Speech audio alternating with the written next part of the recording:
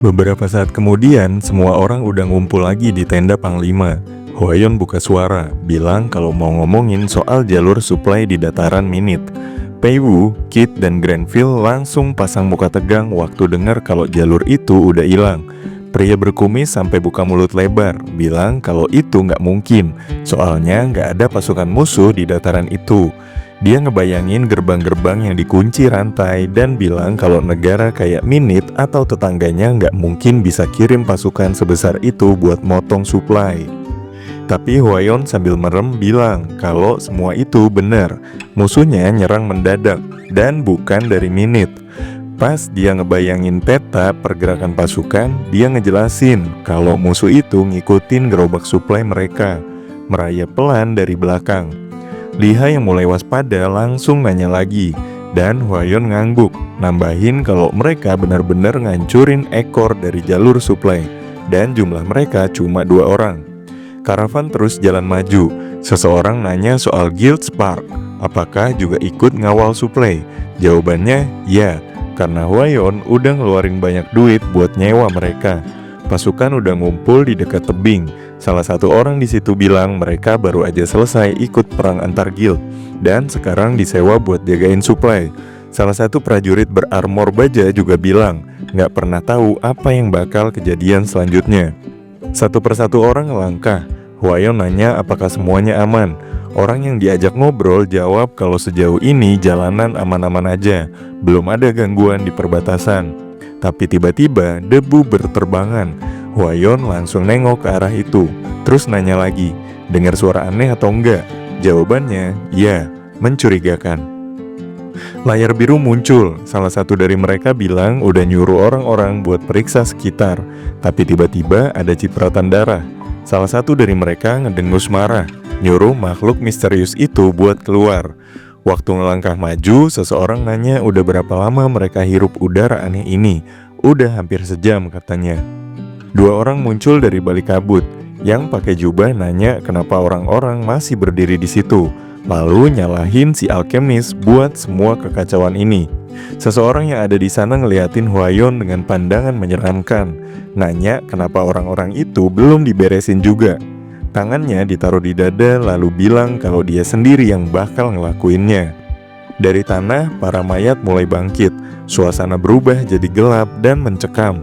Selanjutnya di tengah-tengah suasana yang udah makin tegang, muncul seorang pria berarmor yang bilang dengan nada tenang tapi tegas kalau dia itu necromancer.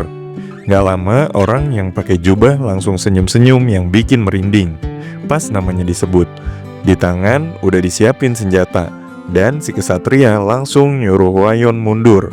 Gak pakai lama, senjatanya dilempar ke depan. Phantom Spear-nya keluarin cahaya pas meluncur. Dan ternyata bukan cuma satu, tombak-tombak lain ikut muncul dan langsung nancep ke arah pasukan mayat hidup yang makin dekat. Orang kedua yang tadi diem aja tiba-tiba hajar tanah pakai tongkat.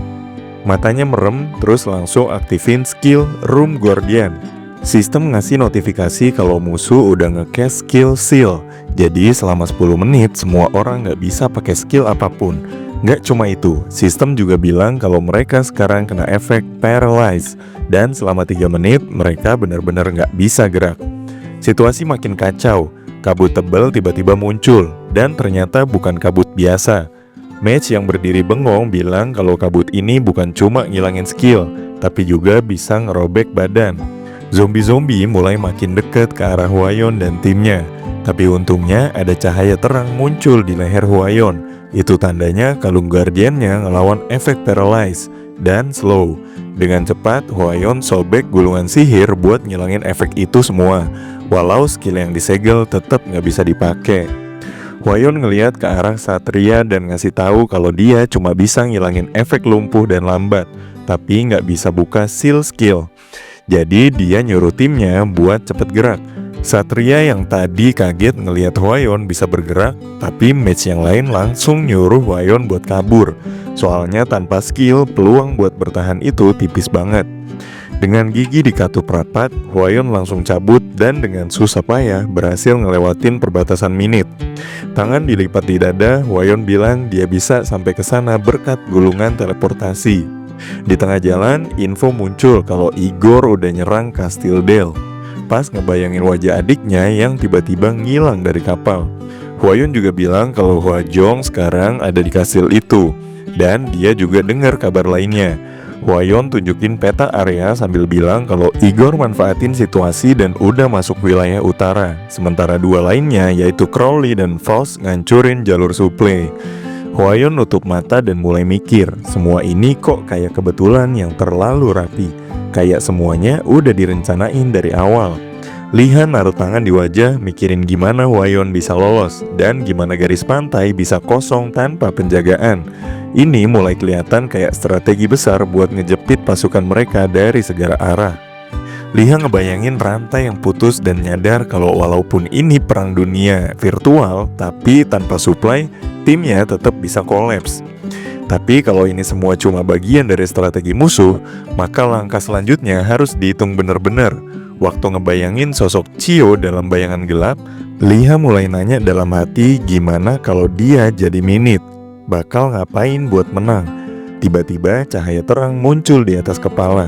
Di langit muncul jendela biru yang ngucapin selamat buat user pertama yang berhasil sampai level maksimal. Liha langsung ngerasain sesuatu yang gak beres.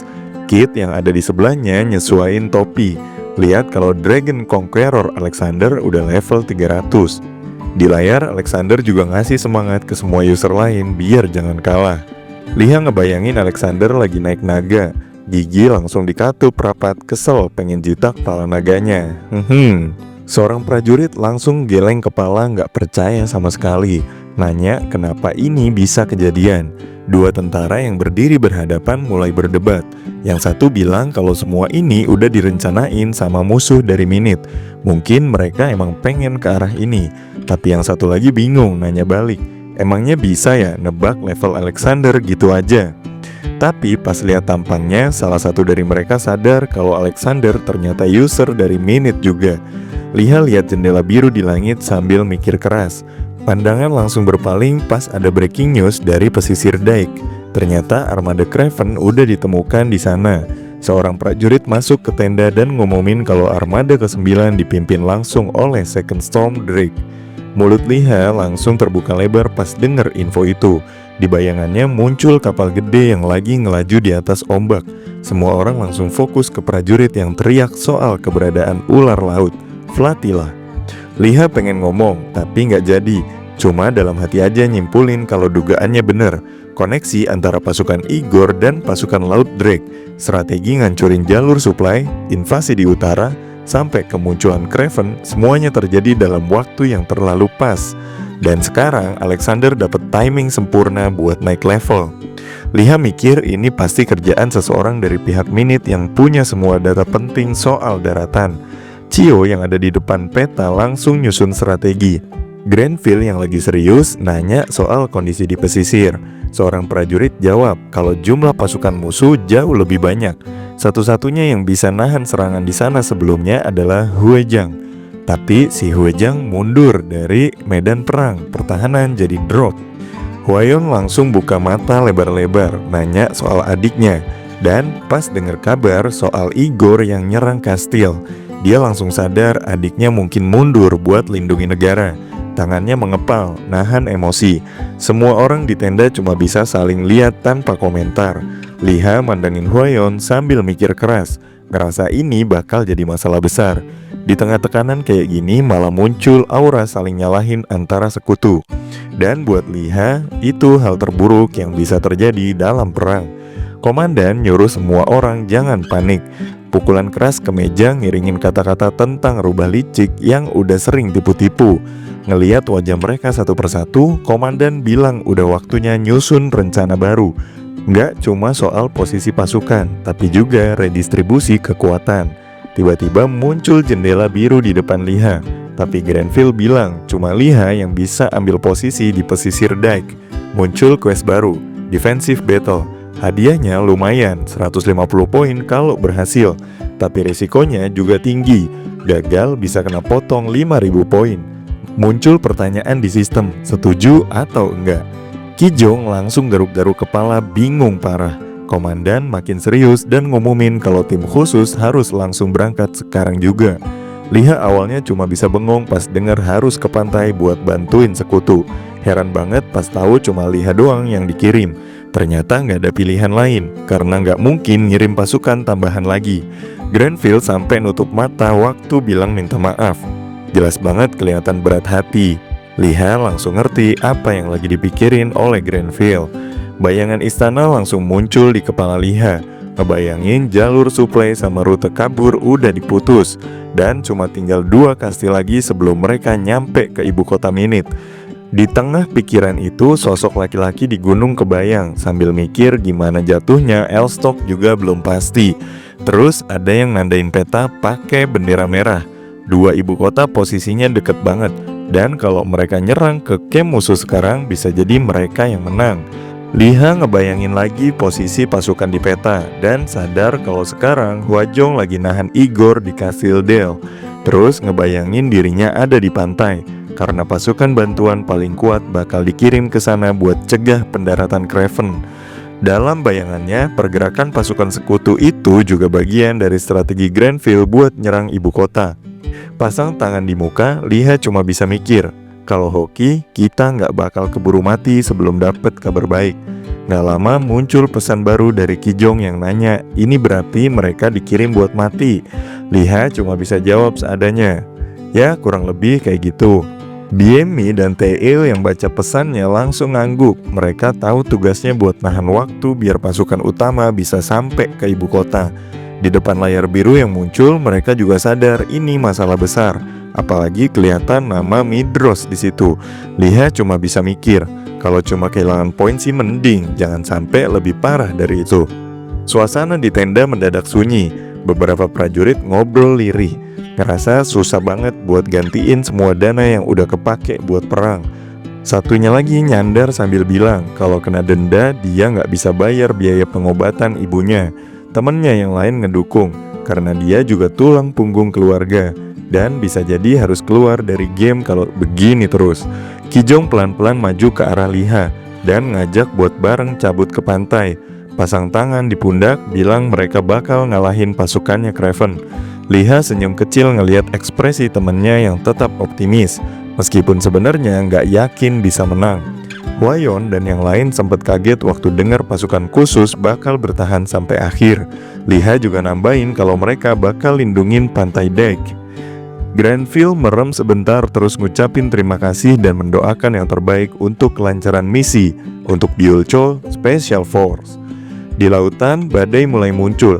Drake berdiri di kapal sambil ngilangin tangan, ngeliatin ke depan. Obor di markas pusat pasukan Fibil nyala terang. Mereka sekarang ada di pinggiran Kastil Lanneir. Pasukan gabungan udah dikumpulin. Sentinel dan Whitemore juga bersatu. Banyak banget pasukan berkumpul deket tribun.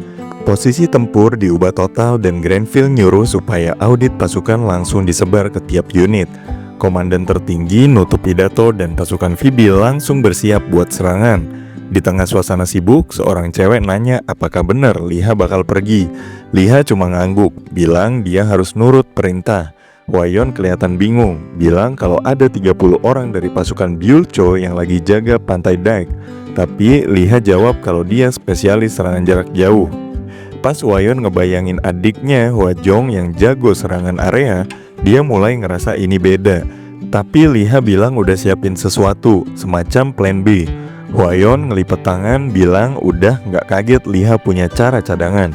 Liha sempet nanya beneran percaya. Terus ngelihat senjatanya bilang supaya Hwayon jaga diri sama adiknya baik-baik. Terus nanya soal suplai di lembah Minit dan Kastil Dale. Hwayon ngelihat ke arah lain, bilang suplai bisa dikirim dari istana.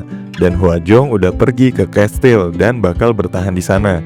Gak lama Kijong langsung nyelonong masuk tenda pas Hwayon lagi mau ngomong sesuatu penting. Katanya semua orang udah nunggu Liha. Sebelum pergi, Liha berpesan pada Hwayon untuk jaga diri baik-baik. Hwayon naruh tangan di dada dengan kondisi baper parah. Kit nengok pas namanya dipanggil Liha. Sambil ngatur topi, Kit nanya, kenapa? Liha jawab dengan tatapan serius. Nanya apakah Kit sadar mereka bakal ketemu Alexander. Kit ngebayangin naga dan bilang dirinya juga udah nebak hal itu. Liha lalu bilang punya permintaan. lalu ngasih tahu soal teleportasi berantai yang bisa dipakai buat komunikasi dan jalur alternatif. Nunjuk peta, Liha bilang kalau Luger datang pun tetap harus bantu. Bayangan Alexander yang makin dekat juga nggak lepas dari pikirannya. Kit akhirnya setuju dan bilang teleportasi itu bakal jadi jalur cadangan sekaligus alat komunikasi. Liha pastiin kalau cuma mereka berdua yang bisa pakai. Kit sempat kesel, bilang dirinya cuma orang ngantukan, tapi dia bakal bantu. Dari jauh, Hwayeon ngeliatin mereka sambil benerin rambut. Dalam hati, minta Liha tetap selamat. Liha buka mulut lebar, ngumumin ke pasukan khusus kalau tujuan mereka pantai Daik. Semua langsung angkat senjata, teriak, "Maju!" Bendera merah kelihatan, dan ada yang nanya soal stok supply. Granville lipat tangan dan dengar laporan kalau supply tinggal 50%. Mukanya kerut banget pas dengerin mereka disuruh buru-buru. Kotak-kotak senjata udah disiapin, tapi ada yang bilang pengen keluar dari game. Masalah baru muncul lagi, dan ada yang nanya, gimana bisa mikir tidur sih kalau Alexander bakal muncul? Soalnya ngelihat situasi sekarang, kemungkinan Alexander bakal muncul tinggi banget. Seorang cowok lihat ke cewek, bilang mereka bakal berangkat subuh-subuh. Ceweknya nanya kenapa, dan jawabannya, karena kita harus beresin ini sebelum Alexander sempat ngapa-ngapain. Meski berat, sayang banget kalau harus melewatkan hadiah gede yang bisa didapat kalau menang. Langkah kaki terdengar pelan-pelan, pas banget waktu muncul pertanyaan, bisa nggak mereka menang sebelum Alexander datang?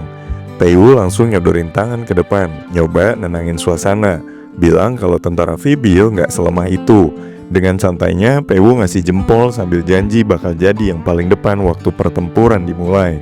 Dari belakang, Hwayeon ikutan muncul, ngomongin rencana jualan kalau perang selesai. Semua barang bakal dijual setengah harga. Tiba-tiba teriakan keras ngegema ke seluruh area, nyuruh semua pejuang buat jangan pelit soal supply dan kasih perlawanan abis-abisan.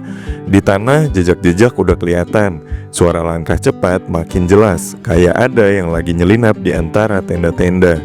Granville berdiri di depan peta, pas pintu tendanya kebuka. Awalnya Granville ngira yang datang itu asisten, tapi ternyata bukan. Seseorang masuk langsung ngerobek gulungan sihir buat ngedispel dan ngebikin suara di sekitar nggak kedengeran. Granville refleks narik pedang, siap buat ngusir mantra. Bilah pedang bergerak maju dan Granville ngumumin kalau ini udah termasuk penyusupan. Dengan dahi memikir, Granville bilang ini sedikit aneh.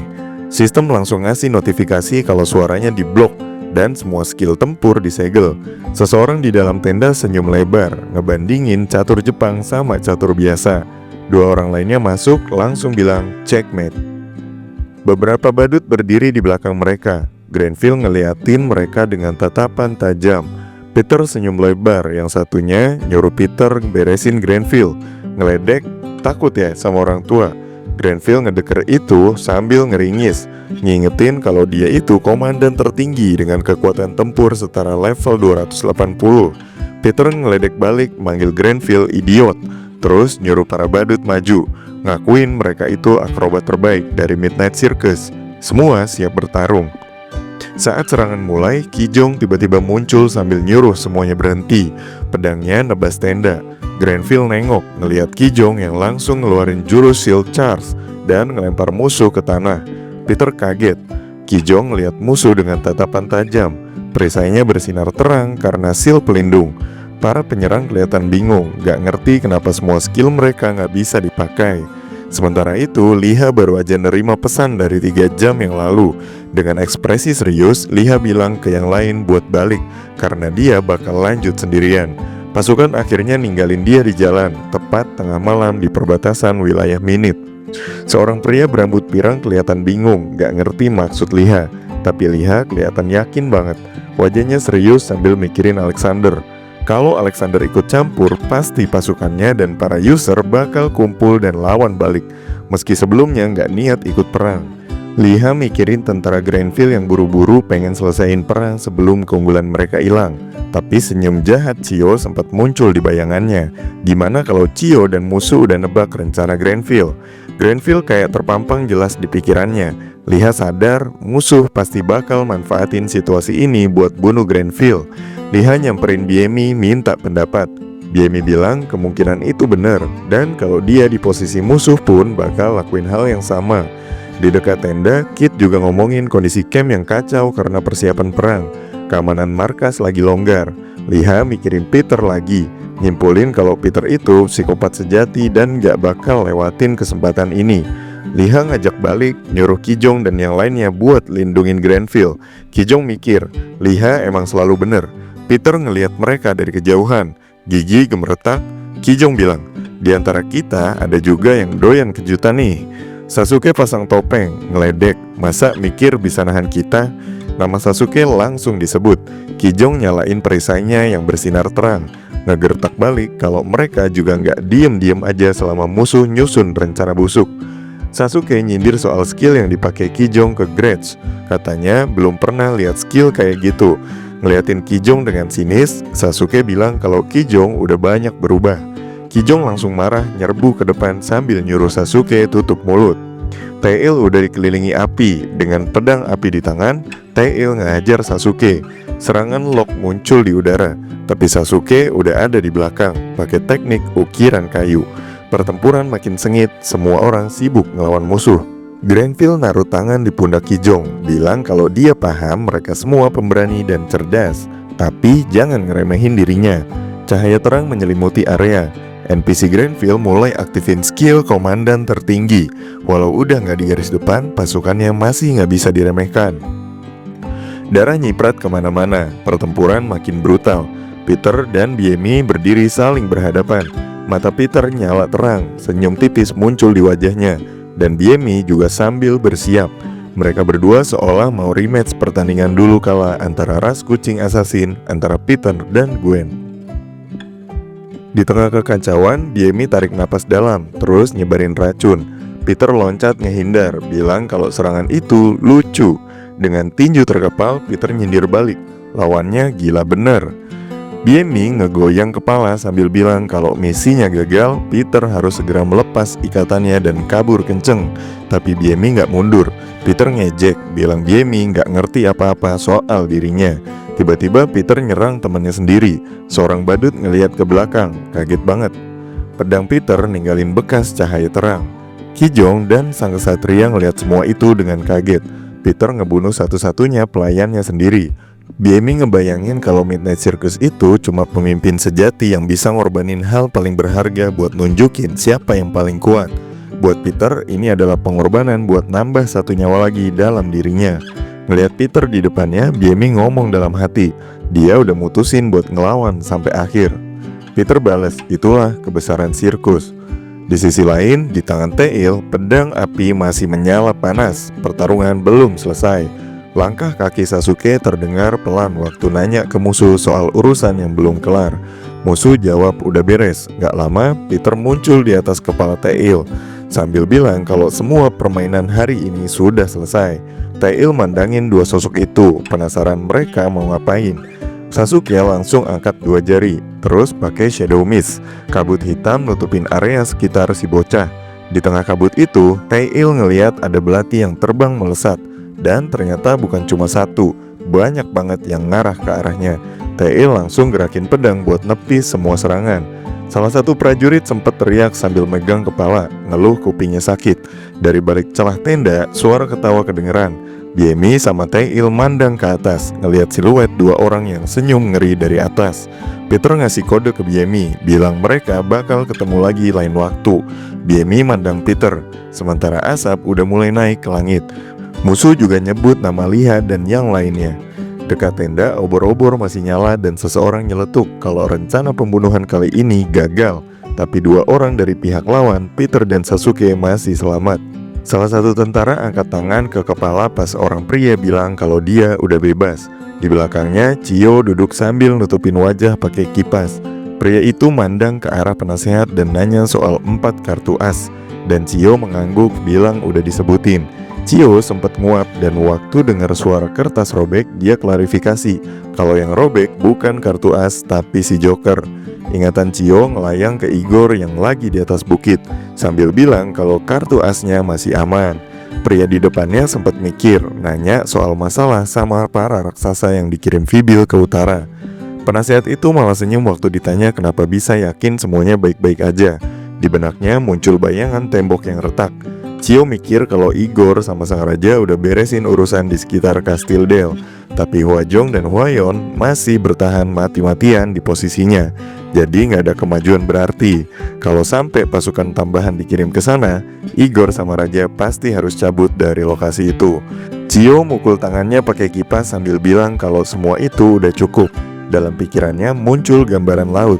Gara-gara perjuangan mereka, ada pergerakan besar di daerah pesisir.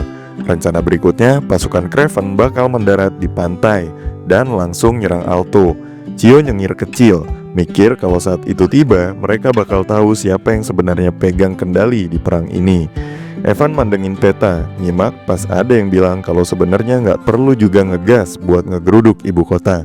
Strategi yang lebih realistis adalah bangun garis pertahanan di sepanjang pantai dan ambil posisi langsung di wilayah musuh. Ini dijamin bakal bikin lawan marah dan frustasi berat. Evan ngelirik ke samping, bilang kalau marah dan putus asa bisa jadi campuran yang mematikan. Tangannya naik ke wajahnya sambil mikir kalau pemandangan itu pasti bakal dramatis banget. Evan sempat keinget sama necromancer yang bawa-bawa mayat. Nanya ke Cio soal kondisi di dataran Minit. Cio jawab pasukannya lagi maju dan begitu momen pas tiba, mereka bakal bangun benteng pertahanan yang kuat. Cio deketin Evan, nanya apa Evan udah siap buat ngelawan Mora terkuat sepanjang sejarah. Evan bilang semua itu nggak masalah, yang penting ada palu buat diputar di tangannya.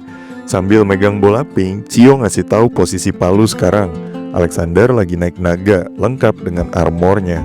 Cio bilang Alexander udah masuk wilayah Minit dan bakal sampai kurang dari sejam lagi. Pas Alexander pergi, Evan nyatain kalau pasukan musuh juga bakal segera bergerak. Cio bilang mereka bakal nyamperin lokasi ini dan habis itu pindah ke dataran Minit. Mandangin wilayah depan, Evan bilang mereka bakal pergi tanpa harus banyak pertumpahan darah. Melihat pergerakan pasukan yang rapi banget, Evan sadar kalau kekalahan palsu di dataran Minit itu sebenarnya strategi buat maksa pasukan lawan menembus ke titik tertentu. Lalu jebakan udah siap buat ngepung total. Di sebelah peta, Evan nanya ke penasehat soal Liha, apakah bakal dibiarkan sendirian.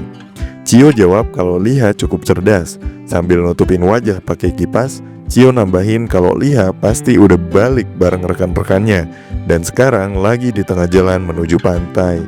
Evan mikir dengar info itu. Menurutnya Liha nggak bakal balik dalam waktu dekat dan dia minta Cio tetap mantau. Cio mandangin Evan, heran kenapa sosok hero itu bikin Evan kepikiran terus. Muncul pikiran jangan-jangan Liha segitu bahayanya sampai NPC aja nggak bisa berhenti mikirin. Sambil ngelurusin kipasnya, Cio nanya balik, apa rubah di padang harus takut sama pemburu? Evan jawab kalau situasinya bukan kayak gitu. Mandang ke depan, Evan bilang semua ini udah pernah terjadi dan lawan di sebelah nanya maksudnya apa. Evan keinget perang 20 tahun yang lalu di mana ada 3 penembak yang merepotkan dari Vibil.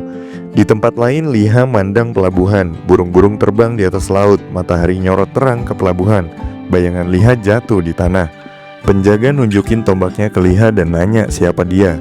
Liha nunjukin lambang dan bilang kalau itu perintah langsung dari Komandan Grenville yang sekarang lagi di wilayah Minit. Masih sambil megang lambang, Liha bilang kalau dia datang buat nemuin Komandan Armada. Para pekerja mondar-mandir di pelabuhan. Seseorang nyeletuk soal bubuk mesiu. Pria berjanggut nengok pas salah satu orang datang sambil bawa seseorang. Komandan Armada mandang ke belakang, ngira bakal ngelihat Grenville langsung, tapi ternyata cuma utusan doang. Liha nyodorin tangan, ngenalin diri sebagai Burke. Si komandan nyambut tangan Liha. Rasa genggamannya kuat, dengan nada berat komandan nanya apakah Liha tahu kemampuan armada mereka dan minta supaya Craven dihentikan. Yang lain ketawa, bilang Grenville udah mulai pikun. Seseorang nyeletuk kalau mereka bakal makan ular laut bareng. Liha mandang sekeliling dengan bingung, gak ngerti apa yang para NPC ini maksud. Mau angkat tangan buat nunjukin perintah, tapi mereka udah jawab bahwa mereka ngerti. Burke duduk di atas kotak, bilang udah ketahuan banget maksud kedatangan Liha. Tambahnya lagi, Grenville kayaknya kurang suka sama Liha. Dengan posisi badan condong ke depan, Burke bilang nanti aja ngomongin perang. Para pelaut saling tatap heran. Burke nunduk, bilang kalau Drake udah ngirim orang ke tempat itu. Ada yang bilang ini bukan pertama kalinya, dan kemungkinan besar pasukan utama sembunyi di tempat lain. Liha cuma bisa bengong, gak paham ini rapat strategi macam apa yang gak pakai peta resmi. Waktu nanya ke salah satu pelaut soal petanya, si pelaut malah gambar di pasir pakai tongkat, nunjuk posisi pasukan kayak anak kecil main taktik. Liha lihat gambar itu ngerasa ini gak masuk akal, tapi perlahan mulai ke bawah suasana mereka. Liha mau ngomong soal situasi dan ngasih laporan soal perintah buat jadi pasukan bantuan, tapi Burke cuma natap diam. Benny ngembungin pipinya, yang lain ketawa ngakak, ngeledek kalau yang datang malah kelihatan kayak kurir, bukan bala bantuan. Sambil usap air mata karena kebanyakan ketawa, salah satu dari mereka nanya, apa sih sebenarnya pesan dari Komandan Grenville? Liha mikir pengen nyampein pendapat Grenville soal kondisi sekarang. Suasana pelabuhan mendadak hening. Burke angkat tangan ke wajah lalu nyeletuk. Masalah sebenarnya adalah soal siapa yang lagi naik naga sekarang. Salah satu pelaut lagi mandangin temannya yang lagi ngomongin soal Craven yang berhasil ngerebut Vybil dari arah utara. Katanya Craven juga ngeblokir jalur suplai di dataran Minute, dan itu semua cuma pengalihan doang. Temannya ngangguk tapi sambil nyeletuk. Drake udah gak segarang dulu. Begitu dengar, Burke langsung ngedumel. Menurut Burke, ini bukan waktunya buat ketawa-tawa. Dua pelaut itu malah bingung gak ngerti maksudnya Burke. Burke ngelirik ke Liha yang berdiri gak jauh. Dengan tatapan serius, Burke nanya ke Liha, beneran nih? Liha juga ngeliatin balik, terus jawab dengan kalem kalau emang bener. Matahari lagi terik-teriknya di langit, terang banget. Liha juga nambahin mungkin sekarang musuh udah mulai nyerang duluan. Grenville pernah bilang buat nahan posisi cuma 20 hari, dan dalam waktu segitu perang bakal diselesaikan. Begitu pakai jaket, salah satu dari mereka nanya lagi, 20 hari beneran? Tapi di kepalanya yang paling penting sekarang adalah cepet-cepet balik ke markas utama buat bantuin yang lain. Burke ngegertak lagi, 20 hari itu maksudnya apa ya? Liha nanya, apa ada masalah? Pria yang berdiri di sebelahnya langsung nyuruh semua orang buat siap-siap dan nontonin gimana pamannya gagal. Pelaut yang lain nanya heran, ngomong apaan sih tuh? Burke langsung balik badan dan nanya ke dia, ngerti nggak maksudnya 20 hari? Artinya Grenville sebenarnya lagi nyuruh mereka buat cepet-cepet ngusir Drake dan langsung bantuin Grenville. Begitu nyadar, para pelaut langsung buru-buru beraksi ke arah masing-masing. Mereka bakal ngikutin rencana yang udah disepakatin. Liha agak kaget, ternyata yang ngajak semua orang bertindak cepat itu malah mutusin segalanya sendirian. Cowok itu nepuk lonceng dan berteriak kalau kapal bakal berangkat. Anak buah kapal lain langsung gercep ngangkat layar. Liha diem aja ngeliatin ke arah lain. Salah satu pelaut lagi narik tali sedangkan kemudinya udah dijaga mamang-mamang Sunda. Liha jadi mikir, mungkin ini yang bikin angkatan laut beda dari pasukan darat. Disiplinnya kerasa. Kapal pun mulai berlayar. Salah satu dari mereka pegang kendali, sisanya sibuk beresin tugas masing-masing. Burke nyeletuk, kapal ini gak kelihatan keren ya. Terus balik badan dan nambahin, kapal mereka secepat kapal lainnya. Bahkan Drake gak bisa ngimbangin kecepatannya. Tapi langsung ada yang protes. Katanya desain kapal itu kurang optimal karena jumlah meriamnya sedikit banget. Burke cuma ngedumel, bilang dia cuma pengen pamer. Liha senyum waktu orang itu nyuruh buat manggil dia komandan. Terus Liha nanya lagi rencananya gimana, tapi kelihatannya kru kapal lain juga gak punya jawaban yang jelas. Terus Burke jawab dengan santai, mereka bakal terus maju aja. Liha jadi kebayang bedanya ukuran antara kapal layar kecil dan kapal besar. Armada mereka sekarang lagi jalan terus. Liha mikir, terus kapten ngedeketin dan bilang kalau ada sesuatu yang penting buat didengerin. Begitu buka peta, Burke nunjukin kalau sekarang di jalur mereka ada pasukan utama musuh. 8 armada Craven ngumpul di sana. Liha ngebayangin pertemuan pasukan itu, dan Burke nambahin kalau mereka coba nyerang sekarang, sebagian pasukan musuh bakal muncul dari balik pulau. Dan di saat itu juga pemimpin asli dari pasukan musuh yang selama ini sembunyi bakal muncul, dan armada ke-9 bakal datang kayak badai. Liha langsung kebayang siluet Drake. Kalau benar itu Drake yang mimpin armada ke-9, berarti serangan kedua bakal jadi badai beneran. Cahaya matahari kena sisi kapal mereka. Liha sadar semua ini jebakan, dan Burke setuju. Terus Burke nanya, berarti kita jalan sesuai rencana serangan mendadak kayak yang dikomandoin sama pemimpin utama. Karena letak pulau tempat armada ke-9 bersembunyi lumayan jauh, Burke nyilangin tangan di dada waktu denger ide buat ngalahin sisanya dulu sebelum armada ke-9 muncul. Tapi jawabannya tegas, gak segampang itu boy. Dia ngelangkah ke samping dan jawab, jumlah pasukan mereka dan musuh kurang lebih seimbang. Kapten lihat ke arah meriam dan bilang karakteristik artileri mereka beda banget. Suaranya jelas, mereka punya meriam kaliber besar. Terus Burke jelasin jarak tembak efektif mereka cuma sekitar 0,3 mil laut atau sekitar 550 meter.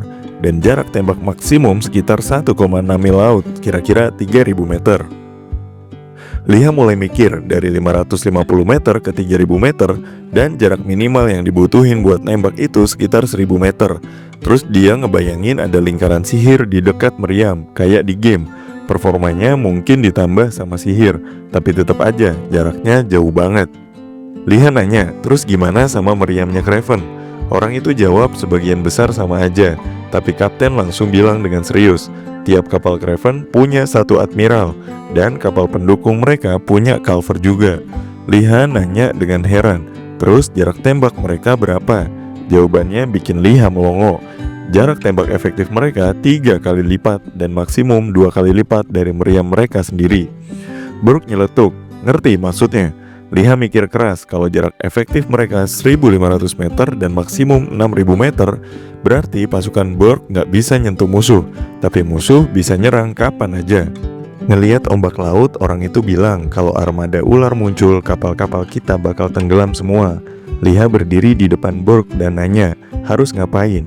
Burke ngangguk dikit, bilang dia punya tanggung jawab. Tangan diangkat ke wajah dan bilang ini bukan waktunya mikirin diri sendiri. Commander Granville lagi dalam bahaya. Seorang pelaut dari atas tiang teriak, kapal Craven kelihatan di cakrawala. Kapten langsung kasih perintah, semua harus siap tempur. Liha bengong, sadar kalau kapten bakal nyerang dengan niat buat mati. Burke jalan ke arah kabin, tapi suara seorang manggil. Pas nengok ternyata Liha nanya, mau nabrak kapalnya Drake. Mukanya tegang, Liha juga bilang mending biar orang lain yang hadapin armada Craven dan mastiin kalau armada ke-9 udah muncul. Ngeliatin Liha dengan serius, orang itu bilang Liha pinter juga. Tadinya dikira Liha cuma gak suka, tapi ternyata cukup jeli. Liha melongo, mikir ini bukan rencana beneran. Berdiri di situ rasanya kayak di tengah-tengah kehampaan. Kalau semua gagal, pantai bakal hancur total. Burke ngeliat ke depan lagi, bilang mereka harus cepet ambil keputusan. Pasukan mereka harus jaga dataran Minute supaya pasukan utama bisa balik dengan selamat. Lihat para pelaut sibuk di dek, Burke setuju mereka harus gabung sama pasukan di pantai. Tapi sambil mikir, dia ragu. Walaupun kapalnya luar biasa, kemampuan layarnya cuma maksimal 20%. Liha kesel banget di sini. Burke balik badan waktu Liha bilang dia setuju, tapi rencananya nggak bagus. Liha lihat ke arah kapten, terus minta waktu buat dengerin ide baru. Ada rencana yang lebih baik. Di layar putih, logo armada ke-8 Craven kelihatan jelas. Di cakrawala, kapal-kapal musuh mulai muncul. Admiral lihat ke rekannya, nanya apakah semua kapal udah angkat jangkar dan gimana posisi admiral lain. Jawabannya semua berjalan mulus, nggak ada perubahan. Drake duduk santai di kursi. Armada ke-9 lagi nunggu di tempat persembunyian, siap buat nyergap. Admiral nganga, terus teriak, semua armada dan kapal pendukung maju ke depan. Kapal-kapal mulai bergerak maju satu sama lain. Mereka diminta fokus ke manuver Fibil dan siap buat belok. Pelaut dari atas tiang lagi-lagi teriak, semua kapal Fibil disuruh belok ke kanan. Sudut yang ditargetin sekitar 10 derajat dan jarak saat itu 5 mil laut. Admiral angkat kepala, perintahkan buat siap belok kiri, sesuaikan arah sama gerakan musuh, dan mulai loading Calvarin. Kemudi mulai diputar, kapal makin dekat satu sama lain, meriam mulai keluar dari sisi-sisi kapal. Terdengar perintah buat loading Calvarin dan buka palka senjata sisi kanan. Jarak kapal Fibil sekarang tinggal 4,5 mil laut. Dua pelaut berdiri di geladak, pandangan mereka tertuju ke arah kapal musuh di kejauhan. Wajah mereka penuh tanda tanya, kenapa musuh belum juga mundur hari ini? Salah satu dari mereka nyeletuk pelan. Kelihatan mereka sadar banget kalau hari ini bisa jadi akhir dari segalanya. Berdiri di atas tiang layar paling tinggi, seorang pelaut lain dengar kabar soal tembakan pertama yang bakal dimulai. Wajahnya langsung berubah serius pas lihat gerakan musuh. Begitu kapal-kapal mulai belok, suara teriakan keras terdengar dari atas, nyuruh semua orang siap belok tajam ke kanan karena musuh malah kabur. Digeladak, sang Laksamana langsung mengangkat tangannya, nyuruh kapal buat ngejar musuh dan langsung kasih laporan ke komandan kapal Drake. Saat semua mulai mengejar, rencana pun berubah. Akan ada serangan kejutan dari belakang. Di balik kapal, siluet kapal lain mulai kelihatan bergerak makin cepat. Seorang awak nunjuk ke depan sambil nyamperin Laksamana. Tapi sebelum sempat bilang banyak, terdengar laporan lain kalau di antara kapal Vibil ada satu kapal kecil yang belok kiri. Sambil ngelihat kapal kecil itu menjauh, Laksamana bilang, "Biar yang belakang yang urus, kita fokus ngejar sisanya." Matahari nyorot terang ke geladak armada kedua Vibil. Seorang pria yang bersilang tangan berbalik ke arah pelaut, ngelihat keburitan. Dia kasih aba-aba buat terus maju. Tapi pas sadar musuh mulai mendekat dari belakang, dia bilang kalau kapal-kapal Craven di sisi kanan udah siap dan mereka mulai nyusul. Mereka masih ikut angin tapi butuh waktu buat dapat kecepatan penuh. Ombak mulai menghantam keras buritan kapal dan suara kapal musuh udah makin dekat. Pria itu langsung kasih tahu semua, mereka terlalu cepat. Pria itu langsung berteriak kalau Panglima Besar tanggung jawab penuh atas rencana ini. Lalu dia ngeliatin orang di sebelahnya dengan muka kesal. Tangannya mengepal, perasaan gak enak mulai muncul. Orang yang pakai bandana juga mulai ngomel. Ini rencana gila yang harusnya dilakuin sendiri sama panglimanya. Bikin kesel aja dia gak memimpin langsung di depan. Di atas tiang, pelaut yang berjaga nyamperin kepala armada Craven, bilang kalau ada kapal berat bersenjata yang mulai belok ke kiri. Ombak makin besar dan jarak sekarang diumumin 3,2 mil laut. Kapten langsung kasih aba-aba buat siap-siap manuver menghindar. Meriam musuh udah mulai kelihatan dan pelaut di bawah langsung teriak supaya semua bersiap menghindar. Tembakan pun dimulai. Air muncrat tinggi, sebagian pelaut jatuh ke geladak. Sambil nutupin wajah dari cipratan air, pria itu nyuruh buat terus ngejar sampai matahari tenggelam. Lalu dia nyuruh semua kapal dari armada kedua dan juga armada pertama buat dikasih tahu. Teriakan aba-aba ke kanan menggema. Dari atas tiang layar, seorang pelaut terus ngawasin situasi. Lihat sempat nengok ke belakang kaget, tapi Burke tetap tenang. Tiba-tiba ada yang ngomong beberapa tembakan kena ke kapal armada kedua. Wajah pelaut itu langsung serius. Katanya tembakan musuh makin gila, padahal jaraknya masih jauh banget. Tapi anehnya mereka masih bisa kena sasaran walau dari jarak 6.000 meter. Ngelihat semua itu, Liha sempat mikir mungkin aja rencana ini sebenarnya kurang masuk akal. Burke yang nangkep ekspresi itu nanya apa Liha yakin bisa ikutin rencananya. Liha diam sebentar lalu senyum pede, bilang ini satu-satunya waktu yang pas karena sekarang mereka udah gak kelihatan dari musuh. Tapi di ujung kalimatnya dia ngaku juga kalau ini rencana sinting. Ngelihat ke pelaut yang jaga di atas, Liha sadar kalau orang itu lagi nyiapin serangan membabi buta. Tiba-tiba teriakan datang, kapal musuh udah lihat mereka. Langsung dikasih perintah ubah arah karena tembakan udah mulai datang. Burke ngelihat ke arah Liha, bilang kalau posisi mereka masih jauh dari kapal layar utama. Tapi Liha ingat kalau kapal mereka yang paling cepat. Sambil angkat senapan, Liha juga dengar kalau musuh udah termakan umpan dan rencana bisa dimulai. Kapten langsung nyuruh turunin layar. Kemudi diputar habis-habisan, perintah full ahead dilontarkan. Jubah berkibar diterpa angin. Liha jongkok, kapal-kapal musuh udah mulai kelihatan dari tiang layar. Teriakan lagi. Mereka tambah cepat, arahnya ke kapal utama. Jarak ditanya jawabannya sekitar 4 mil laut. Liha dan Burke masih mondar-mandir sambil menghindar dan cari posisi terbaiknya. Begitu lihat lambang langsung dikenali, 2 Morningstar menyilang. Burke ketawa kecil bilang itu armada ketiga Craven. Keras kepala dan bebal, cuma bisa ngikutin aturan lama. Liha masang scope di senapannya, katanya mereka cocok banget jadi korban pertama. Kemudi dipegang Burke sekarang. Liha masih nempel di dek, nahan getaran. 3 tali ditarik ke arahnya buat bantu stabilin posisi. Tetap goyang, tapi masih mending daripada enggak sama sekali. Liha lihat ke arah kapal, jawabannya yang layar paling terang dan besar. Emblemnya sama, 2 Morningstar nyilang. Lewat scope, Liha teriak nemuin sasarannya. Burke ngerutin dahi nanya, sekarang harus ngapain? Masih ngarahin senapan, Liha jawab, Harus cari orang dengan pakaian paling mencolok di geladak atas, dekat kemudi. Kapten senyum, tanya lagi soal jarak. Pelaut di atas bilang, ke galeon 2,2 mil laut, ke flagship sekitar 3 mil. Udah hampir maksimal jarak tembak meriam Calvin. Burke angguk, bilang jangan tembak dulu, mereka masih bisa lebih dekat. Kalau bisa maju setengah mil lagi, mereka bisa masuk jarak tembak. Kapten kasih perintah ke semua, mendekat ke 1 mil dari galeon. Tapi Liha buka mulut lebar, bilang dia maksudnya 1 mil dari flagship, bukan dari galeon. Burke gigit gigi, ngerti resikonya, tapi tetap kasih perintah jalan terus. Anak buah di belakang cuma geleng-geleng, tapi nggak ada yang bantah. Tangan Liha masih dipelatuk, ini beneran gila. Dan dia udah bilang dari awal. Burke malah senyum makin semangat, karena justru disitulah serunya.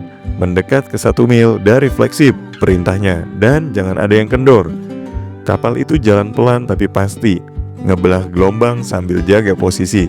Tiba-tiba, boom, meriam musuh mulai nembak. Suara dentumannya nyaring banget sampai ada ombak gede yang naik tinggi. Seorang awak kapal teriak keras soal tembakan musuh. Tetesan air nyiprat ke wajah Liha. Begitu dengar kabar kalau kapal musuh udah mulai buka serangan Calvarin, Burke malah senyum, katanya itu hal biasa, tinggal coba hindarin aja.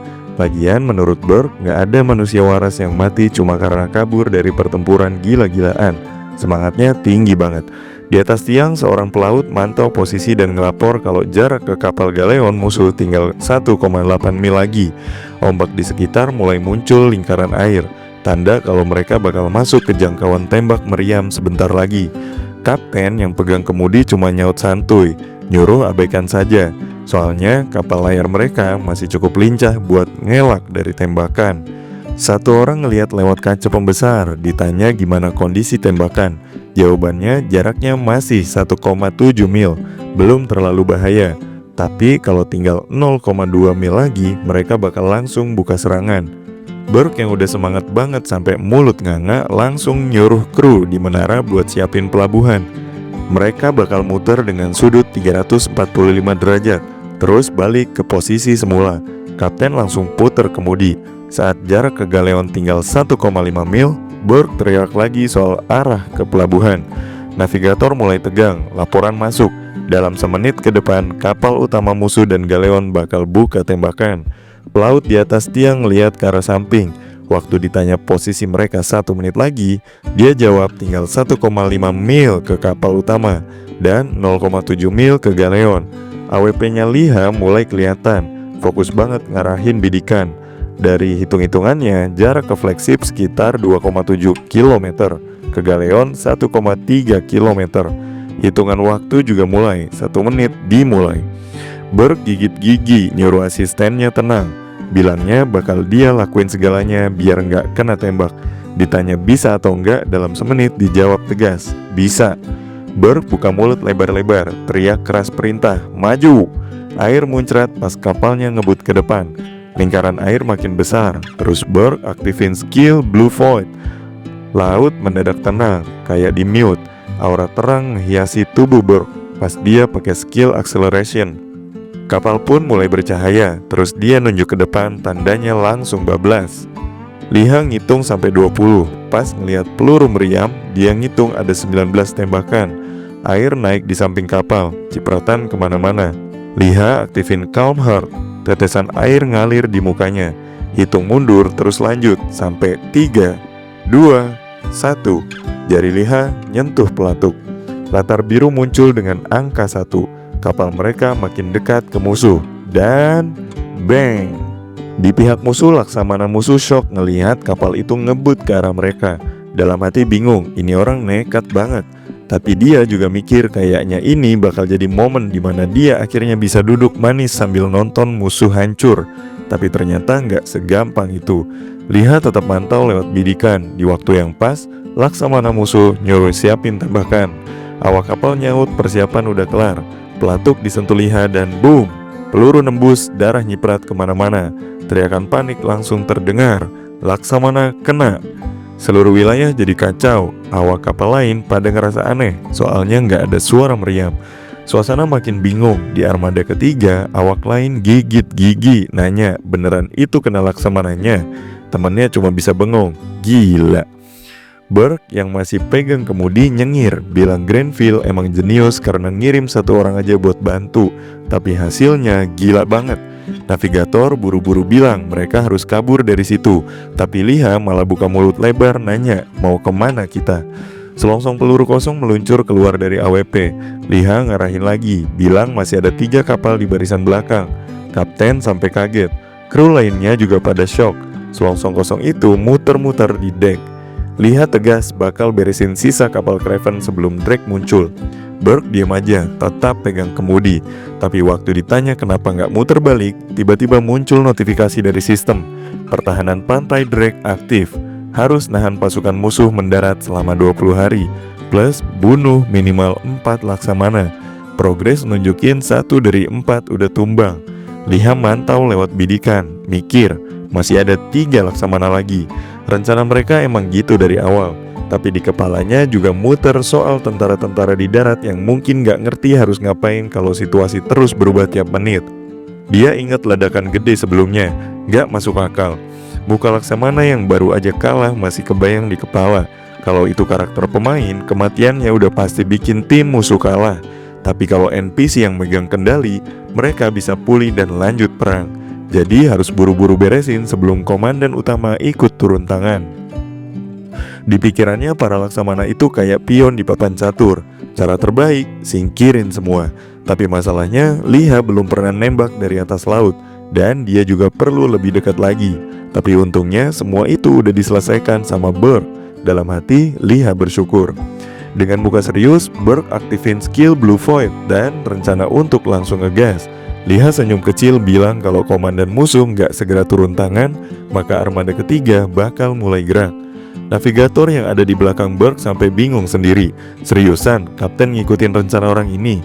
Burke tetap fokus, nanya ke Liha, beneran yakin? Liha lihat ke depan, jawabannya santai. Baru 1 Laksamana yang tumbang, itu pun udah bikin kacau 1 kapal. Kalau sekarang udah pede bisa ngalahin seluruh armada musuh, ya udah, balik pun percuma. Kapten tunduk pelan, terus senyum serem. Akhirnya kasih perintah, ubah arah lagi. Kita dekati bagian belakang armada Craven. Ngeliat laut biru terbentang, Burke bilang kemenangan mereka ada di balik cakrawala. Kapal pun langsung tancap gas. Perintah terdengar lantang, belok kanan penuh, maju terus. Air nabrak keras ke badan kapal. Kapal dari armada ke-7 Craven mulai panik. Orang-orang digeladak lari-larian, ngomong soal berita besar. Laksamana dari armada ketiga udah mati. Satu orang balik badan dengar kabar kalau armada kedua lagi coba nyatuin ulang armada ketiga. Mukanya langsung serius. Masalahnya nggak ada yang tahu penyebab pasti kematian si Laksamana. Terus ada laporan kapal musuh lagi melaju cepat ke arah armada kedua. Orang-orang mulai curiga. Seorang awak mikir komandan kita nggak tahu apa-apa. Tapi nyatanya semua ini emang bener. Walau awalnya cuma kedengeran kayak rumor. Muncul layar biru di depan salah satu awak. Tulisannya, armada kedua udah mulai tembak. Dan kapal musuh coba ngelak. Kapal layar musuh berhasil hindarin beberapa tembakan. Jaraknya dikit, 1,5 mil, lebih dikit. Armada kedua juga lagi sibuk ngurus armada ketiga. Jadi gak bisa fokus total ke satu musuh doang. Seorang awak nanya pelan, gimana situasi di sana? Laksamananya mulai gugup. Nyuruh kirim kapal cepat buat ngejar musuh sekaligus nembakin mereka dari jauh. Tapi belum sempat gerak lebih jauh, muncul kabar lain. Laksamana armada kedua udah mati juga.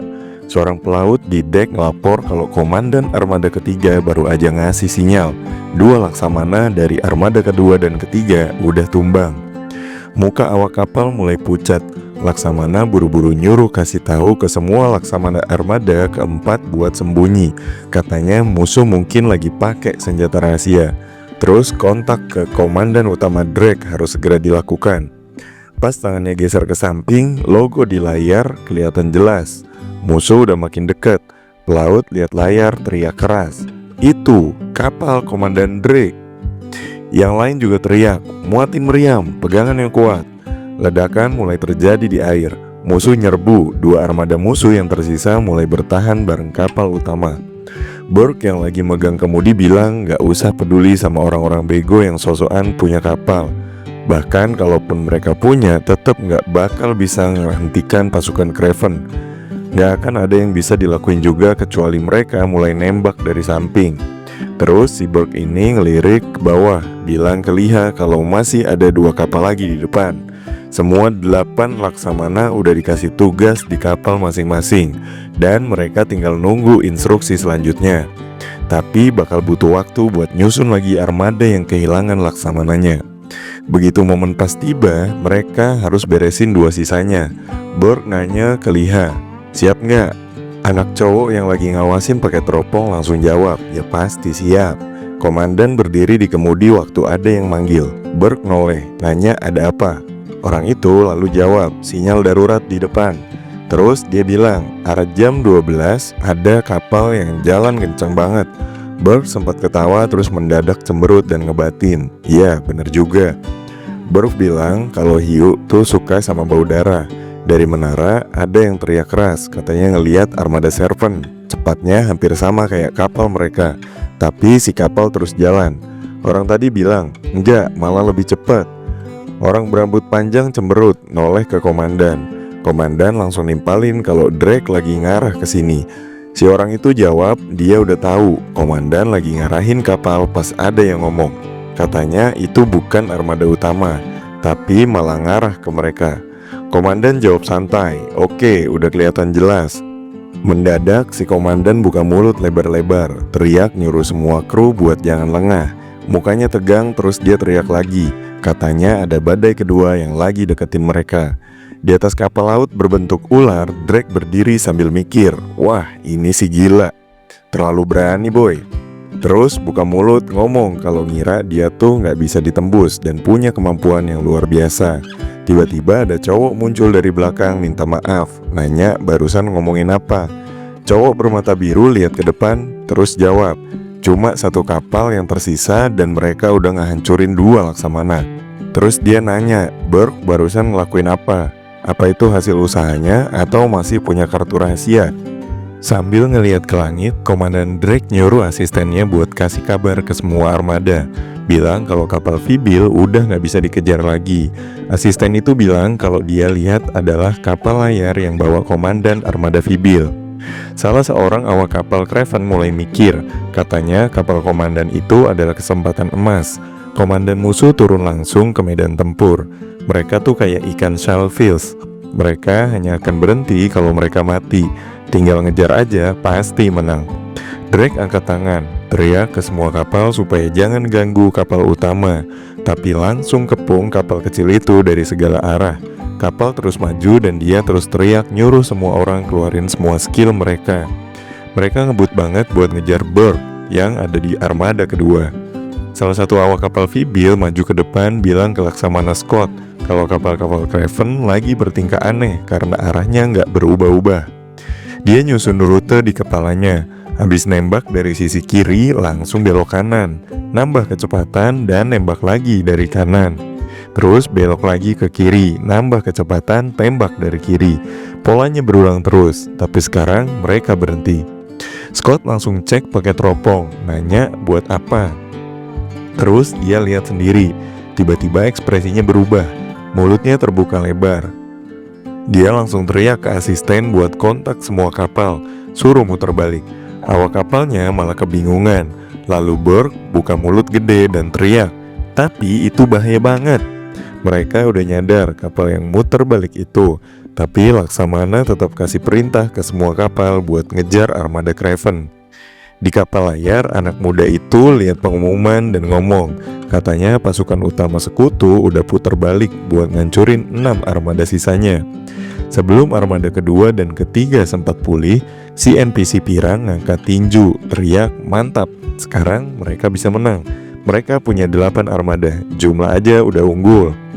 Tapi cowok yang pakai topi bilang, tapi Drake lagi ngarah ke sini, peluang suksesnya. Lagi berdiri di dek, dia nyambung lagi, gak, kemungkinan buat bertahan hidup masih tinggi.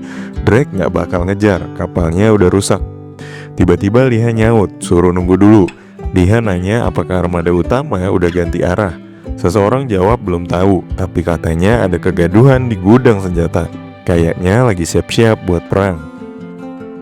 Lagi rebahan di lantai, Liha mikir kalau 2 armada yang udah kalah nggak dihitung.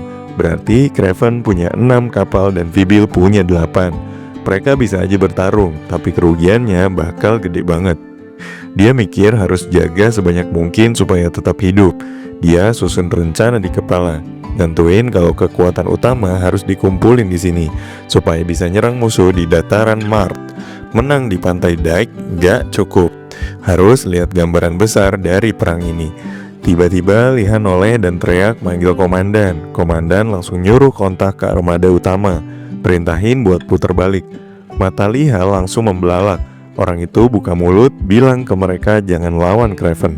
Liha senyum bersyukur. Orang-orang pada kaget nanya kenapa emangnya. Komandan yang lagi pegang kemudi tegas jawab suruh kontak Laksamana armada kedua Scott.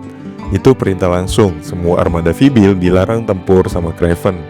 Dia lihat ke depan dengan serius, nambahin biar mereka fokus buat menangin pertarungan dari kapal mereka masing-masing daripada nyeret ke konflik yang gak penting. Cowok tadi buka mulut, jawab, "Oke, paham." Si bro senyum, komandan langsung tepuk tangan, nyuruh semua kru konsentrasi, lakuin manuver menghindar ke kiri. Kapal-kapal terus melaju dan dia teriak lagi. Hari itu jam 9 pagi pasukan udah berdiri di lapangan. Grenville berdiri lihat ke depan dengan wajah serius. Tiba-tiba ngepalin tangan, teriak dan bilang apa gunanya keberadaan kita di zaman perang kayak gini saat damai udah gak ada. Orang-orang pada dengerin, lanjut bilang mereka adalah harapan terakhir negara. Cowok lain nyaut, hasil pertempuran ini bukan tergantung dia doang, tapi tergantung semuanya. Lihat ke pasukan, dia bilang habis ngalahin pasukan iblis, trompet bakal ditiup lagi, bawa harapan. Dia keluarin pedang dan nanyain mau hadiah atau enggak, tapi bukan hadiah materi doang. Harapan tuh gak bisa diukur pakai emas. Hati mereka bakal dipenuhi rasa bangga karena berjuang buat tanah air. Nama mereka bakal dikenang. Terus diangkat pedang tinggi-tinggi, nambahin kalau seluruh dunia bakal tahu nama Vybil. Sejarah bakal nyatet nama-nama mereka. Pasukan langsung angkat tangan dan saat dia nyuruh angkat pedang, bilang kata-kata itu jangan takut dan lawan demi Vybil. Salah satu pedang langsung meluncur ke depan. Grenville teriak lagi kepada semua pasukannya. Pasukan langsung teriak dan nyerbu. Peiwu lari kenceng dan bilang jangan males, jangan ngejar prestasi pribadi, ngumpet aja di balik tank dan serang. Orang-orang lari ke depan sambil teriak. Kuda yang ditunggangin Grenville ngelihat pasukan yang lagi ngegas. Grenville lihat susunan pasukan musuh, bilang formasinya bentuk baji, agak aneh. Harusnya pakai formasi letter U atau bikin dinding pertahanan. Dia lanjut mikir kalau pasukan musuh nyebar kiri kanan, ngitung-ngitung jumlah mereka yang cuma 1.300.000, tentaranya gak bakal kuat lanjut tempur. Semua kelihatannya bakal menuju formasi tempur kayak gitu. Si orang tua noleh jawab santai dia udah tahu, partnernya minta maaf. Komandan baru aja dapat laporan kalau pasukan pertahanan dari pihak Minit keluar dari posisi sembunyi mereka. Sekarang mereka semua lagi ngumpul di lapangan utama. Wajah Pak Tua langsung kelihatan serius, kening berkerut, terus lanjut ngasih perintah buat nyerang. Tapi dijawab juga kayaknya semua orang udah nebak soal ini, apalagi sejak si Rubah kelewatan satu detail penting. Grenville ngelihat ke depan dengan tatapan serius, terus bilang kalau di dunia ini ada satu hal yang gak bisa ditipu pakai trik apapun. Abis itu Grenville ngejelasin kalau angka mutlak ini adalah pasukan gabungan. Ada 1.300.000 tentara pasukan Minit dan 1.600.000-an dari pihak Vybil. Minoritas nggak mungkin bisa ngurung musuh yang jumlahnya jauh lebih banyak. Jadi secerdik apapun rencana mereka, fakta soal jumlah ini nggak bisa dilawan begitu aja. Grenville ngerasa nggak tenang, tapi katanya dia udah satu langkah lebih dulu di pengaturan pasukan Vybil, terutama di sayap kiri. Pertempuran udah mulai di situ. Lendir hijau nyiprat kemana-mana pas seseorang teriak. Tiba-tiba ledakan mulai bermunculan. Kijong nengok ke arah Biemi, nyuruh buat tetap lindungin dari penyihir yang ngambang di udara. Tapi Biemi ngerespon santai, katanya nggak perlu khawatir. Dari jauh raksasa mulai jalan ke arah Kijong. Tanah sampai retak di bawah kakinya. Buat bertahan, Kijong langsung ngeliat ke atas, terus nyelonong maju. Tail nyabet senjata. Kijong langsung mangap lebar sambil teriak. Mereka harus dobrak pertahanan tengah dan nguasain garis depan. Seseorang bilang, "This is Byulcho boy," dan langsung merintahin buat ngikutin Kijong sebelum Alexander datang dan musuh mulai nyerang balik. Pas lagi ribut, Lee Han ngingetin, ini bukan game survival 1 lawan 1. Kalau nyerang pelan-pelan tapi saling dukung, pasti bisa menang. Di sisi kanan, pasukan teriak dengan semangat untuk maju dan serang, tapi si Kit bilang untuk tunggu dulu. Waktu salah satu prajurit nanya kenapa dihalangin, Kit ngelangkah ke depan dan bilang mereka bakal nyerang bagian paling gak dijaga. Dia janji bakal kasih sinyal. Orang-orang bingung, ada yang nanya apa dia gila. Masa mau keluar dari barrier healer? Udah gak waras emang. Dengan cepat, Top Global Clean ini langsung lempar senjatanya dan langsung pakai ulti dan nembakin ke segala arah. Satu tangan di bawah, satu lagi di atas. Terus nembak sambil nyilangin tangan. Pelurunya masuk ke kepala musuh. Liha bengong lihat semuanya. Asap keluar dari laras senjata. Kit lalu nengok dan bilang kalau musuh udah rata semua. Orang-orang mulai teriak dan siap untuk nyerbu karena ada celah di pertahanan musuh. Mereka akhirnya berhasil nembus garis pertahanan. Mereka lalu maju dan ngikutin si Kit. Kit ngelihat ke depan lalu nengok ke belakang dan nambahin kalau seperti biasanya perang itu cukup merepotkan. Di tenda komando, 2 orang lagi duduk di mana satu cowok lagi gemeteran karena diliatin sama Cio. Cio nanya, emang si Grenville ini bahaya ya? Si cowok ini jelasin kalau sayap kiri dan kanan udah mulai jebol, tapi bagian tengah masih bertahan. Tapi Guild Naga Emas dan beberapa pasukan lain emang susah dilawan. Cowok itu nyenderin kepala ke tangan dan mikir, mereka emang bahaya, tapi yang paling bahaya ya si Grenville ini. Dia ngegebrak meja dan lanjut mikirin strategi paling dasar, yaitu ngalahin musuh pakai jumlah. Itu doang yang bisa dilakuin. Terus dia nyolot ke Cio, nanya kenapa belum ngerti juga seberapa serius situasinya. Palu yang dijanjikan bakal datang sebelum matahari terbenam, tapi tanpa palu landasan itu nggak ada artinya. Cewek itu nyilangin tangan di dada dan bilang kalau Alexander masih tertahan, jadi butuh waktu.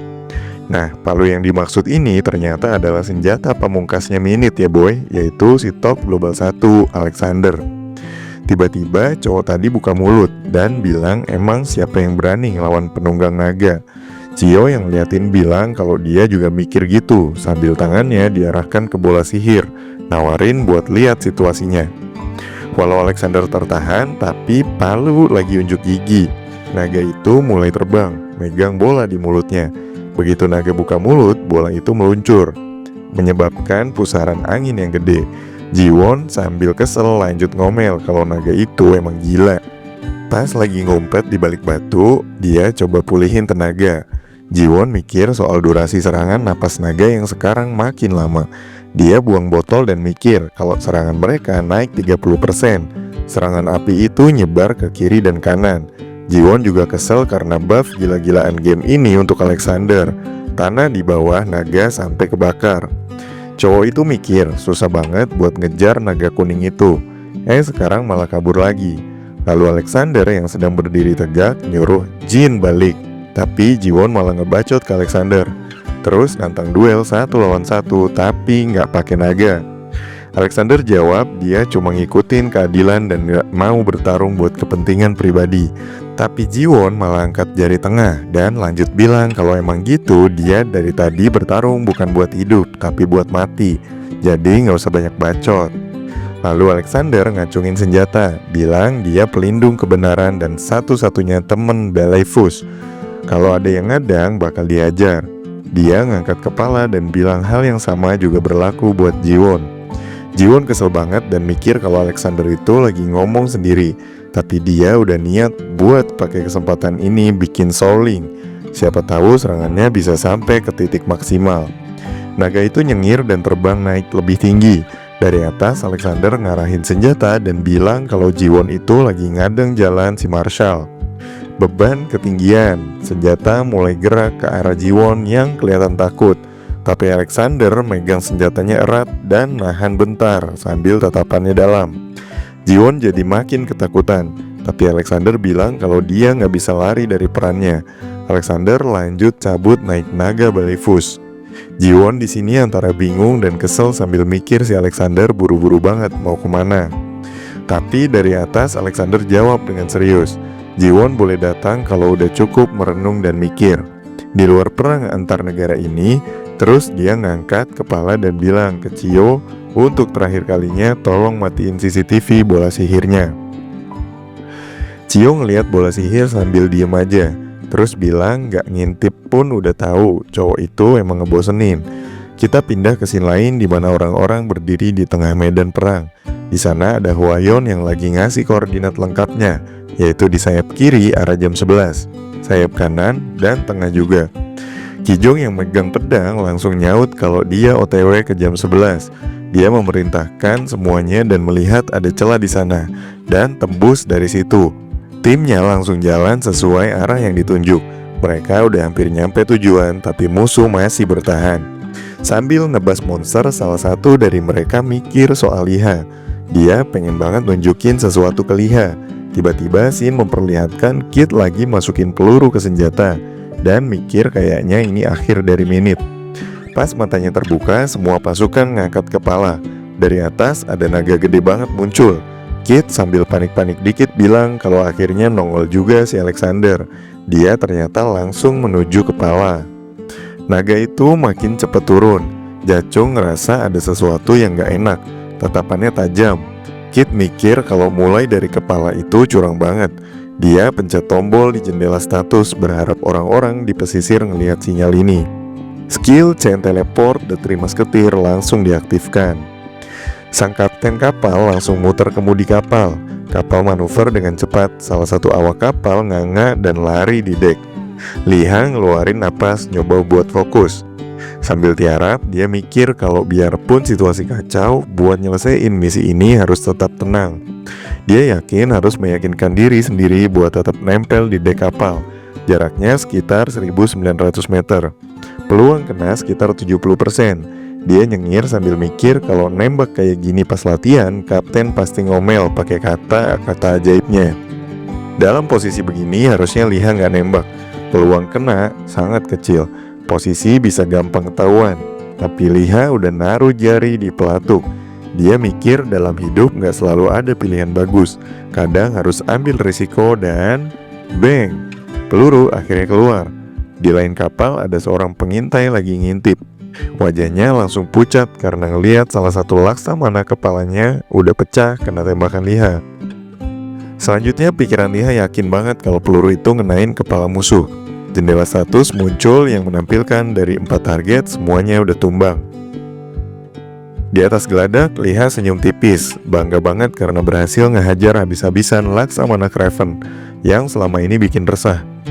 Tapi belum sempat lega, muncul sosok dari belakang, nanya seberapa fokus yang dibutuhin buat kena target akurat itu. Asisten yang ngeliat situasi langsung nyuruh lihat sekitar. Pas Liha mulai bangkit dan ngeliat sekeliling, dia baru nyadar banyak banget kapal-kapal bermunculan.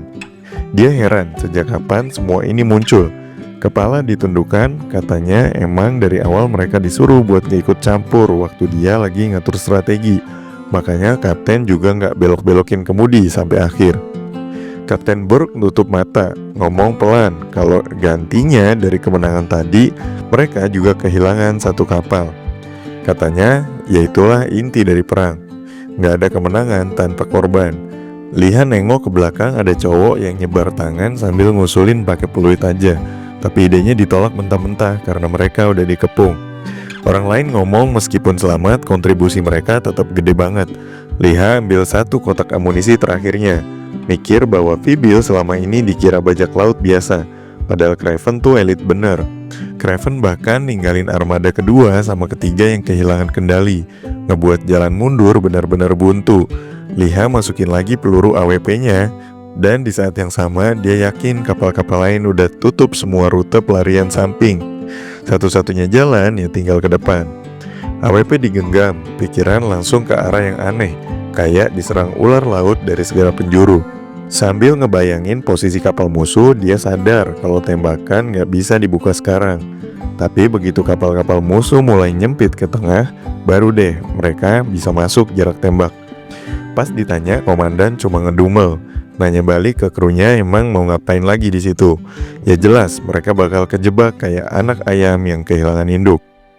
Liha teriak kenceng dan nyuruh buat gaspol ke depan. Liha balik badan, nyamperin komandan, ngotot bahwa mereka harus terus maju. Komandan cuma nutup mata dan nanya balik ke Liha, kalau kita nekat ke depan, terus apa jadinya? Tapi Liha udah gak sabar, buka mulut dan teriak. Kalau armada ular laut, cuma itu satu-satunya harapan. Bilangin ke semua kru gak usah banyak nanya dan jangan nyerah. Anak-anak kapal yang nganga cuma bisa bingung dan mikir kalau mereka gak boleh nyerah. Tapi mereka juga bingung kalau kita bisa apa. Tapi Liha dengan serius langsung bentak, nyuruh mereka stop mikirin detail kecil dan fokus ke hal yang penting dalam perang ini. Kapten Burke sempat kaget, nanya balik emang apa hal terpenting yang Liha maksud. Liha langsung jongkok bilang kalau satu-satunya syarat buat menang adalah matinya Drake. Kalau Drake tewas, kemenangan udah di tangan. Layar kapal mulai mengembang. 20 menit kemudian kapal udah dikepung dari semua sisi. Suasana jadi panik, pelaut lari ke sana kesini. Dapat perintah buat buang muatan ke laut biar kapal bisa lebih ringan. Di tempat lain, Drake kelihatan marah. Mulutnya ngebisikin sesuatu. Tiba-tiba di langit muncul tanda besar. Suara entah dari mana nyuruh Burke berhenti. Komandan Drake buka mulut dan bilang dengan suara dengan pede kalau mereka udah kalah, udah tamat, gak ada lagi yang bisa dilakuin. Tapi Kapten Burke senyum. Tenang aja, kotak-kotak ngambang di permukaan laut. Drake nanya sambil ngejek kalau Kapten Burke ini sebenarnya lagi ngapain dan buang beban, atau nargetin Laksamana Drake lagi. Kapten Burke nyaut keras, bilang kalau Drake tuh monster, dan mereka semua udah masuk ke wilayah musuh. Sambil marah-marah karena Drake menganggap mereka gak beda jauh dari nelayan ilegal. Tapi ternyata ada yang ngingetin Kapten Burke kalau dia lupa aktifin sihir penguat suara. Jadi gak ada yang dengerin ocehannya dari kapal musuh. Begitu sihir dinyalain, dia ngulang lagi omongannya. Tapi kali ini Komandan Drake makin nyolot, nunjukin jari dan ngancam kalau sampai denger Burke teriak atau ngeliat ada yang buka botol ram, kapalnya bakal dihancurin sampai jadi remahan kongguan. Habis itu Komandan Drake nyuruh Kapten Burke untuk naik ke Sea Serpent. Kapten Burke yang diam di tempat langsung tegang, ngomong dengan ekspresi datar kalau kata-kata Drake aja udah cukup buat ngancurin semuanya. Dia tahu banget gimana seremnya Komandan Drake. Bahkan komandan hanya cuma perlu bilang tembak dan kapal yang cuma berjarak 2 mil laut bakal hancur total. Mata Burke melotot pas dengar suara familiar. Ternyata ada Laksamana yang manggil. Wajahnya langsung ketakutan. Burke ngegeret napas panjang, ngedumel bahwa bantuan tuh datangnya entah tepat waktu atau nggak datang sama sekali. Komandan Drake dengan tatapan datarnya nyuruh jangan mikir aneh-aneh. Sementara kapal mereka muter di sekitar satu kapal musuh. Dia nyuruh mereka berhenti. Scott kelihatan meledak emosinya pas dengar bahwa kalau mereka makin dekat, kapal layar bakal ditembak. Dia langsung teriak ke kru, nyuruh hubungi semua armada. Kalau sampai musuh ngelakuin apa-apa, langsung tembak balik. Salah satu orang nyebut 2 pasukan Fibil, Styx punya kehormatan sendiri. Lihat kapal-kapal di kejauhan, Scott nyuruh mereka jalan pelan banget, kayak kedorong ombak biar Komandan Drake gak sadar. Masih dengan wajah seremnya, Drake ngomong ke Burke kalau nyawa dia doang udah cukup buat bikin musuh mundur. Terus nanya lagi apa komandannya gak mikir soal nyawa pasukannya. Burke melambaikan tangan ke temennya pas musuh nyuruh dia turun dan naik ke Sea Serpent. Tapi dia balik nanya kalau Burke kesana gimana nasib anak buahnya. Sambil mantau pakai teleskop, dia bilang kalau sampai ada satu aja yang luka. Komandan di sebelahnya cuma nyaut, semua harus ngerti neraka macam apa yang bakal datang. Kapten Burke nanya ke temennya apakah udah ketemu posisi Drake. Tapi si bro jawab kalau dia nggak bisa menemukan jejak Drake sama sekali. Kapten Burke yang kesel banget ngoceh sendiri sambil bilang kalau komandan macam apa yang malah ngumpet pas kacau gini. Keringet dingin ngucur, semua sibuk nyari si Drake yang ternyata udah ngomongin batas waktu selama 30 detik buat Kapten Burke turun ke dek. Burke ngeliat ke belakang, bilang jangan fokus ke jubahnya karena bisa berubah dan nyaru kayak orang biasa. Tatapan ke depan makin tajam, ngerasa ada yang gak beres. Abis para Laksamana dibunuh, Komandan ngelus dagu, ngomong kalau sekarang jaraknya udah lebih dari 2 mil laut antara Sea Serpent sama kapal layar mereka. Langit biru yang tenang dengan Kapten Burke yang makin jengkel, yang mana itu bukan pertanda tenang. Komandan ngomong soal nembak target sejauh itu, apalagi targetnya belum muncul. Drake ngingetin lagi kalau waktunya cuma 30 detik. Kapal besar mulai nyamperin. Burke nanya 30 detik ini tuh maksudnya buat kabur, tapi cuma dapat sindiran dengan bilang berhenti omon-omon karena waktunya sisa 20 detik.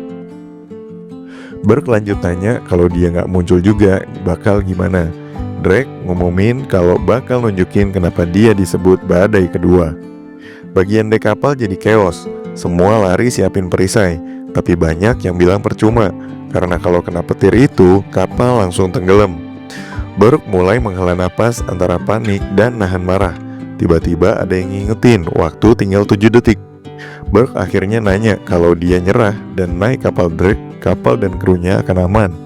Dijawab dengan lantang oleh Drake kalau semuanya akan baik-baik aja. Lihat kapal-kapal di luar lingkaran. Drake ngomong kalau walaupun mereka bego dan gak bisa matiin api, jumlahnya aja udah bikin dia bete. Burke nyengir dan sadar kalau sampai perang beneran pecah, darah bakal tumpah banyak. Di kapal armada kedua, ada yang nangis di belakang kemudi, nyuruh komandan jangan ninggalin kapal. Sambil nahan air mata, teriak kalau sampai komandan kenapa-napa, pasukan Fibil bakal balas dendam. Burke nengok dengan takut.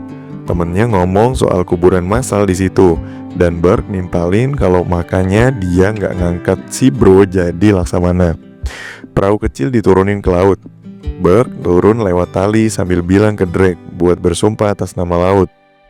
Saat mendekat ke kapal musuh, janji dilontarkan. Drake juga janji atas nama ibu dari lautan bahwa begitu dia naik, kapal Craven akan pergi. Ada sosok berjubah di belakang Burke, mendayung perahu mendekat. Begitu sampai, ada yang laporan ke Laksamana kalau Burke datang sesuai janji. Cuma satu pendayung. Si Drake ngilangin tangan di dada, ngomong kalau meskipun musuh, Burke itu pelaut sejati yang layak dihormatin. Tapi tiba-tiba ada moncong senjata muncul dari belakang. Semua langsung noleh, siap-siap semua sambil pada bengong. Di atas geladak kapal yang bergoyang karena ombak, Liha berdiri tegak sambil megang AWP-nya. Rambutnya basah karena air laut, tapi matanya tajam kayak elang. Di depan ada satu sosok yang gak asing, yaitu Komandan Drake. Liha angkat senapan, matanya gak lepas dari musuhnya itu. Dengan suara tegas, Liha minta semua orang angkat tangan. Satu gerakan aja dari Drake, kepala si Cibai ini bisa langsung lepas dari badan. Semua langsung diam, suasana mendadak kaku. Dari samping ada yang nyeletuk sambil mikir gimana Liha bisa ngelewatin penjaga tanpa ketahuan. Kita mundur sebelum kejadian ini. Liha sempat ngelirik ke arah Burke sambil nanya arah arus laut. Bukan buat lihat angin, tapi lebih ke arah mana arus ngedorong kapal. Liha mulai mikir keras. Info yang didapat sebelumnya bilang kalau di situasi kayak gini, Drake gak bakal nunjukin diri, apalagi ngizinin orang asing buat nyamperin. Jadi kesimpulannya yaitu harus dihadapin sendiri. Tapi gimana caranya? Gak mungkin juga muter-muter di tengah laut pakai kapal layar. Gak ada tempat buat sembunyi. Akhirnya Liha mutusin buat ambil taruhan. Kapalnya mulai dikosongin, barang-barang dilempar ke laut. Rencana awalnya adalah bikin semua mikir kalau Liha udah kabur. Di saat yang sama, Liha loncat ke laut, megang salah satu barel yang ikut dijatuhin. Sambil nahan napas dan diem-diem, dia mulai ngikutin arus. Pelan tapi pasti, Liha makin dekat ke kapal musuh. Tahap 2 rencana dimulai. Walau dia bisa berenang sambil nempel di barel, ada kekhawatiran soal bisa ketahuan atau enggak. Soalnya barang-barang di laut gak selamanya bisa nutupin keberadaan. Tapi Liha punya skill kamuflase. Dia sempat baca, skill ini bisa bikin dirinya ngilang dari pandangan selama gak gerak lebih dari 1 meter per menit. Terus muncul satu pertanyaan penting. Kalau yang gerak itu bukan dirinya, tapi benda tempat dia nempel, skillnya masih aktif gak? Tanpa pikir panjang, skill langsung diaktifin. Liha jadi kayak bayangan di laut, gak kelihatan sama sekali. Barrel yang dia pegang terbawa arus ke arah kapal musuh. Skill masih jalan, rencana masih aman. Begitu dekat ke kapal, Liha langsung ngambil tali, manjat pelan-pelan, gak boleh gegabah. Kecepatan harus dijaga. Begitu nyampe di dek, skill masih aktif. Drake berdiri nggak jauh. Orang-orang di kapal mulai panik, sadar kalau itu Fibil Warrior yang terkenal. Tapi justru keributan ini malah jadi keuntungan buat Liha. Satu tembakan dilepas ke langit. Drake langsung nutup telinga. Begitu Drake noleh, Liha udah ngarahin senapan lagi. Drake nanya ternyata Liha ini yang diomongin Burke waktu perang sebelumnya. Liha nggak nyaut langsung, cuma ngetawain dalam hati. Buat ukuran NPC, ingatannya lumayan oke juga. Terus langsung ditawarin buat mundur. Liha kelihatan mikir keras. Kalau dirinya nge-kill si Drake sekarang, perang ini bisa berakhir anarkis. Tapi masalahnya, armada kapal lain belum tentu bisa diputus. Dua kerajaan, Fibil dan armada Craven bisa-bisa perang total di laut. Kerugiannya bisa gila-gilaan. Seratusan kapal bisa hancur cuma gara-gara satu keputusan salah. Liha tetap ngarahin senapan, minta semua kapal buat mundur. Kalau perlu, anggap aja ini jam makan siang terakhir. Kalau Liha mati, kepala komandan juga ikut hilang. Drake yang masih diam akhirnya nanya balik ke Liha kalau emang yakin bisa nembak dia dan selamat. Tapi Liha nyengir aja dan jawab yakin banget bisa mencahin itu kepala. Tatapan Drake mulai berubah, kayak ngerasa ada sesuatu yang salah. Tapi Liha udah bilang kalau nggak apa-apa tukeran nyawa, asal Craven bisa mundur sekarang. Dia sadar buat Fibil, Liha cuma orang asing. Tapi buat Craven, Drake itu adalah sosok komandan utama.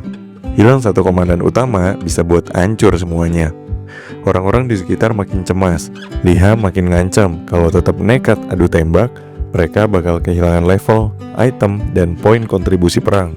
Bahkan bisa mati konyol di tengah laut tanpa dapat apa-apa. Buat para pemain, ini bukan cuma soal game, ini soal harga diri.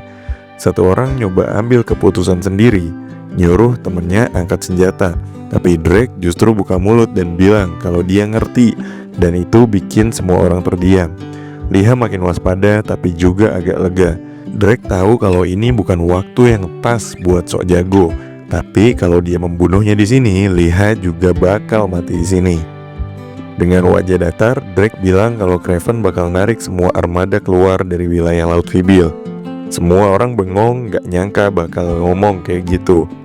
Liha masih nunjukin senapan, tapi pelan-pelan mulai nurunin. Drake pegang jubahnya, bilang semua kapal Craven mulai sekarang dilarang nyerang Fibil. Sebagai buktinya, dia bakal kasih jubah kehormatan. Mata semua orang langsung fokus ke gestur itu.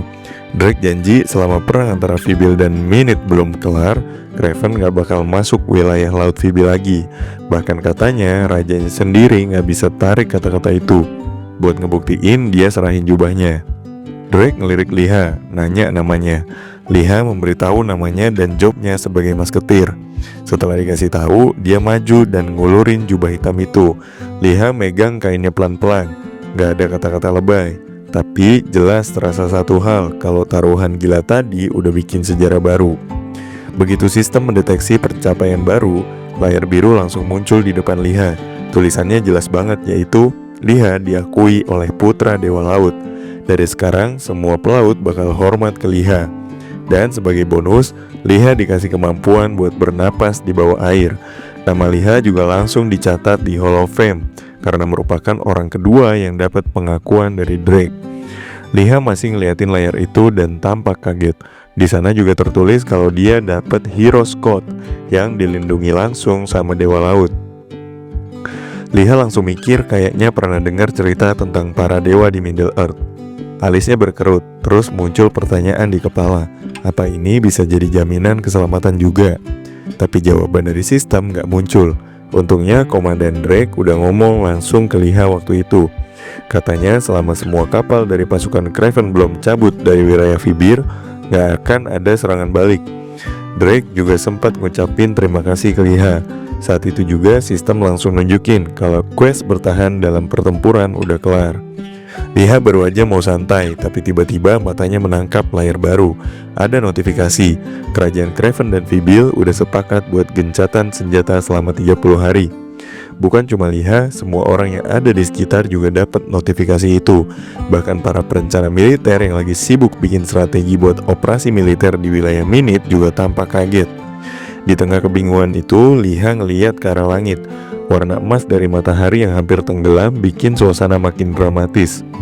Perang yang mulai pas matahari terbit akhirnya ditutup dengan perdamaian pas matahari tenggelam. Sebuah perahu kecil mendekat ke kapal. Seorang pria di atasnya teriak, manggil si Liha. Nunjuk ke atas, teriak kencang. Katanya mereka berhasil. Drake yang berdiri santai di dek kapal langsung ngilangkan tangan sambil ngedengerin cerita kalau semua berhasil sesuai rencana Liha. Tapi pas ditanya, Liha cuma bilang kalau ini bukan rencana, lebih ke pertaruhan aja. Pandangannya mantap ngarah ke langit yang mulai gelap, terus ke permukaan air. Drake gak nyangka ternyata Liha ngalahin musuh pakai pertaruhan. Liha sempat nengok ke belakang, nambahin kalau kayaknya Dewa Laut emang suka banget sama dia. Liha kelihatan penasaran dan mau nanya soal Dewa Laut, tapi belum sempat nanya, suara Berg langsung nyaut. Berg peluk ngayuh perahu sambil ngomel-ngomel. Nanyain apa mereka sadar kalau pasukan mereka udah menang. Terus langsung nyuruh semua buat balik kanan. Drake yang tahu Liha gampang banget ngecoh Berg cuma nyengir. Drake berdiri dengan muka kesal, terus minta Liha keluar dari kapal. Dengan ekspresi serius, Drake bilang kalau dia emang ngakuin semua yang terjadi itu nyata, tapi sebagai komandan kapal gak akan ngizinin Liha tetap di sana. Drake sempat ngasih aba-aba biar pasukan lain cepat-cepat mundur, soalnya mereka harus ketemu raja. Liha akhirnya turun ke perahu. Begitu nyampe, Berg buka tangan lebar-lebar sambil ngucapin selamat datang dan nanya Liha mau kemana.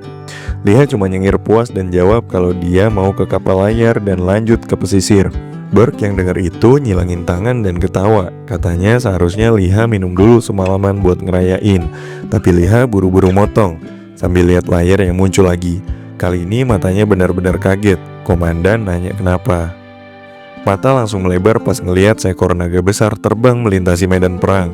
Dalam hati Liha sadar, ternyata Kit yang aktifin teleport gara-garanya naga itu.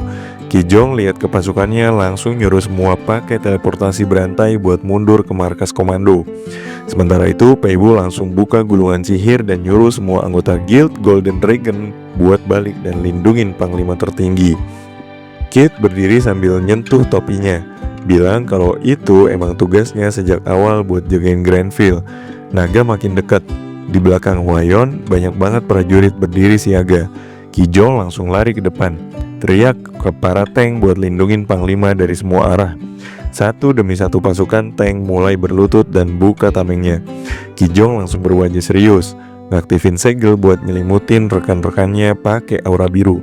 Sambil megang pedang dan tamengnya, lalu dia teriak ke semua orang biar buang rasa takut mereka.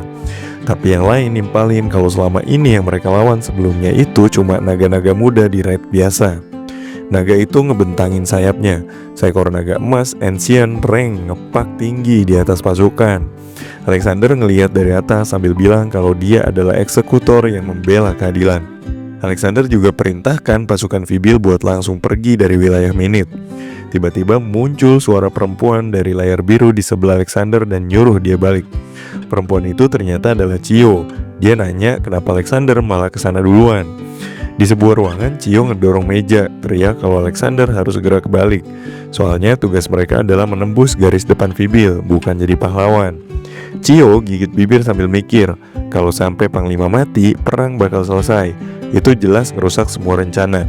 Padahal semua perang ini udah dia atur dari awal. Tapi Alexander gak peduli. Dia ngebentak Chiyo dan bilang kalau perintah bodoh gak bakal mempan buat dia. Di tempat lain, Chiyo ngeliatin bola kristal, terus nanya ke Alexander apa dia lupa kontrak mereka.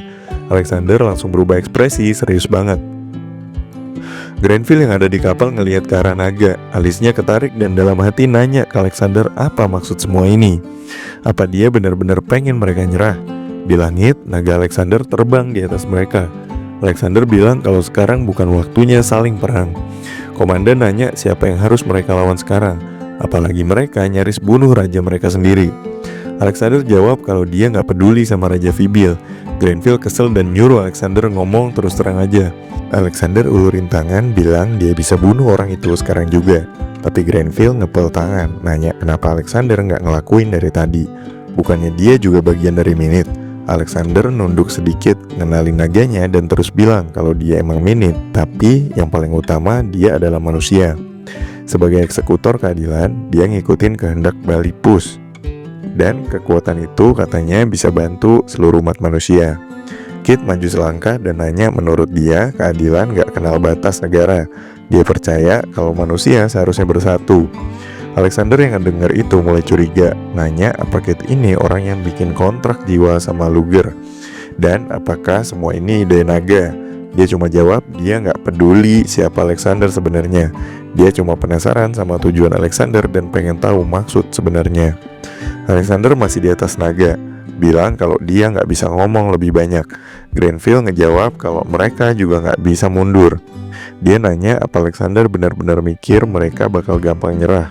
Lalu Grenville ngangkat kepala, ngomong ke naga emas kalau dia dengar naga emas itu adalah yang paling bijak. Naga itu melotot balik, kayak ngerti maksud Grenville. Grenville naruh tangan di dada, bilang kalau perang ini cuma bisa berakhir kalau dia mati, karena Vybil gak akan mundur. Jubah Alexander berkibar pas dia bilang, ya dia juga mikir gitu. Negosiasi gagal total, naga mulai kepakan sayap. Alexander bilang dia bisa akhiri perang ini tanpa harus bunuh siapa-siapa. Tapi Grenville ngerasa diremehkan, bilang kalau mereka bukan pihak yang bisa dianggap enteng. Kit yang masih pegang topi dalam hati lega karena dia udah siap mundur. Walau begitu dia masih belum ngerti maksud sebenarnya dari semua kata-kata Alexander. Tapi dia yakin orang kayak Liha pasti bisa nangkep pesan itu, karena Liha cukup cerdas buat ngerti apa maksudnya. Alexander tatap tajam ke arah komandan tertinggi Vybil, ngasih peringatan jangan remehkan dia. Dia bukan sembarang orang. Dia adalah eksekutor yang bakal berkorban demi keadilan.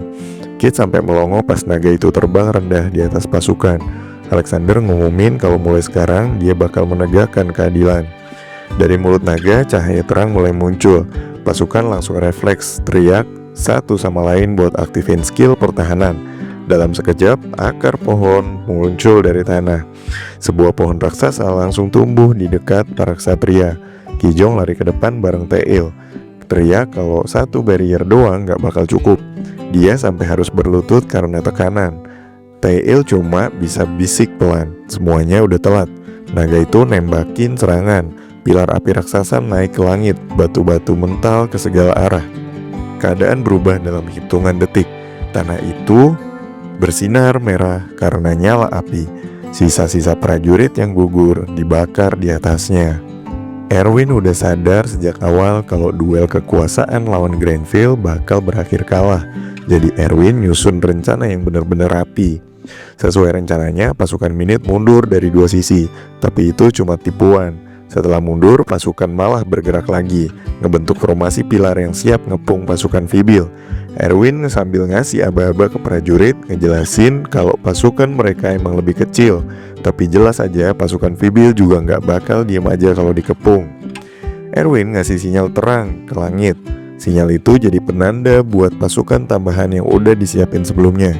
Begitu sinyal muncul, bala bantuan dari Minute langsung muncul, ngepung pasukan Vybil dari kanan dan kiri. Setelah itu pasukan utama yang dari desa Drones pun masuk. Dan semua itu bagian dari rencana besar yang Erwin susun bareng Chia. Tiba-tiba pilar api besar muncul dari tanah. Erwin ngelihat bola api itu dengan ekspresi gak puas. Waktu ditanya soal kekuatan palu yang dia kendaliin, Erwin jawab sambil tetap ngadep ke depan. Menurut Erwin, kekuatannya ngingetin dia sama mimpi buruk 20 tahun lalu. Saking kuatnya sampai bikin mual. Erwin ngelihat ke arah Cio, lalu bilang kalau dia senang kekuatan itu ada di pihak mereka.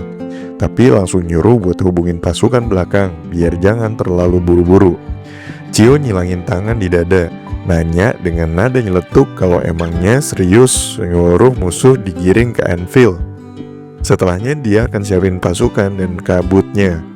Erwin nyengir, katanya palunya gacor banget cuy. Dan kalau 2 jam lagi bisa didorong ke anvil, si palu juga bisa kasih bantuan biar gak kerja sendirian. Grenville kesel, akhirnya ngerti juga maksud rencana itu. Di tengah kebingungan, Kijong nanya ke Biemi, apa mungkin bisa nyesuaiin diri sama skill naga dan nyegel pakai sihir. Biemi jawab jujur gak bisa, soalnya tinggi banget dan sihirnya gak cukup kuat buat nahan mana naga. Kijong makin panik, megang rambut sendiri, bingung harus gimana sementara teman-temannya udah banyak yang tewas. Hwayon ngelihat ke depan dengan mata terbuka lebar sambil nyadar kalau strategi barisan depan itu percuma kalau lawannya sekuat ini. Kit nengok ke arah para ksatria, nanya berapa lama lagi mereka mau diam nonton. Salah seorang ksatria malah beku ketakutan. Dia penasaran apa yang bakal dikatakan orang yang belum muncul ini begitu ngeliat kejadian ini. Orang itu juga langsung nanya dengan suara keras terkait kakaknya Liha emang gimana.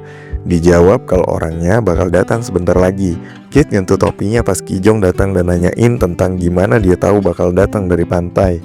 Kit jawab mereka punya sesuatu yang bikin saling terhubung. Jadi begitu tahu situasi, dia pasti datang.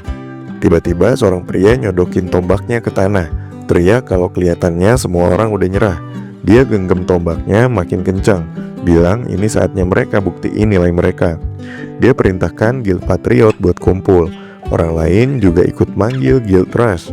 Walaupun Ancient Dragon itu kuat banget, tapi mereka adalah prajurit Fibil yang gagah berani. Kapan lagi bisa bertarung seheroik ini? Suasana berubah, prajurit mulai bersorak percaya diri.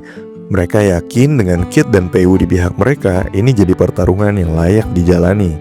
Jiwon maju ke depan bilang kalau sekarang mereka siap ngelawan Alexander. Tiba-tiba Kijong nengok dengan kaget pas ngelihat Jiwon datang. Semua langsung bersorak, "Selamat, kita selamat."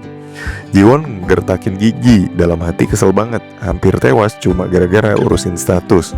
Tapi ini gak bisa dibiarkan begitu aja. Jiwon nanya ke Kit, kapan Liha bakal datang? Laki-laki itu malah balik nanya, emangnya Jiwon kenal dia? Jiwon jawab kenal dikit dan dia punya utang. Kijong berdiri membelakangi mereka, mikir keras gimana mereka bisa kenal dan utang macam apa yang dibahas. Mulutnya sampai nganga ngebayangin muka licik Jiwon. Apa maksudnya dia mau bunuh Liha? Kit nunduk pas ditanya apakah dia tahu kapan Liha bakal datang. Jawabannya nggak tahu pasti. Tapi rasanya bentar lagi dia mendarat deket sini. Jiwon mikir jangan-jangan mereka pakai chain teleportasi. Terus nanya apa dia tahu situasi sekarang. Jiwon langsung angkat pedang, bilang dia udah gak ada pertanyaan lagi. Grenville langsung nyeletuk, bilang selama mereka sibuk nyerang, dia bakal tarik semua pasukan. Seseorang datang dada-dada dan nanya apa mereka cukup kuat buat nahan Alexander. Jiwon nyengir kecil bilang dengan nada agak ngejek kalau nggak bisa nahan dengan pasukan sebanyak ini. Berarti Middle Earth emang game sampah. Di atas langit yang terbakar, seekor naga terbang. Peiwu lari maju dengan amulet naganya. Langsung nyamperin naga dan nyuruh dia berhenti. Alexander angkat pedang, mukanya gak seneng. Peiwu muter di udara, Satria nyerang. Serpihan senjatanya nyambar naga.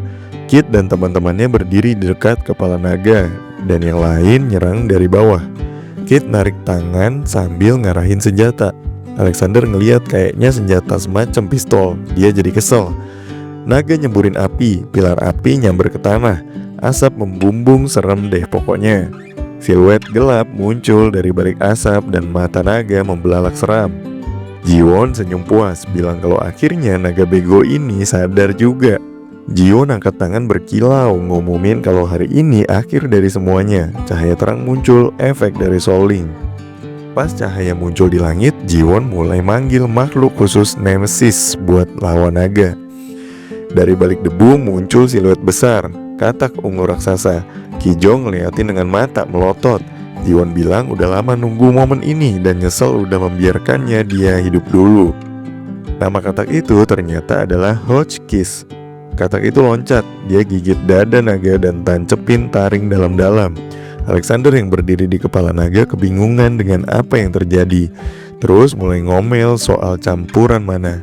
Ngelihat Jiwon yang senyum tengil di bawah, dia sebut Jiwon ngeselin banget dan bersumpah harus bunuh dia.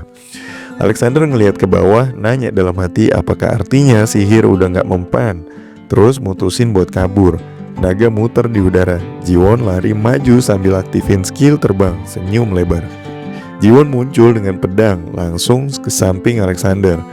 Alexander ngerutin dahi karena Jiwon itu nyabetin pedang. Tapi tiba-tiba muncul layar biru di depan muka mereka.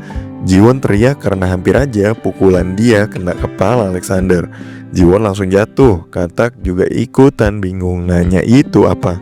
Naga lihat ke bawah dan bilang Alexander kalau ini adalah waktunya balik dulu. Jiwon jatuh sambil teriak nolak, mukanya serius, nyuruh Alexander jangan kabur. Layar biru muncul lagi ngasih info soal perjanjian damai antara kerajaan Craven dan Fibil selama 30 hari. Semua orang ngelihat ke arah layar, bengong dan kebingungan karena posisi kita nggak perang lagi. Kit benerin topi, nanya ke Liha gimana caranya bisa dapetin gencatan senjata. Hwayeon ngepalin tangan, senyum ke layar biru, bilang kalau suaminya Liha emang jago bikin orang khawatir. Grenfell ngibasin tangan, perintahkan semua pasukan buat mundur. Erwin ngegertakin gigi, kesel banget pas denger perintah buat reorganisasi diumumin. Semua pasukan ditarik balik, Ki Jong masih pelototin layar biru pas disuruh mundur juga. Akhirnya dia setuju, dalam hati mikir kalau Liha ini beneran ada di pantai 20 hari terakhir, atau lagi di misi lain dan bunuh 4 laksamana dalam sehari. Beberapa waktu kemudian di tenda Grenfell, Ji-won duduk di pojokan dengan tatapan kosong. Grenfell nyuruh tim toko buat ngitung kerusakan dan jumlah pasukan yang masih ada. Grenfell nanya ke yang lain, minta dijelasin apa yang baru aja terjadi. Ki Jong bingung mau jelasin dari mana. Grenfell nyeletuk kalau pemimpin skuadnya aja entah kemana. Kit nengok pas ngeliat cahaya. Semua langsung waspada, siap tempur. Nanya ke sosok asing itu siapa, kok berani-beraninya pakai sihir di momen sepenting ini. Tiba-tiba muncul senapan. Liha pegang senjata dan teriak, nanya Alexander kemana. Dia nyari-nyari dan nanyain ke semua orang. Kit jawab kalau Alexander udah balik. Dia juga bilang dari awal udah dikasih tahu buat balik secepatnya. Begitu sinyal dikasih, semua udah pada nyadar kalau Liha telat. Tatapan heran langsung nyamber dari semua orang ke arah Liha. Tanpa nunggu ditanya, Liha langsung cerita kalau udah usaha balik secepatnya. Tapi situasi di pesisir emang agak ribet. Setelah itu baru nanya balik, kenapa semuanya pada ngumpul di sini dan gimana kabarnya Alexander. Istri pertama Liha langsung nyamperin dan meluk. Ki Jong juga ikut maju, mulai nyeletuk soal gimana temannya ini malah datang paling akhir tapi langsung gayanya kayak jagoan. Hwayeon juga ikut ngomong, bilang kalau yang di depan mereka emang Liha yang asli. Terus langsung nanya apa aja yang udah dilakukan. Sedangkan Seth Bro Ji-won masih duduk di pojokan. Grenfell berdiri di sebelahnya. Suara teriakan Ji-won mulai kedengeran dari dalam tenda karena kesel Alexander kabur. Erwin ngehantam meja sambil marah-marah, nyalahin si Chio yang bukannya yakin sama kekuatannya. Matanya menyala disertai suaranya tinggi, nuntut penjelasan kenapa Craven dan Fibil malah setuju damai. Chio cuma bisa jawab lirih, bilang kalau Drake katanya bakal ikutan perang. Erwin yang denger langsung nyeletuk juga kalau itu emang benar. Drake sempat ngomong soal itu. Bayangan Drake lagi nyodorin jubah langsung muncul di kepala mereka. Erwin makin kenceng emosinya, nanya dengan penuh ketidakpercayaan, masa sih itu yang dilakuin Drake buat nyepakatin gencatan senjata sendiri. Alexander masuk ke tenda pas Erwin teriak ke Chio, nuntut penjelasan kalau bukannya dulu bilang pasukan Fibil itu tidak lebih hebat. Chio langsung minta maaf. Erwin itu dengan santuy bilang kalau dari dulu masalah utamanya selalu di Masketir, sama halnya kayak 20 tahun yang lalu waktu perang besar. Sambil megangin helm, Alexander ngomong kalau ya udah, nggak ada gunanya dipusingin. Erwin akhirnya ngelirik ke arah kesatria yang lepas helm. Alexander bilang kalau perdamaian antara Fibil dan Craven nggak penting lagi. Dia sendiri bisa akhiri perang ini. Seketika Chio langsung kelihatan nggak seneng.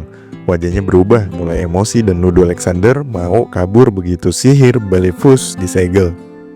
Alexander itu ngarahin pedang ke mukanya dan nada bicaranya kasar dengan bilang kalau Chio buka mulut lagi, lehernya bakal lepas. Chio cuma senyum tegang, bilang silakan aja, karena dia cuma pengen biarin rakyat Fibil hidup, tapi dirinya enggak. Alexander makin mikir waktu si Chio ngomong soal kemenangan Midnight yang ternyata nggak jadi prioritas, malah nanya balik, sebenarnya tujuan Chio itu apa sih? Chio mulai panik. Keringat dingin ngucur dan mikir dalam hati kalau Alexander itu emang lagi nyoba nyatuin orang-orang dan para ahli terbaik. Erwin ikut ngeliatin dengan tatapan berat. Alexander juga ngerasa nggak enak. Bibirnya mengerucut waktu nanya kenapa Grenfell nggak langsung dipenggal kalau emang Alexander sehebat yang dibilang. Alexander langsung nurunin senjata. Tapi Erwin malah ngedumel, katanya palu yang ditunggu malah nggak bisa mukul musuh. Chio nunduk waktu ditanya soal Enfield. Dia jelasin kalau pasukan Fibil lagi ngecamp di belakang dan butuh waktu 5 jam jalan kaki buat nyampe. Erwin langsung buka diagram strategi, bilang kalau Grenfell udah duluan pergi, jadi pasukan barat gak bisa ngapa-ngapain, mending mereka aja yang gerak. Alexander muter badan sambil dengerin ocehan Erwin kalau misal beneran pengen perang selesai dia harus bantuin mereka. Apalagi sekarang Golden Dragon udah berhasil dinonaktifin sementara. Alexander setuju buat bantu. Cio nunduk waktu ditanya langkah berikutnya sambil jawab kalau dia bakal siapin semuanya. Erwin cuma bilang kali ini nggak boleh ada kesalahan. Cio yakin dan bilang, tenang aja santuy, si Arcane Sniper yang kemarin sekarang udah nggak ada. Sementara itu di Camp Vibil, Liha lagi berdiri di depan Grenville. Grenville posisinya lagi megang dagu sambil mikir dan nyimak cerita Liha yang ngira Komandan Burke sekarang yang mimpin pasukan dan lagi menuju dataran March. Grenville senyum sinis muji strategi Liha yang sukses ubah keadaan di pesisir Dyke dan bikin rencana keren.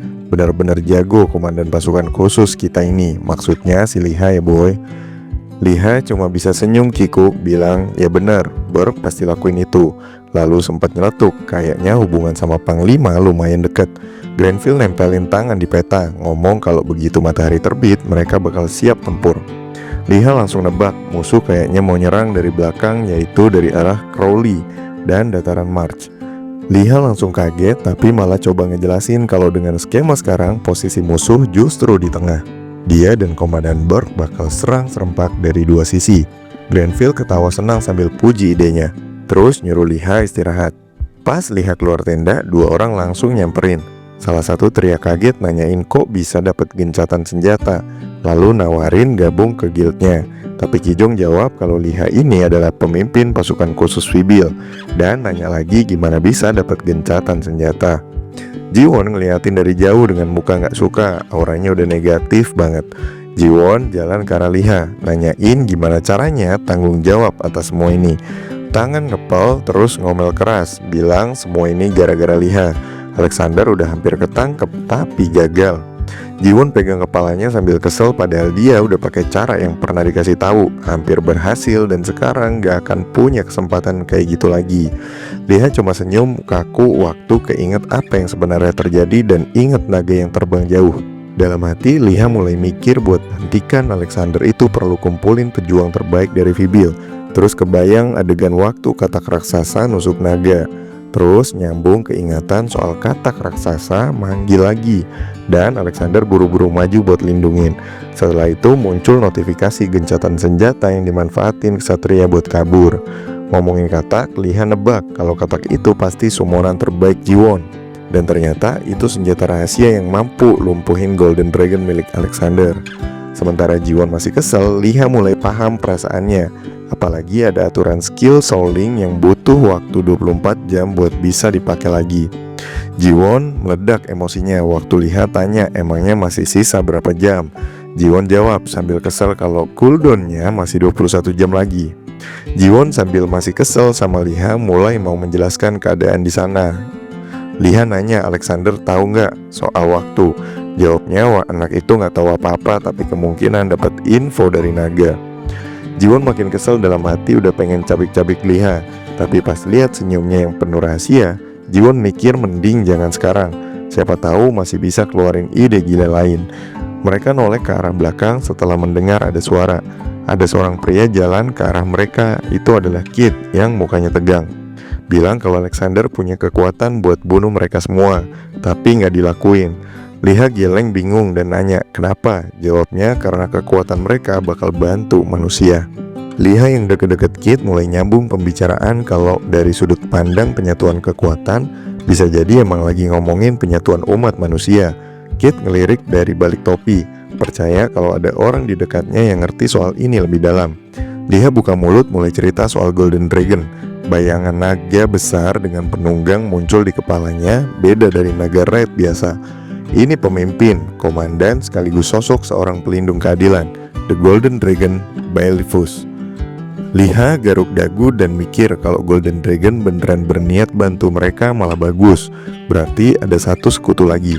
Tapi pas lihat langit, malam yang pekat, perasaan hati tetap gak tenang. Jiwon ngangkat tangan ke atas sambil ngomong Alexander gak bisa sombong lagi karena udah hampir mati karenanya. Dan gencatan senjata sama Kraven bisa dibilang prestasi dari Liha juga. Liha nyilangin tangan sambil mikir kalau sekarang mereka udah punya alat teleport yang nutup semua wilayah.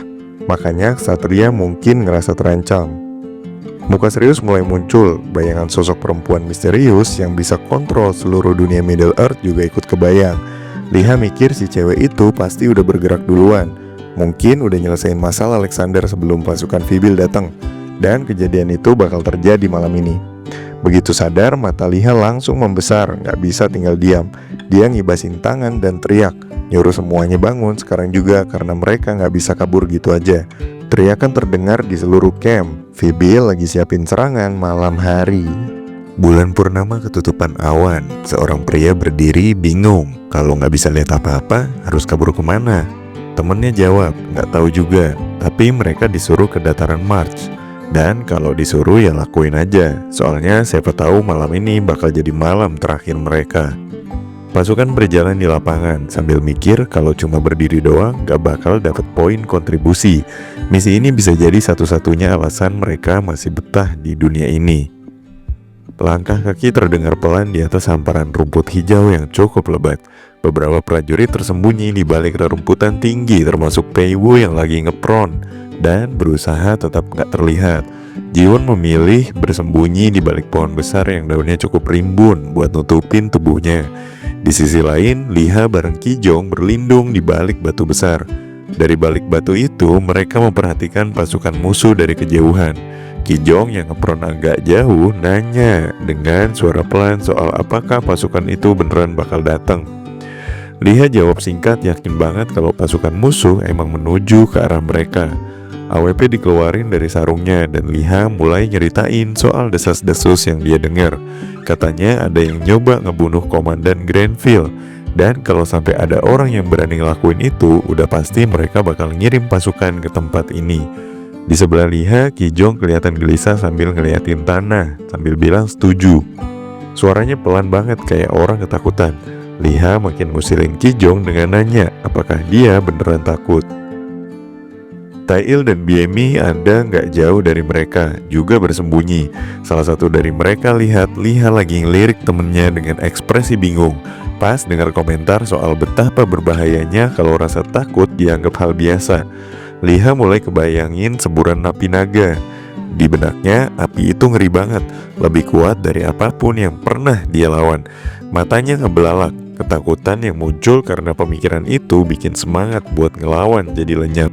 Liha yang duduk di sebelah Kijong dalam hati mikir kalau Kijong sebagai tank ini pertama kalinya dia ketemu lawan sekuat itu. Sementara Kijong cuma nyengir santai, katanya nggak perlu takut, cukup satu pertarungan aja buat ngebuktiin segalanya.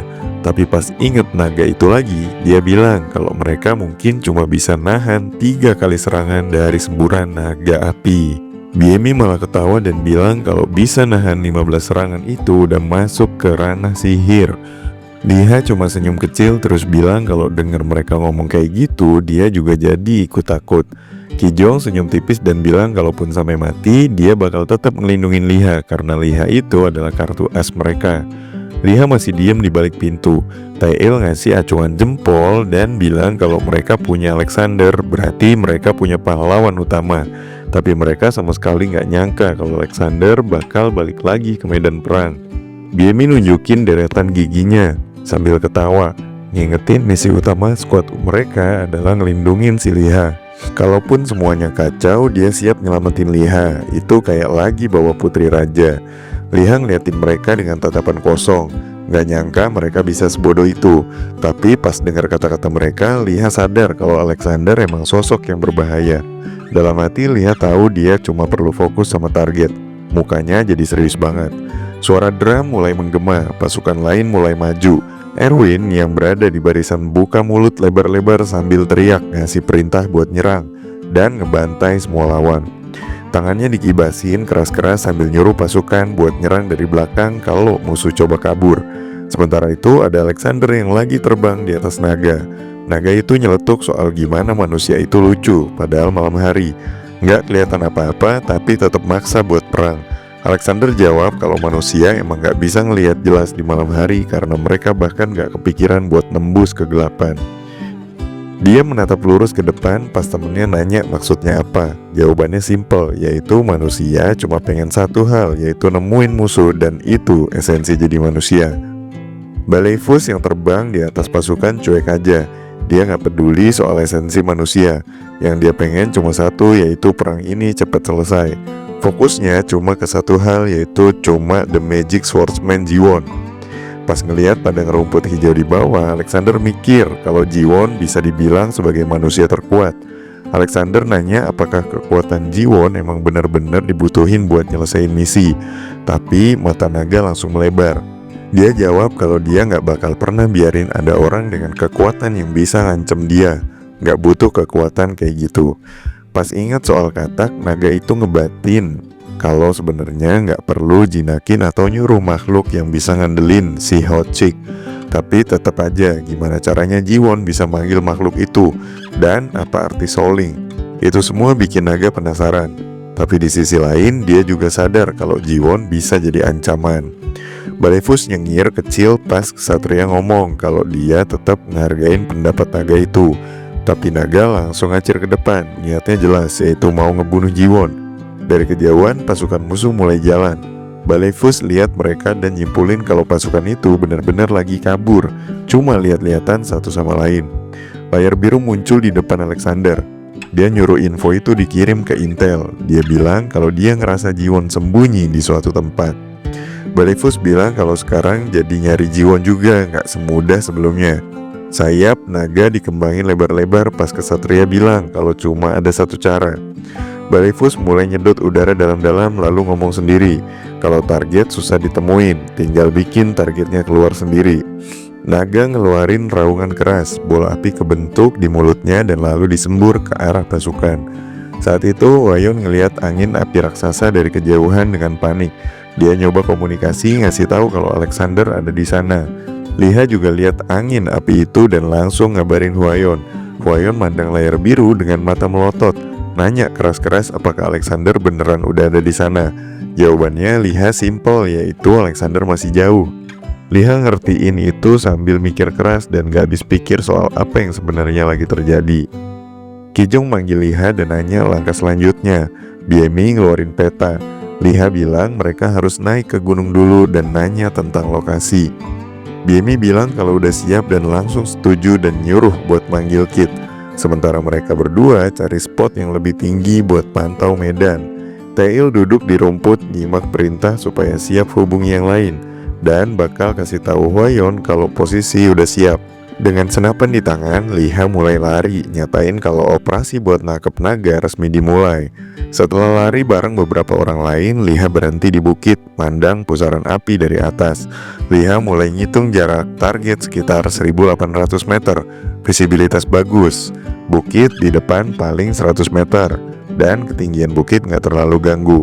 Tripod dipasang. Dalam hati dia nyatain kalau walau ini malam, target masih kelihatan jelas. Mode night vision malah gak kepake. Liha rebahan di tanah sambil ngeliatin lewat scope. Buat bisa nyerang Alexander, dia butuh mobilitas. Tapi bahkan kalau pakai sihir terbang pun susah ngejar naga. Naga muncul di scope. Liha sadar kalau dia perlu bikin naga itu terbang sedikit lebih tinggi. Di sekitarnya teman-temannya nunggu. Dia mikir satu-satunya umpan yang bisa bikin naga datang cuma Grenville atau komandan. Kijong nanya apakah dia yakin bisa ngelakuinnya. Kit megang topi, bilang itu bakal susah. Liha nanya jarak ke Alexander, dan Kit jawab sekitar 2 km. Liha langsung muji mata Kit. Terus dia bilang kalau di malam hari semuanya kelihatan lebih jauh. Jadi estimasi aslinya mungkin cuma 1800 meter. Kit kesel nanya kenapa ditanya kalau jawabannya udah tahu. Jawabannya simpel, karena Liha cuma iseng dan gak tahu kenapa, tapi nanya-nanya kayak gitu terasa seru. Liha ngelihat teman-temannya dengan senyum, terus ngajak berpikir logis. Katanya walau mereka semua mati, perang ini belum tentu berakhir, tapi bakal lebih baik kalau gak ada yang mati. Semua ngangkat tinju ke udara, semangat banget. Tail senyum sendiri, mikir kalau meskipun Liha itu sniper satu-satunya dan yang jago, dia gak pernah lupa sama tim, keren banget. Liha ngelihat lewat skop lagi, nyentuh alat pengintainya. Pas dulu nembak kepiting raja, jaraknya cuma 1500 meter. Sekarang sedikit lebih jauh, tapi bedanya bukan di jarak, bedanya di target. Ini naga emas kuno, gak bisa dibandingin sama kepiting laut. Dia ingat saat perang laut dulu, jaraknya malah lebih jauh, tapi dia masih bisa nebak gerakan musuh. Tapi sekarang naga buka mulut dan gak ada cara buat nebak gerakannya. Tugasnya juga bukan ngebunuh Alexander, cuma nunjukin keberadaan Alexander dan naganya. Liha buka mulut, aktifin mode tenang. Dalam 3 detik, dunia terasa hening. Liha diem nahan napas. 2 detik lagi, mayat-mayat terbakar kelihatan. Liha ngebatin kalau dia nggak boleh buru-buru, nggak perlu nebak gerakan, cukup tunggu momen yang pas. 1 detik lagi, dan bang! Peluru-peluru itu nembus dada naga. Naga jerit kesakitan. Alexander langsung nengok ke temennya dan nanya panik apa yang terjadi. Jawabannya malah membagongkan dan ngira Luger ada di sekitar sini. Wajah Ksatria mengeras, mikir keras kenapa Luger balik lagi. Luka di dada temennya terbayang, gimana bisa nembus pelindung sihir dan sisik naga sekeras itu. Baleifus ketawa kecil nyimpulin kalau peluru itu nyerang luka lama bekas digigit kodok hitam milik Jiwon. Tujuan mereka sekarang adalah menuju bukit. Teriakan keras dari Baleifus menggema di udara, bikin suasana langsung tegang. Naga itu ngasih tahu kalau bukan cuma Jiwon yang terlibat, tapi juga Luger, dan mereka semua nggak bakal lolos begitu aja. Sementara itu Kijong nengok ke Liha, nanya apakah tembakan tadi kena sasaran. Liha cuma angguk, bilang kalau serangan ke naga emas itu pasti menyakitkan banget. Kijong mandangin langit dan manggil temennya, si Liha. Tapi responnya cuma anggukan muram. Wajahnya langsung pucat, matanya kosong. Ternyata dia cuma pengen ngejatuhin perisai naga. Gak nyangka tembakannya bakal nyakitin karena ukuran Baleifus yang segede itu. Kijong di sampingnya ngingetin kalau sekarang bukan waktu yang pas buat ngomongin penyesalan. Liha panik, matanya melotot nyari akal. Dia kepikiran kalau aja tadi tembakannya bener dari awal. Tapi tiba-tiba naga mulai terbang rendah di atas kepala orang-orang, dan teriakan mereka makin panik karena tahu Baleifus mendekat. Seseorang buru-buru ngomong ke kerumunan bilang kalau dia udah kontak sama Peiwu, Jiwon dan Ron, dan mereka bakal sampai dalam 3 menit. Liha langsung nyapuin pandangan ke teman-temannya, terus kasih perintah ke Kijong, Kit, dan seluruh pasukan buat cepet turun. Kijong dengan bingung nanya, terus Liha gimana? Jawabannya cuma senyum santai. Katanya nanti bakal dicari cara. Toh kalau dia turun sekarang, Baleifus pasti ngejar. Jadi mending sembunyi sendiri dulu. Kit sempat protes nanya gimana bisa ngilang dari pandangan naga emas. Tapi Liha tegas nyuruh Kit diam dan langsung turun. Waktu teman-temannya lari, dia sempat teriak nyuruh kalau nanti ketemu Jiwon atau Peiwu, tunggu momen yang pas dan serang. Liha jongkok, satu lutut nempel tanah. Rahangnya kencang, pas lihat tanduk naga di kejauhan. Baleifus muncul di atas gunung dan langsung teriak manggil Luger. Katanya jangan harap bisa sembunyi karena dia tahu Luger ada di situ. Bayangannya jatuh ke rumput. Baleifus senyum puas dan semprotkan api. Kijong lihat ledakan di gunung dan langsung lari sambil manggil nama Liha. Baleifus terus ngebakar apa aja yang dilaluin. Sambil teriak nyari Luger, Kijong masih mandangin gunung yang terbakar. Ngomong kalau dia udah lepas 2 serangan napas api besar. Bahkan si Liha pun bakal susah nahan serangan gitu. Bemi di belakang mandang layar status, bilang kalau HP Liha masih sama, berarti belum mati. Kijong yang denger langsung nanya dengan takut, beneran mati atau belum?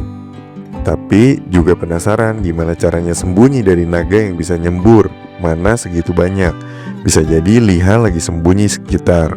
Kit liatin langit sambil senyum, bilang kalau ini memang keahlian Liha adalah bikin situasi gila, dapat skill bagus dan pakai diam-diam. Dia duduk di tanah gosong dikelilingin api, mikir kalau harusnya dia kabur aja tadi. Pas lihat mata biru sang naga, dia sadar kalau dirinya langsung dilacak pakai mana. Tapi mungkin itu salah satu skill spesial dari naga. Untungnya kamuflasenya masih jalan.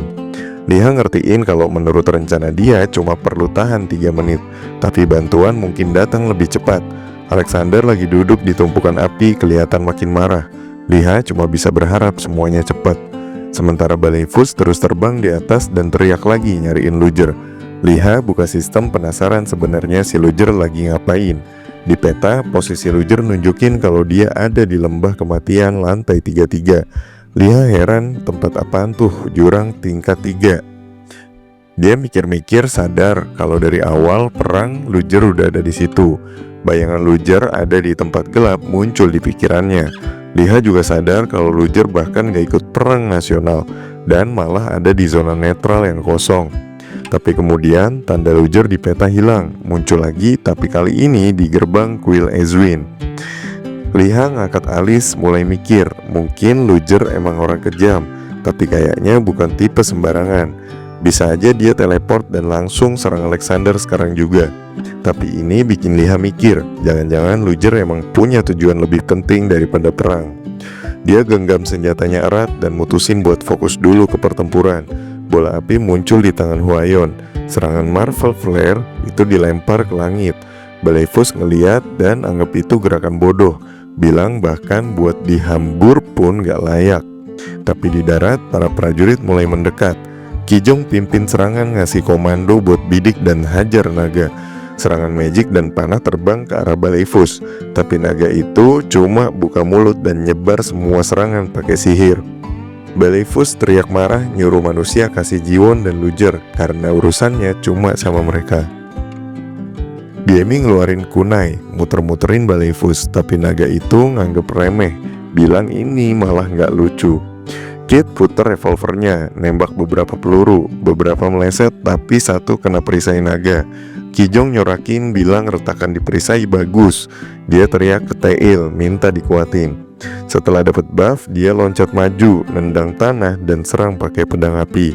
Alexander muncul bilang serangan itu cukup menarik. Dia serang Tail yang langsung lompat mundur. Serangan berikutnya ditangkis dan lanjut Peiwu nyerang pakai kakinya. Dia langsung lompat ke perisai. Baleifus mandang ke bawah, lihat orang yang punya kontrak jiwa sama Luger, nanya di mana Luger berada. Kit mandang dari balik alis, jawab dengan santai. Tapi tiba-tiba tangan kuning dari mana mendidih dan nyekek dia. Baleifus makin parah, nyuruh kasih tahu tempatnya sekarang juga. Tapi jawaban Kit malah bikin kesel, yang awalnya bilang kalau dia ada di Eswin, sekarang malah ganti kalau katanya nggak tahu siapa yang nyerang.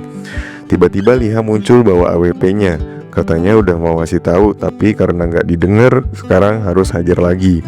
Naga itu kaget, tamengnya kena tembak dan langsung pecah. Alexander langsung turun dan maju nyamperin Peiwu yang nyerang. Kit jatuh berlutut kehabisan mana. Liha ngelirik Jiwon dan manggil. Jiwon ketawa kencang dari samping, munculin petir di tangan, bilang dia balik lagi dan siap bunuh naga itu. Jiwon ngeluarin banyak petir ke arah Baleifus. Si Liha langsung ambil posisi, bidik dan bilang kalau naga tetap naga. Kita lihat sekuat apa dia akan bertahan. Sambil bersiap dia nembak lagi, tembusin Baleifus. Naga itu menjerit teriak, ternyata bukan Luger yang nyerang dia, tapi orang lain. Jiwon langsung lari ke arahnya teriak, reptil bodoh. Dia ayun pedang aktifin skill flash. Baleifus ngeliat dia dan janji gak bakal biarin lolos hidup-hidup. Jiwon disundul jauh, darah nyembur dari mulutnya, terus terlempar dan terguling-guling di tanah. Debu tebal naik, Jiwon yang kesakitan cuma bisa ngegertak sambil nahan sakit. Peiwu langsung nyamperin. Alexander coba nyerang dia. Kijong sempet teriak manggil nama Peiwu, tapi ada segel pelindung muncul di depan Peiwu. Kijong mendarat. Liha ngeliat dia dan langsung manggil dan lanjut tembak peluru dari AWP. Peluru itu nyampe ke naga tapi langsung hilang kena perisai. Liha kaget, Baleifus bikin perisai lagi.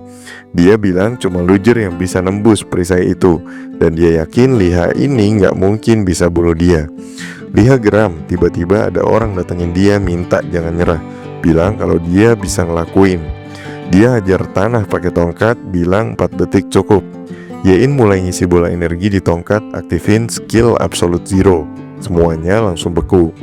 Naga itu kebingungan gimana bisa pembekuan maksimal dipakai manusia biasa, tapi bola es mulai retak. Yein sadar ini belum cukup buat bunuh naga itu. Terus teriak nyuruh Liha tembak sekarang juga. Liha langsung angkat senjata. Cahaya terang mantul di mata Baleifus. Tiba-tiba portal kebuka. Seseorang muncul, Luger. Muka serius langsung bilang stop. Luger ngerahin basoka ke Liha, nyuruh tangannya turun dari pelatuk. Liha ngedumel bingung kenapa malah dibidik sekarang, padahal Luger itu juga orang Fibil. Kit jalan mendekat ke gunung dan nanya apa maksud ini semua kepada Luger. Kit tahu Luger doyan berantem tapi ini bukan waktunya. Tapi Luger masih pegang senjata, nyuruh diam dan jangan deket-deket. Suasana medan perang benar-benar tegang waktu sosok bersenjata itu nurunin moncong senjatanya ke tanah. Terus teriak kencang banget kalau datang ke situ sebagai utusan suci dari Holy Eswin. Gerakannya santai tapi serius, tangan langsung masuk ke saku, sambil ngomong kalau misi utamanya itu buat nyetop perang antara Fibil sama Minute. Dari sakunya dia ngeluarin surat, isinya peringatan keras. Pesan ini harus sampai ke penguasa paling kuat di antara mereka. Siapapun yang masih nekat buat lanjut perang bakal langsung dikucilkan dari gereja. Jadi semua diminta buat naruh senjata mereka. Pas suasana udah mulai reda, Alexander langsung berubah ekspresinya jadi gelap. Di sampingnya, BMI berdiri dekat Teil, ngomong kalau Luger yang datang barusan ngeluarin kartu traf.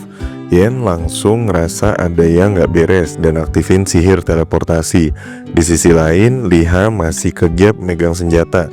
Pandangannya kosong dan Tengil bilang kalau Liha ateis. Reaksi Luger langsung kelihatan, urat-urat di wajahnya mulai nongol. Kit nutupin mukanya pakai topi dan ngasih senyum keselin. Luger ngerasa aneh dan nanya lagi beneran mau ngelawan Paus yang agung. Liha dengan bengong dan Tengil bilang lagi kalau dia emang gak punya agama. Jadi Paus itu ya Paus Luger, bukan Paus dia. Jadi itu bukan siapa-siapa buat dia. Luger malah makin ngegas, nanya lagi kalau gimana caranya dia bisa lolos tes akurasi kalau otaknya kayak gitu.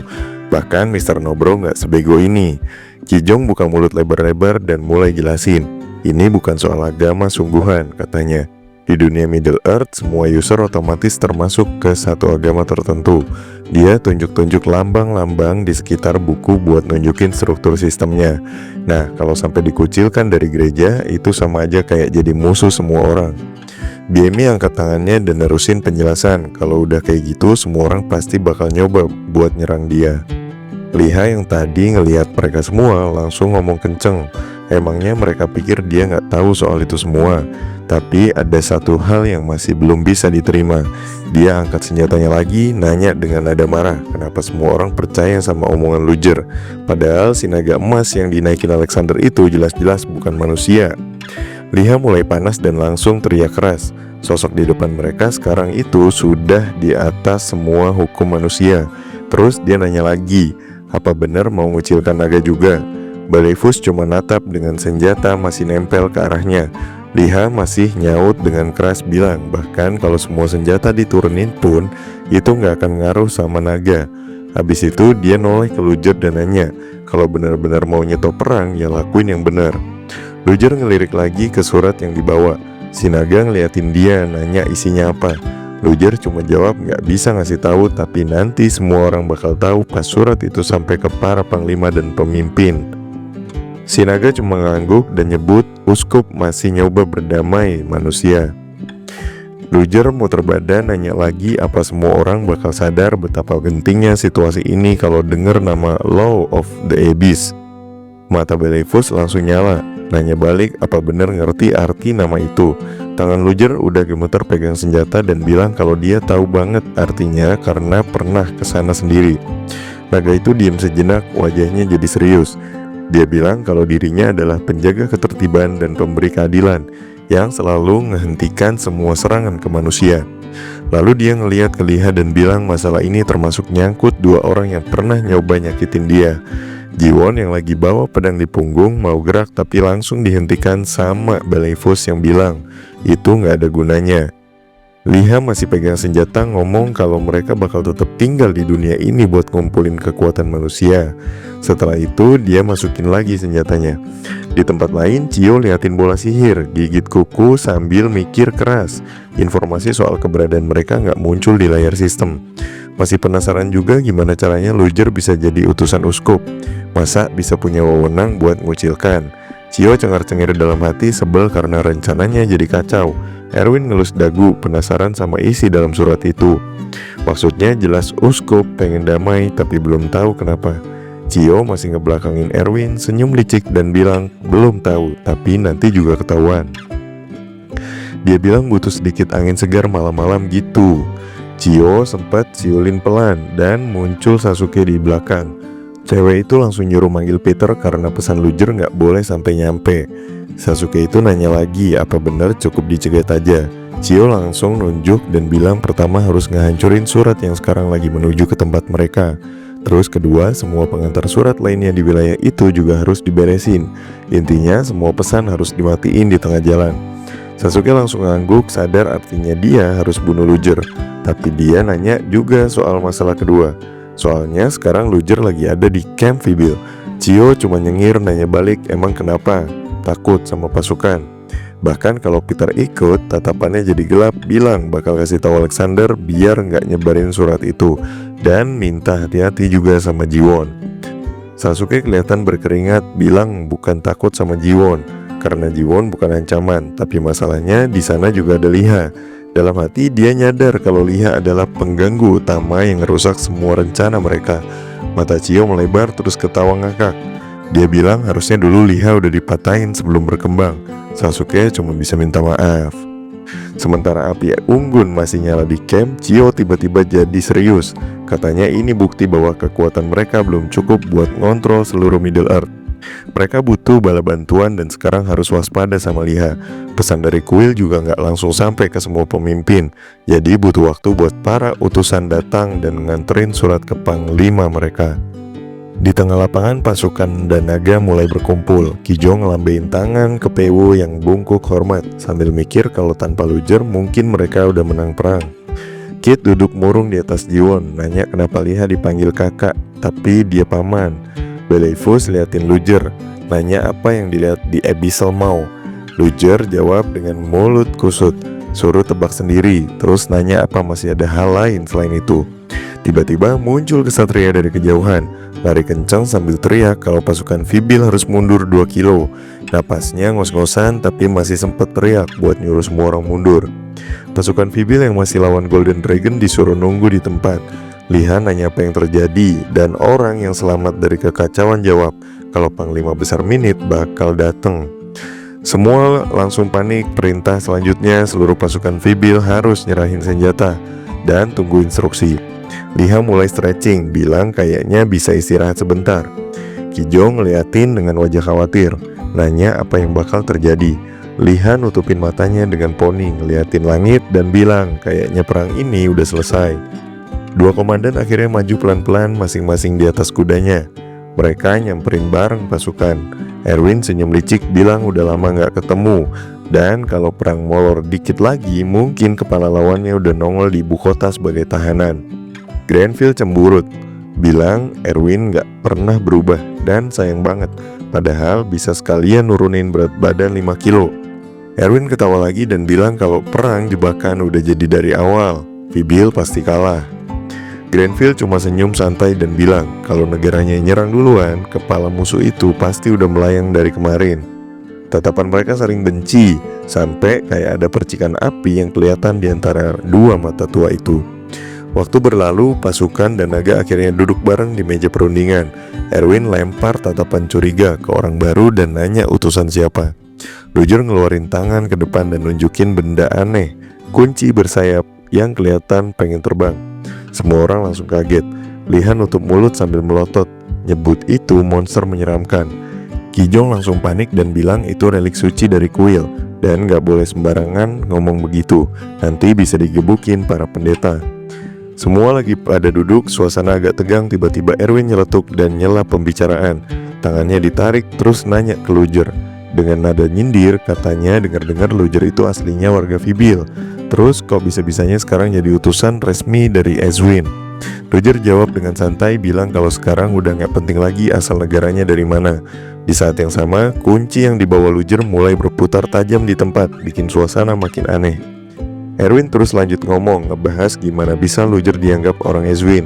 Tapi Luger malah bilang kalau meski dia bawa kunci suci, bukan berarti semuanya harus percaya begitu aja. Tapi di tengah ketegangan itu, Erwin batuk dikit, terus bilang kalau dia bukan meragukan omongan Luger, dan langsung minta maaf. Grenville malah tutup mata kayak sombong gitu, terus nyeletuk kalau Erwin masih pinter kayak dulu. Tapi Erwin balas nyuruh Grenville buat jaga sikap, karena belum ada kesepakatan apa-apa di antara mereka. Suasana makin kaku. Grenville tiba-tiba nengok ke Luger lagi, nanya gimana kabar Uskup. Luger bilang kalau Uskup lagi bener-bener khawatir, terus jelasin kalau kekhawatiran itu bisa bikin Uskup ngirim Luger ke sini. Gara-gara ada satu masalah, dan yang pertama nyadar soal masalah itu ya Luger itu sendiri. Grenville narik tangannya coba minta penjelasan karena di pesan yang dikirim cuma disuruh berhenti nyerang. dan dengerin penjelasan Luger. Terus Luger ngeluarin secari kertas. Di situ tertulis kalau si Uskup sekarang bertindak sebagai mediator buat perjanjian damai antara dua kerajaan dan perang harus langsung dihentikan. Tapi nggak cuma itu, katanya ada satu kalimat lagi. Luger diem aja, tapi waktu ditanya apakah itu benar, Luger cuma jawab iya doang. Dan semua pejuang yang ada di situ langsung shock dengernya. Pria brewokan heran banget, nanya lagi soal perangnya beneran udah kelar. Terus nasib kita gimana? Liha mandangin mereka dengan tatapan kaget, mikir dalam hati, ini beneran udah kelar. Ezwin jadi mediator perdamaian. Lihat ladang-ladang bekas perang, pikirannya makin ruwet. Mulai mikir kenapa dulu mulai perang ini. Alasan kayak gini emang cocok dijadiin pemicu. Tapi makin dipikirin makin gak masuk akal. Grenville yang masih duduk santai di meja malah nyengir. Terus bilang kalau uskup itu emang hormat sama semua negara di benua ini. Tapi lalu kenapa juga uskup mau jadi penengah buat dua negara yang saling benci? Tiba-tiba Luger ngangkat tangan, telapak menghadap ke atas, lalu dari tangannya keluar cahaya. Muncul topi yang ditaruh di atas meja. Dengan tatapan serius, dia bilang kata uskup, kalau kalian para pemimpin lihat ini, kalian pasti ngerti dan bakal setuju sama keputusannya. Grenville bengong kaget banget, bahkan Erwin sampai buka mata lebar-lebar. Naga yang ada di situ maju dikit, terus lihat topi itu sambil bilang kalau itu topinya iblis. Luger nyuruh Balefus bilang yang jelas aja karena itu topinya Count si pemimpin para bangsawan iblis. Langsung ditanya dapat dari mana topi itu. Luger nyengir kecut, terus bilang dengan nada ngeri, dapatnya dari rahim jurang kegelapan atau di Abyss Maw. Balefus yang ada di situ langsung mandengin Luger dengan curiga. Diam tapi tatapannya penuh arti. Dia bilang dia gak mau nyebut topi itu dengan nama gelar bangsawan iblis. Terus dia tanya lagi, berarti kalau Luger ke Abyss Maw dia ngelihat Bluebird di rahim jurang itu. Luger langsung tegang. Naga senyum lagi, tapi diem, bikin suasana makin horor. Erwin langsung angkat tangan kayak kaget banget, bilang kalau gak mungkin itu terjadi karena Bluebird udah mati 30 tahun lalu. Grenville tiba-tiba marah terus banting meja. Dia bilang kalau dialah yang memimpin pasukan untuk melawan pasukan iblis hingga akhir. Jadi siapapun orangnya jelas sudah mati dari dulu. Luger malah ngetawain mereka, nyebut mereka kakek-kakek lucu. Terus berdiri. Waktu Erwin coba tanya lebih lanjut, dia langsung nyuruh semua fokus dengerin. Dengan suara serius dia bilang, sementara kalian buang-buang pasukan yang udah tinggal dikit, kita udah masuk ke tanah kematian, ke rahim jurang kegelapan. Dia mulai cerita apa yang dilihat di sana. Katanya ketemu sama Count yang ternyata nggak mati tapi cuma pura-pura mati dan ngumpet di bawah tanah buat pulihin kekuatan. Grenville langsung pucat. Luger lanjutin ceramahnya. Katanya ada kemungkinan besar bakal pecah perang ketiga antara manusia dan iblis karena fragmen ketiga Raja Iblis sudah bangkit. Liha langsung mikir dan bilang jadi ini tuh alasan perang ini dimulai. Kijong kaget, tapi Liha langsung jawab dengan tatapan penuh ketakutan. Bilang kalau ini masuk fase 2, menyerang sebelum diserang. Jadi perang ini emang perlu buat ngurangin kekuatan para user sebelum perang besar beneran dimulai. Liha bilang kalau para user diadu buat keluarin uang, waktu, item, bahkan nerima hukuman karena kontribusi negatif. Tenaga mereka bakal habis duluan sebelum perang iblis mulai. Hwayon ngeliatin mereka dengan cemas. Kit diem aja tapi tatapannya dalam. Naga nunduk ke arah mereka terus bilang kalau Luger ngelihat Bluebird di sana, gimana bisa dia masih hidup? Luger jawab dengan ragu, bilang kalau Bluebird itu bukan bangkit tapi justru nyegel dirinya sendiri. Terus dia diem, nunduk, lalu bilang lagi, lebih tepatnya Bluebird nyegel dirinya sendiri. Terus dia berdiri, angin kencang berembus. Katanya selama sebulan terakhir dia ngabisin waktu di penjara bawah tanah, di tanah kematian. Gak ngelihat matahari sama sekali, cuma berharap nemuin lab bawah tanah di sana. Yang lain ngedengerin dengan serius sementara Luger cerita soal tempat yang dia cari. Liha nebak kalau itu lab milik Dark Elf. Luger bilang akhirnya nemuin tempatnya. Dia inget gimana dia turun ke sana, bukan kayak gua biasa. Gak ada cahaya, gak ada suara. Labirin yang gelap total, cuma bawa obor satu doang. Ruangannya gede banget sampai dia bingung ini tempat masih dungeon atau udah kayak gedung bawah tanah. Dia berharap labnya ada di situ. Yang lain ngelihat dia dengan cemas. Dia lanjutin katanya di bawah tanah itu banyak jalur yang nyambung antar lantai. Dan yang paling mengejutkan, jumlah dan kekuatan monster di sana jauh di atas bayangannya. Erwin mulai mikir keras, bilang kalau monster yang dikuasai Conley kebanyakan emang gede-gede. Mereka bayangin pasukan ogre bersayap. Grenville juga tambah panik, katanya ada juga Cyclops bertanduk satu, penyihir, sampai troll gede naik kuda troll. Luger masih belum nengok, cuma bilang kalau mereka udah siap semua. Dua kapten langsung kaget, nanyain emangnya Luger lawan sendiri, karena buat ngalahin satu ogre bersayap aja udah butuh tim penuh. Luger inget tembok hitam di lantai 33. Ada satu bagian tembok yang gosong banget. Dia mikir kayaknya grafik Middle Earth-nya error. Pas dideketin pakai obor tetap gelap, tapi di kejauhan ada kristal di atas pedestal. Dalam kristal itu ada orang pakai topi. Luger langsung waspada, ngambil senjata sambil siap nembak. Dia aktifin skill penembakan, nembak peluru pakai meriam, Jack Panther. Tapi tiba-tiba segel pecah. Dia liatin itu semua sambil mikir misi ngancurin fragmen Raja Iblis kelihatannya gampang. Tapi tiba-tiba topi jatuh ke kepalanya. Bayangan muncul, megang kepalanya sambil senyum, bilang makasih dan janji bakal ngasih cinta di pertemuan selanjutnya. Luger kaget dan langsung nyebut nama Bluebird, tapi sosoknya udah gak ada, cuma topi yang tersisa. Dia mulai mikir soal terima kasih tadi. Luger dapat notifikasi pencapaian kebangkitan mimpi buruk. Terus keluar pesan tentang fragmen Raja Iblis yang bangkit.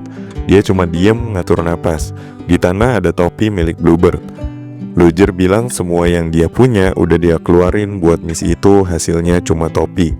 Balefus lihat topi itu terus ingetin Luger soal segel. Katanya dia bilang Bluebird nyegel dirinya sendiri. Terus sekarang dia buka sendiri segelnya dan kabur. Mereka semua mulai saling pandang. Naga bilang Jay Luger nyerang orang yang lepas segelnya tapi gak bisa ngelukain dia. Terus malah dikasih topi. Balefus nanya lagi kenapa gak kalian hajar aja dia. Tapi Luger langsung gemeter. Terus balik badan pura-pura jadi bego aja.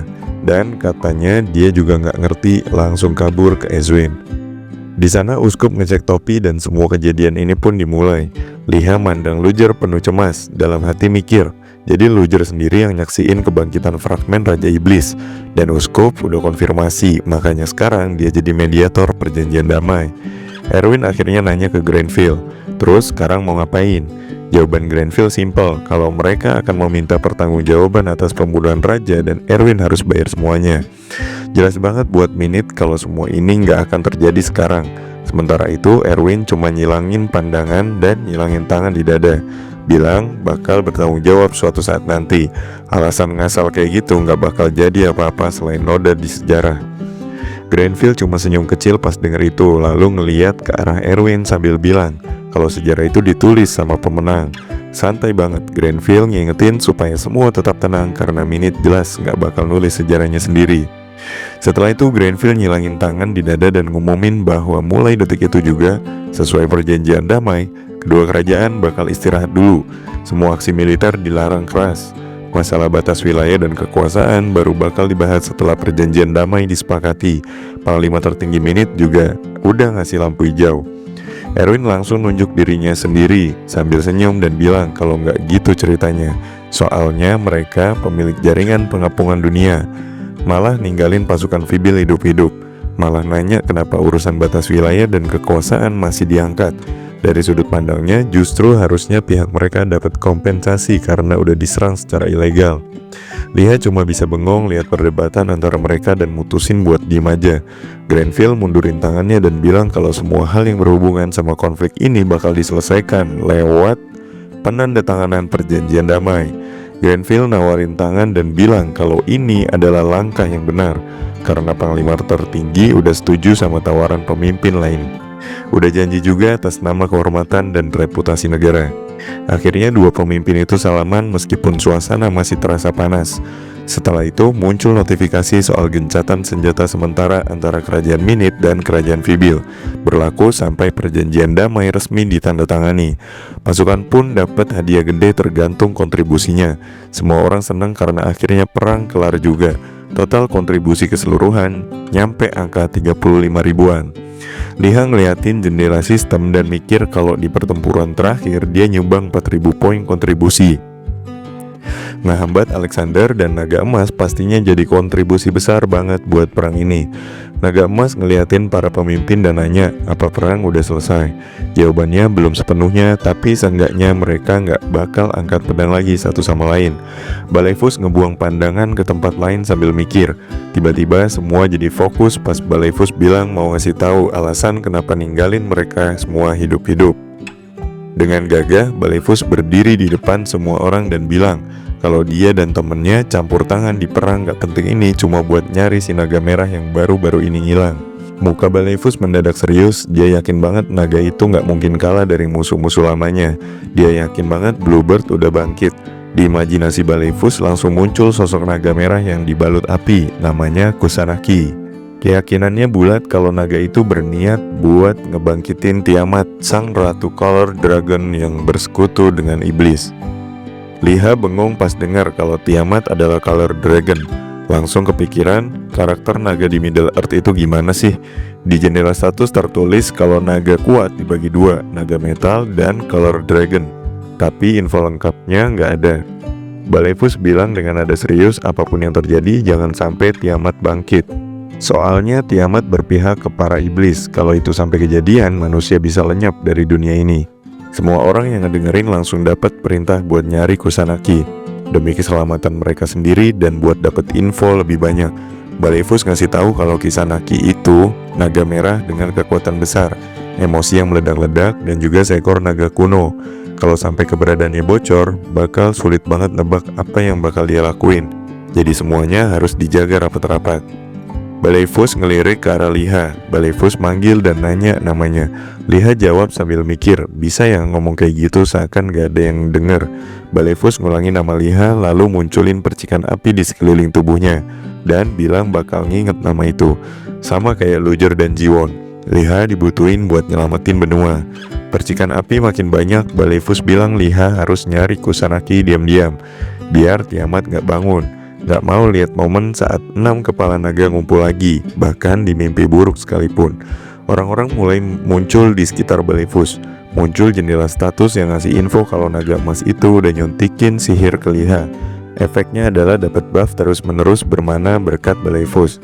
Di status baru, Liha ngelihat efek dari buff ini.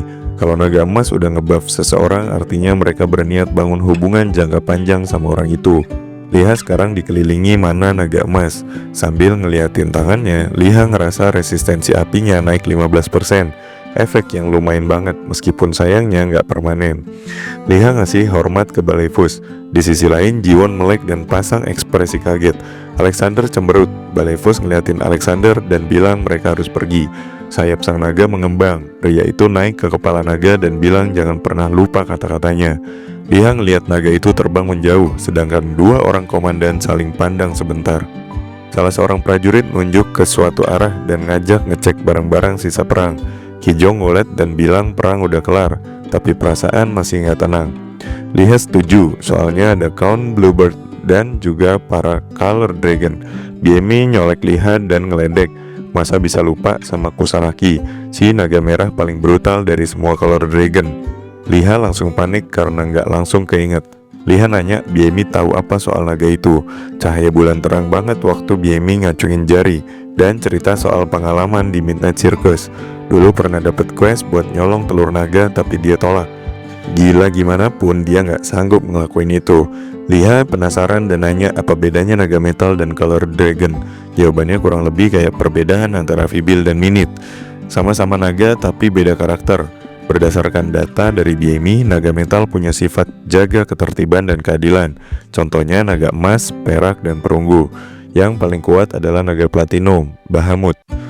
Sebaliknya, Color Dragon sifatnya egois dan jahat. Warna tubuh mereka beda-beda.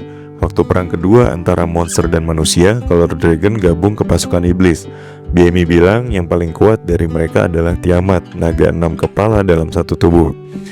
Saat perang kedua itu Tiamat gak muncul. Bahamut dan para naga metal bantu manusia, makanya Demon King cuma bisa dikalahin sebagian dan Color Dragon berhasil diusir.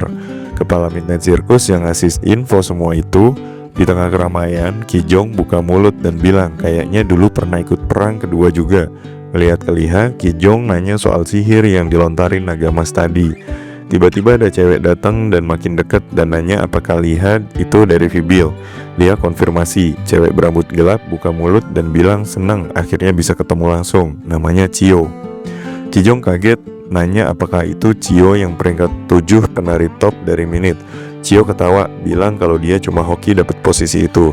Lagian sebutan kerajaan Minit terlalu formal, perang udah selesai juga. Cio makin dekat ke Liha, ngaku kalau dia fansnya Liha karena dia udah mengalahkan armada Craven dan menghadang Alexander. Liha jadi salah tingkah, telinganya memerah, BMI ngeledek, telinganya udah ketahuan. Liha nanya satu hal, gimana Cio selama perang? Kan posisi dia rank 7, harusnya bisa bantu pasukan. Cio langsung angkat kipas dan nempelin ke leher Liha, tatapannya tajam. Kijong mau maju tapi Liha nahan karena itu bukan serangan, cuma peringatan. Liha mikir, Cio lagi ngasih sinyal, jangan coba-coba ngulik soal dia terlalu dalam. Cio nurunin tangannya terus bilang kalau Liha itu pinter. Sambil balik badan, Cio bilang kalau hari ini cuma datang buat kenalan doang. Dan sekarang udah waktunya pergi. Perangnya juga udah kelar dan Cio harus tetap terhubung ke jaringan. Pas pamit, Cio sempet bilang kalau nanti mereka bisa ngopi bareng dan Liha, Kijong dan yang lain cuma bisa mandangin Cio yang jalan menjauh. Kijong buka mulut sambil nyeletuk kalau Cio itu gila sih, cantik banget tapi sadis juga. Emang ranker beda kelas lah dibanding mereka-mereka yang biasa. Pas Cio udah pergi, Liha sempat nanya ke BMI kalau tadi tuh cewek ngomong apa sebenarnya.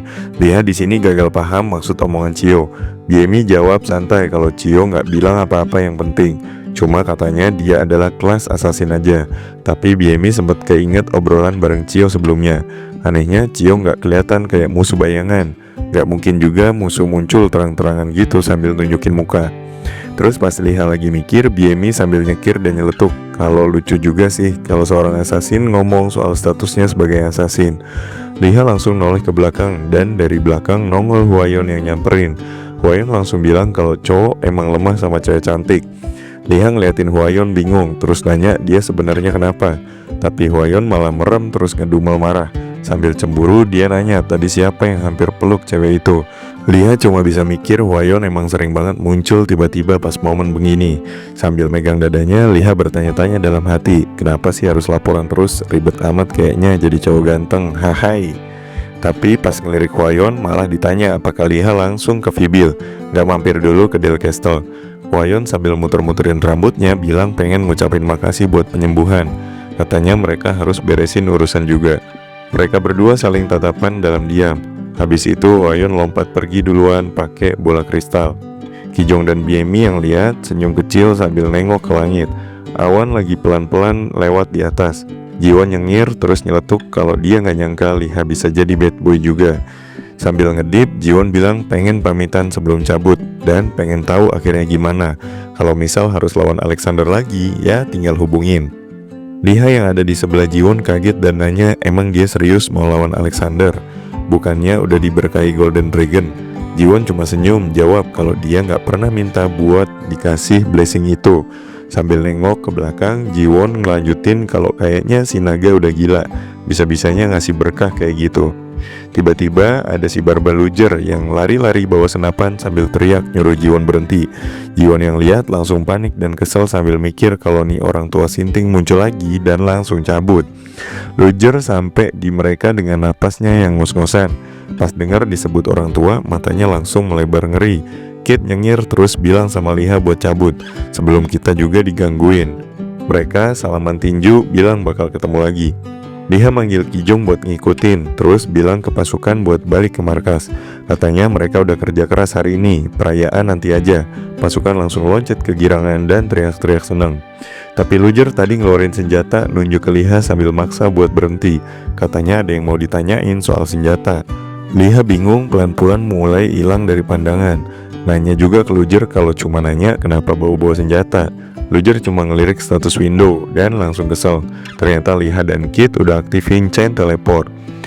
Langit mulai gelap di Elstok. Liha muncul di jalanan kota sambil lihat-lihat sekitar. Liha ngerasa beneran perangnya udah kelar. Pas inget Cio lagi, Liha mikir mungkin ada bagusnya udah kelar ini perang. Dan Liha langsung lockout. Terus mutusin buat tidur. Cahaya bulan nyinarin rumah. Ibu Liha buka pintu, nanya ke anaknya mau tidur sampai kapan.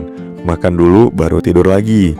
Tapi Liha masih ngantuk, ngelap air liur terus nanya jam berapa.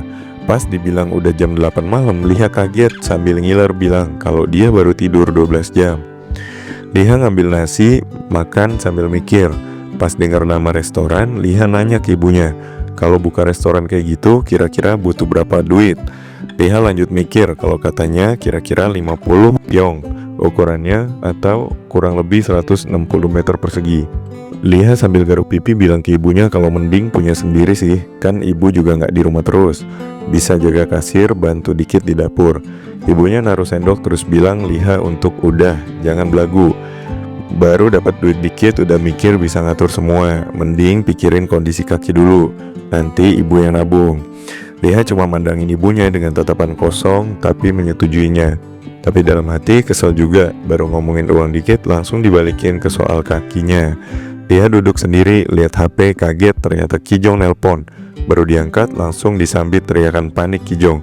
Liha jawab kalau suara bisik Kijong bikin telinganya sampai panas. Emangnya ada apa?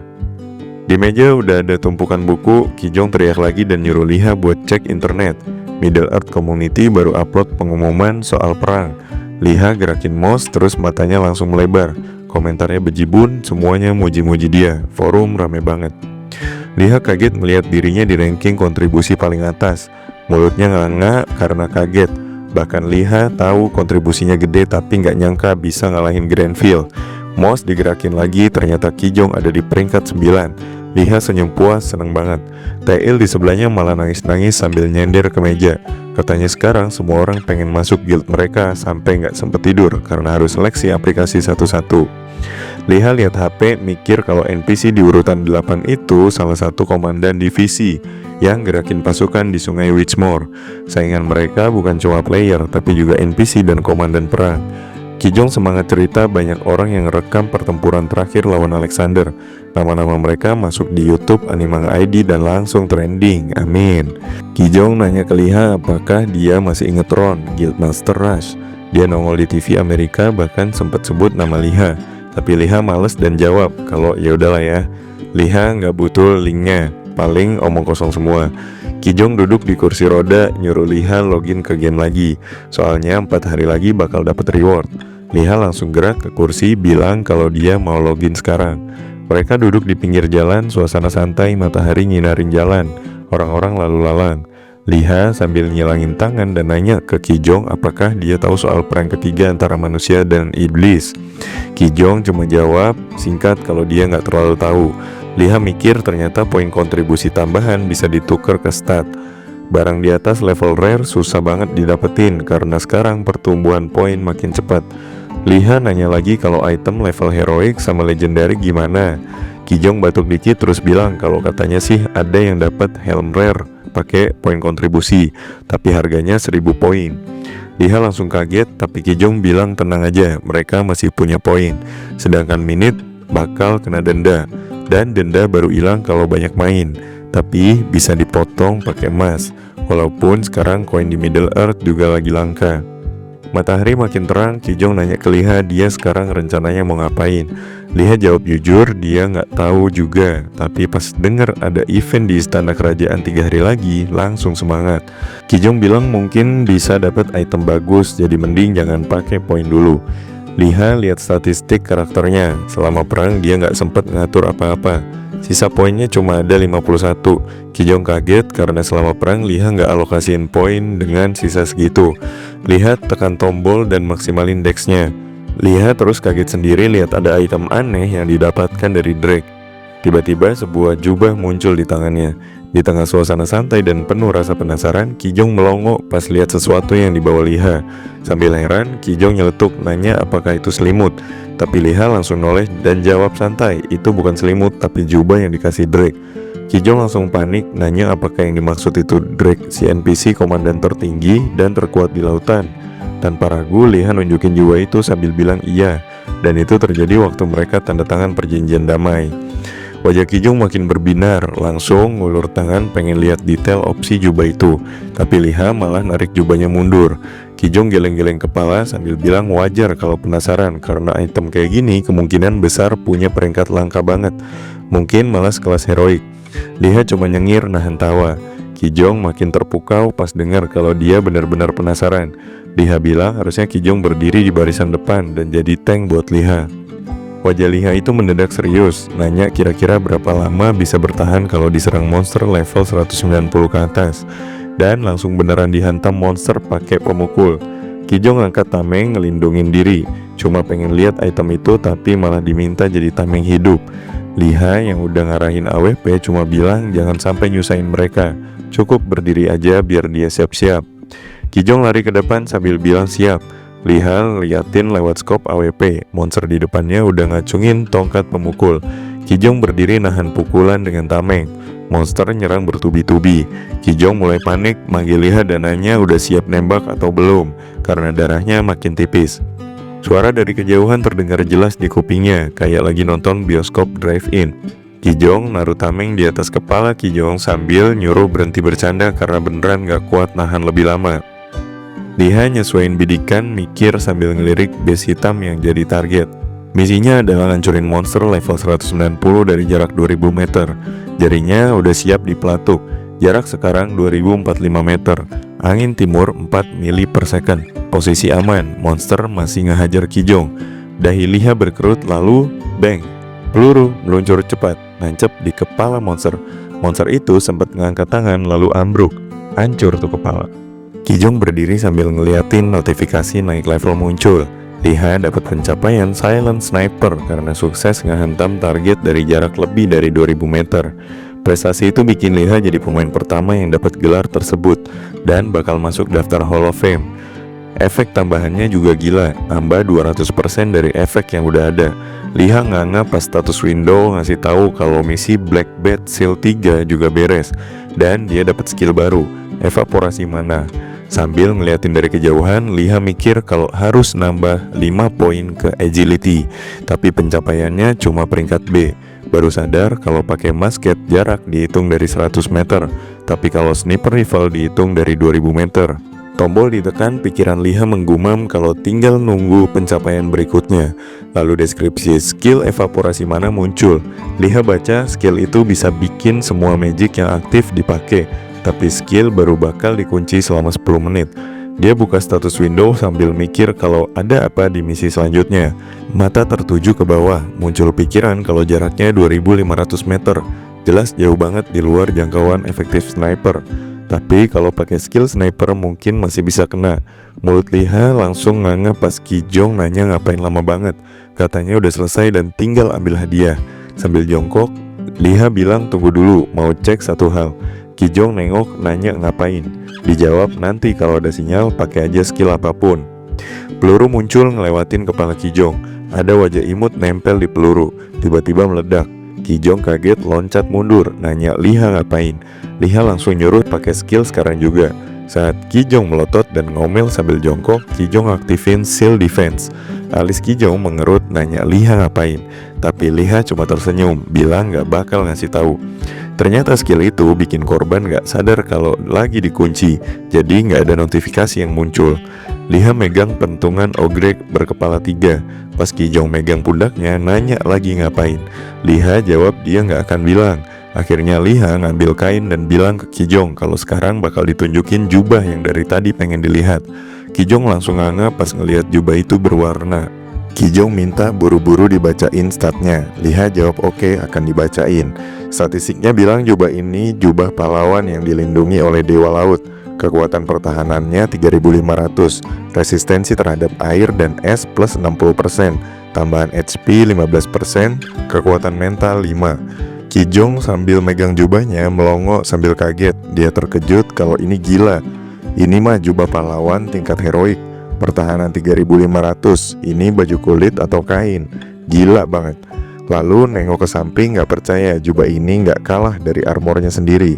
Kijong ngomel ternyata jubah sekelas legenda ini cuma ngendon di tas doang selama ini. Liha cuma buka mata lebar-lebar, mikir kalau ini barang sendirian artinya harus dikembaliin suatu hari. Tapi resistansi air, es, dan skillnya bikin malas ngembaliin. Senyum Liha makin lebar, ngaku kalau ini item bagus banget. Kijong nyengir bilang kalau ini gak buruk. Item kayak gini susah banget jatuh ke tangan user lain. Bahkan user level 120 atau 130, skillnya bakal diserap jubah ini. Liha ngeliat status window ada pesan dari Hwajong, nanya mau datang atau enggak. Katanya nggak usah minta reward segala. Liha mikir mana ada orang nggak mau reward. Dia ngulurin tangan makasih ke Kijong, bilang ada urusan. Kijong jawab santai, kalau butuh bantuan tinggal panggil aja. Bola kristal udah di tangan. Liha mikir nggak butuh reward, dimana pernah ada kayak gitu. Di sisi lain, dua cewek duduk di ruangan. Pas Liha masuk, Hwajong cuma noleh dan nyapa Liha. Tapi Hwayeon langsung berdiri, teriak marah, panggil nama Liha. Cowok itu diam aja sambil lihat bola di tangannya. Tiba-tiba muncul notifikasi tempat favorit Hwajong adalah rumah kakaknya, karena hangat dan lembut. Tatapan gadis itu jadi serem, teriakan keras terdengar dari jendela menara.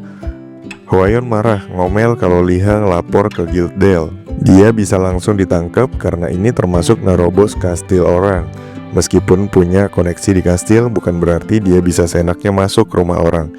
Liha minta maaf sambil mikir kalau Hwayeon salah kasih bola kristalnya. Harus beli baru nih. Liha teriak minta hadiahnya, habis itu bakal cabut. Hwayeon akhirnya tenang, bilang seharusnya kasih kabar dulu kalau mau datang. Pasti bakal diundang. Adiknya lagi mainan sama bonekanya, suasana makin awkward. Tiba-tiba Hwayeon ngasih sebuah cek. Ngomel kenapa semua harus dia yang ngurus. Liha cuma berterima kasih santuy, lalu Hwayeon nambahin kalau di perang ini semua reward udah dimonopoli. Liha berhenti, nanya ulang tentang monopoli reward. Hwayeon ngeliat Liha, nanya apakah dia udah dengar rumor dari istana kekaisaran. Nara nggak kasih kabar apa-apa. Liha mikir Nara sekarang makin dingin, cuma sempet kirim pesan selamat atas pencapaian posisi 1 di rank contribution. Dalam ruangan, Hwayeon ngomong kalau Liha dapat contribution terbanyak, pasti dapat banyak. Liha nanya balik, tapi seberapa banyak? Hwayeon tutup mata, bilang gak mau ngasih angka kalau belum pasti, nanti malah dibentak. Tapi mending doa aja semoga perjanjian damai antara Vibil dan Minute berhasil. Liha bilang itu ngebosenin.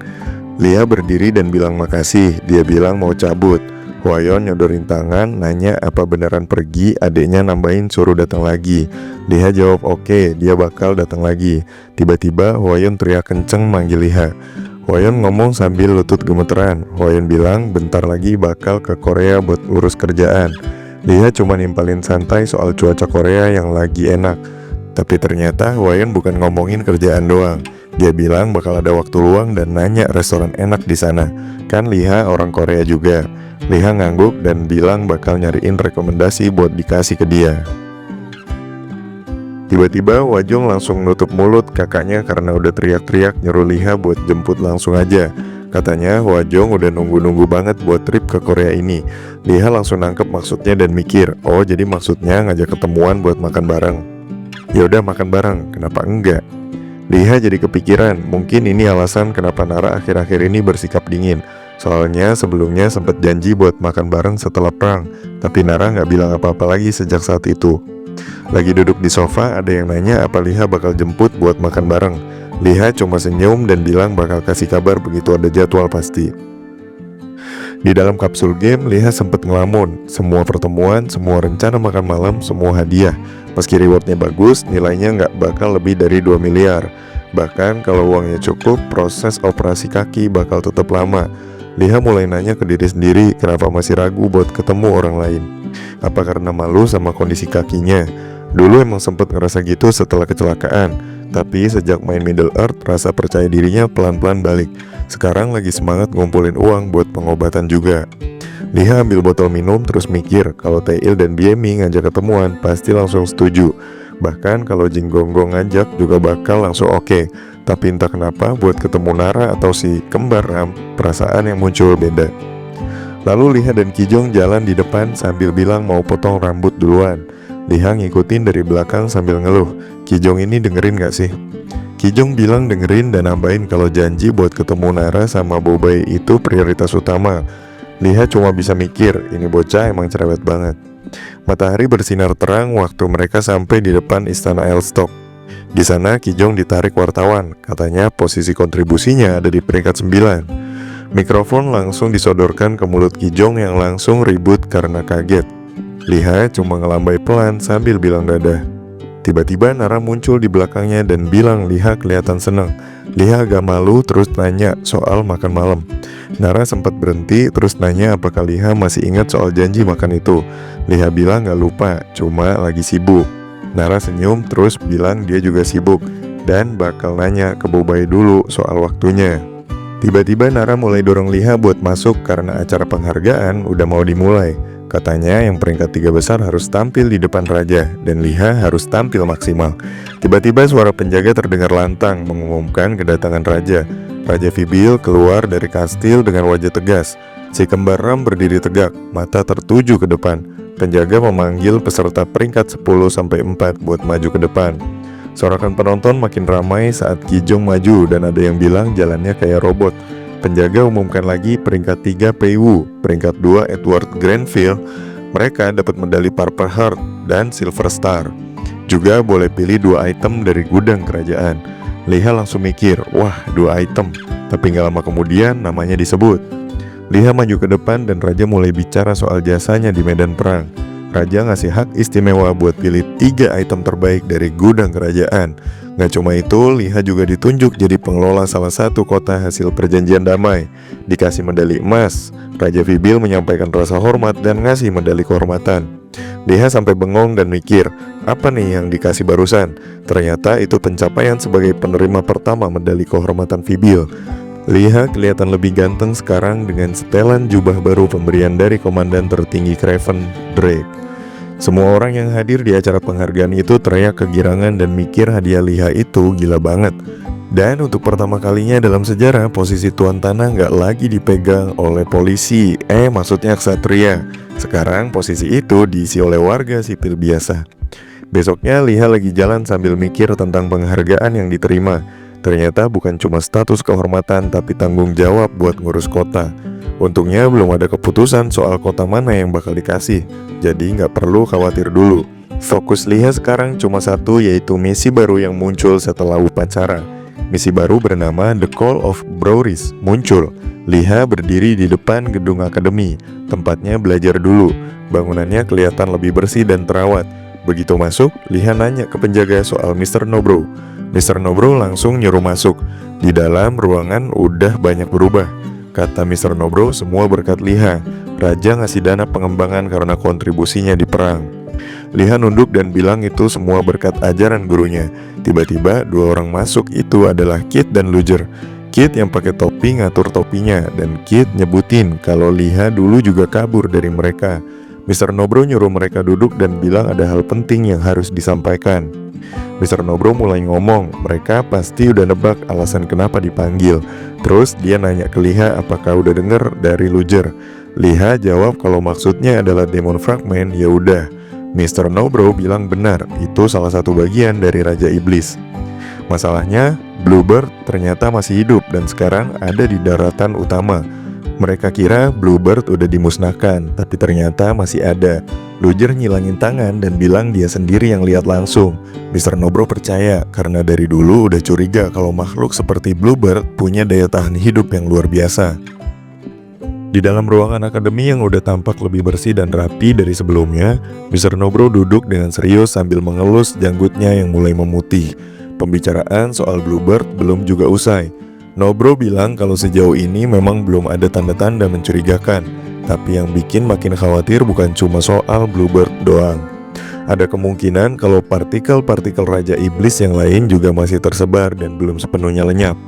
Liha yang dengar itu langsung nyaut, katanya partikel itu dulunya satu kesatuan, seorang Raja Iblis sejati. Nobro mengangguk pelan dan menimpali kalau memang benar berarti kalau Bluebird udah bangkit, besar kemungkinan partikel lainnya juga lagi sembunyi entah di mana. Nobro langsung nanya apakah Luger dan Uskup pernah bilang sesuatu soal itu. Jawabannya nihil, malah Uskup cuma bilang yang penting sekarang adalah menghentikan pembunuhan antar manusia. Tapi Nobro ngerasa kalau nunggu perdamaian rampung baru bertindak itu bakal telat, makanya dia panggil semua sekarang. Di layar status muncul peringatan kalau Bluebird udah jadi ancaman global, cuma dengan eksistensinya doang. Liha melirik notifikasi itu dan mulai mikir soal misi latihan yang ditawarkan. Kelihatannya misi itu cukup ringan, hadiahnya juga nggak buruk, cuma disuruh mengamati, nggak perlu nembak atau cari item. Tapi yang bikin mikir keras, hukuman kalau gagal malah terlalu besar.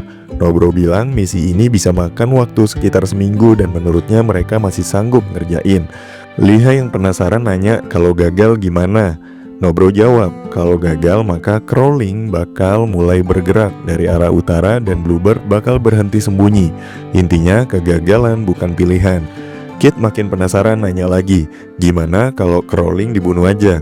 Nobro jelasin, waktu perang kedua, Crawling mimpin pasukan monster yang brutal banget.